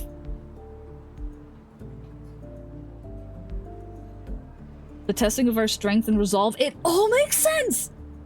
And to think, this started last year and nobody had any idea. They just thought he was being Shadow Daddy asshole. Bro. Are you not caught up with the current? Oh, I'm caught up on the current story. Because I look up spoilers and read stuff about the plot and everything. I really hard focus on Sylus a lot with this game. So it's hard for me to continue the MSQ when Sylus isn't involved. But I was working through Caleb's stuff and then I got distracted because something happened. Oh, Sylus taking care of us because we were sick? Oh, yes. Yep. Yeah, but the Sylus, us being sick, and he can't stop it! Oh my god. And he rescued her from the lab, but she didn't age while he was in space prison, so he was an adult, and while she was 8, so he left her- something interesting in your sleep. Do you want to know what you said? I'm mumbling right now. We're just gonna go over here. Okay. So he left her alone and went to be a space pirate for a while? Yeah! And even when she was an adult, when she was old enough, he was still like, you have to come to me. I'm not gonna do this. I'm not gonna chase you down and corner you into something you don't want to be in. And then she comes to him and he's like, oh, babe, let's do this. Let's do this. And she's like, I find you repulsive. And he's like, huh? What? You came to me finally? We're talking? You and I, kindred spirits? You not only don't remember me, but you think I'm disgusting. Like, the key word here is not she doesn't like you or she's uncomfortable. It was repulsed. She was disgusted by him, which is the big thing about him, because when he was a dragon, and then again when he was a vampire, they were disgusted and feared him. Because he was searching for her ether core. Oh, and we thought he killed our grandma and best. Yeah, and he didn't. He didn't. He was so busy fixing up the N109 zone to be that castle, that house for them, that home. He was trying to make the flowers grow because she loved the freaking roses. I'm going insane. I am going insane. Ooh, what do you mean? What do you mean? What do you mean? Oh no, she's a monster fucker. I'm missing the hordes that she's doing. He was so ready to just leave after, like, okay, well, she hates me and we'll try again. Yeah, but then the link. Just pretend. Yes. And then the freaking linkage happens, and the way that he looks at it, where he's like flinging his arm around and she's like, what's going on? And he's just like, this is a cruel joke, right? I've waited all this time she's finally come home and she is suddenly repulsed by me, doesn't want to be around me, then I'll go away, and now even the fate decides that my decision is not mine to make. I'm insane. You just have to say that you're fine, but you're not really fine, you just can't get into it because they would never understand. Oh my god! Oh my god, what if I make a meme? What if I make a meme? What if I make a meme? Sully, please stream these vids I linked. I'm so for real. I don't know if I'll stream them tonight. I will. Chances are I'll stream them. I can stream them after the Game Awards, but it's 1 in the morning, and I need time to process, to think, to reflect on all of this. Riao needs to die. I mean, sleep. I just wanted to watch you react. Oh, okay. But I'm just... Guys. This game is so good. I cannot. Do I need to call it a day to make you back off? No. You haven't asked me to study with you recently. Is it better if you do it alone? I forgot to ask you. Your gaze is about to burn a hole in my face. Maybe. The plot. Listen, though. It's true, though. Third Caleb myth, and then we begin 4th myth happenings. Yeah, supposedly we're not getting any myths next year aside from Caleb, so it might take a while since it takes them like a year to make these myths anyway, but how are they gonna fit another love interest in this game? So the funny thing, the interesting thing is that whatever the next love interest is going to be somebody that directly conflicts with Raphael. Because somebody pointed out that like the newly added love interests are somebody that butts heads, quote unquote, with the original 3. So like Sylus and Xavier would have technically a history together of, you know, yeah, are foils for the OG3, yep. And then Caleb and Zane, they would probably butt heads.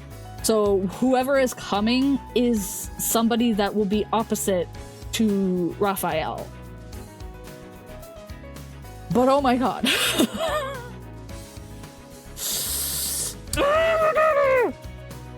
Anyway, Love and Deepspace is an incredible game. In case you were wondering, this is a very good game. 10 out of 10. It is a mobile game where you can poke. They really seem to like you.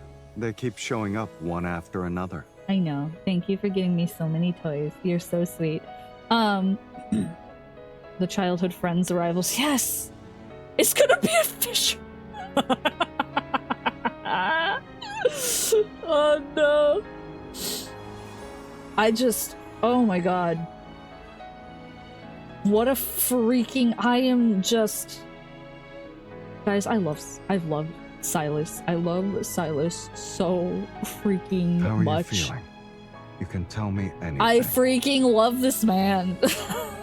He's so well written. He is so well written.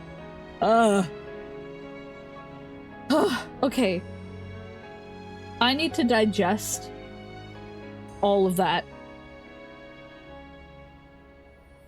You kind of understand. Yeah. I need to just lay down for a while. Actually, you know what I'm gonna do? Nope, wrong button. There we go. I need to lay down for a while. Take a deep breath. I know. The air at night is more refreshing than daytime. I know, honey. Would you like to join me on the floor, Sylus? Would you? Okay, guys. I need to go, like, process the fact that this writing is in a mobile game, and that People don't know. I have to wake up tomorrow and be like, the rest of the world doesn't know. They don't know. Sylus MC Cannon actually... For you it might be late, but for me, it's the perfect time to start the day. I know, sweetie. I'm gonna go to bed and you can just be awake and not do your old man sleep. They don't know. They don't know. I have to exist tomorrow. And they don't know. Like he's like, get up. I'm about to go walk Mephisto. Yeah, because he walks Mephisto. Oh, that's so sweet. Oh, he walks Mephisto that he built for us. Oh for my you, god. It might be late. I know, me, sweetie. I know. It's the perfect I time know. to start the day. Okay, I need to go. I just need to go. I just need to go. Thanks guys for hanging out with me for the last 5 hours. I'm insane about this man. If you see me going insane on my socials, no you don't. I'm gonna make this into a VOD that will The go- oranges disappeared from the table. Really? You don't know? I don't. But your fingers smell just like them. Stop smelling my fingers. But I will be back Thursday for the Game Awards, which is at 7:30. And then again, Sunday is my basically show and tell with Riao. So if you want to see my special interests, you should come over to Riao's house with me. He's gonna eat your fingers. Gosh. Would you stop him from smelling your finger?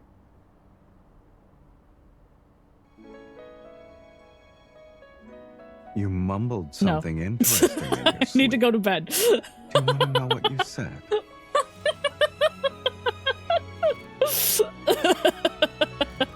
Okay, let me see if there's somebody online that we can raid before I go, like, stare at a wall. Like, God.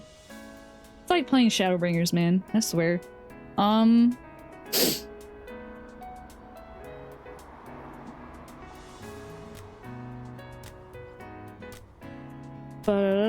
Maybe there's somebody in the Love and Deepspace tag that we could raid into. You mumbled something interesting in your sleep. Somebody wanna know new. what you Somebody new. Hey, hold on a minute. By the way, I got a sample of Sylus body parfait from Chocomo. It was pink. Ayla Sylus real. Look at this, okay? This is how obsessed with Sylus I am, okay? Okay? I love Sylus, man. I love them. I love them together. Will it show my pictures? I love them together. Like, I love them. I love them so much. I love my dragon. I love him. So this person says they're finally delving into Love and Deepspace. I think they might be new to Love and Deepspace. Should we go and raid them? I've never met them before. But they look like a VTuber, but I'm stuck in pre-roll, so give me a second.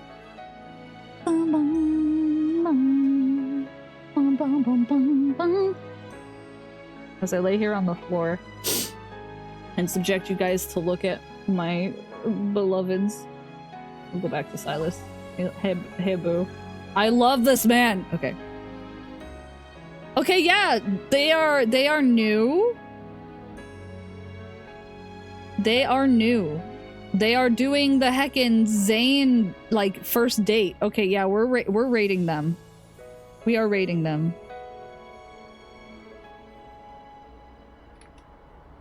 Their name is Kili Kitsune. I'm gonna go raid them. Everybody I'm be nice. by humans. After all, their capacity for cruelty surpasses that of animals. Sir, give me a second. I'm saying good night to everybody. Everybody make sure you behave. Don't mention anything about Sylus or anything, just in case this person is like super new. Our raid message can be welcome to lads. That's gonna be our raid message, is welcome to lads. Welcome to Lads. Okay, I will see you guys on Thursday for the Game Awards. I hope you recover, whatever that looks like. Seeing you with the sunrise makes the sunlight bearable. Stop. I don't need this right now, Sylus. Not after what I just went through. Anyway, I will see you guys on Thursday for the Game Awards, 7:30. We will be watching it. I will hopefully have the bingo card and everything ready tomorrow. I didn't get to it today because I was doing the live letter video and everything. So hopefully I'll have that ready so we can do the watch-along games, like the drinking game, which drink responsibly or use water like we do. And yeah, and I'll be at Ria's on Sunday. Stay safe and healthy out there. I will see you guys for the Game Awards, tired, and I'm going to bed, honey. I'm going to bed. I know, sweetie. And I know. staying up won't help. Okay, we're rating out. Okay, Sylus, hold on. Okay, bye guys. See you guys later. Bye.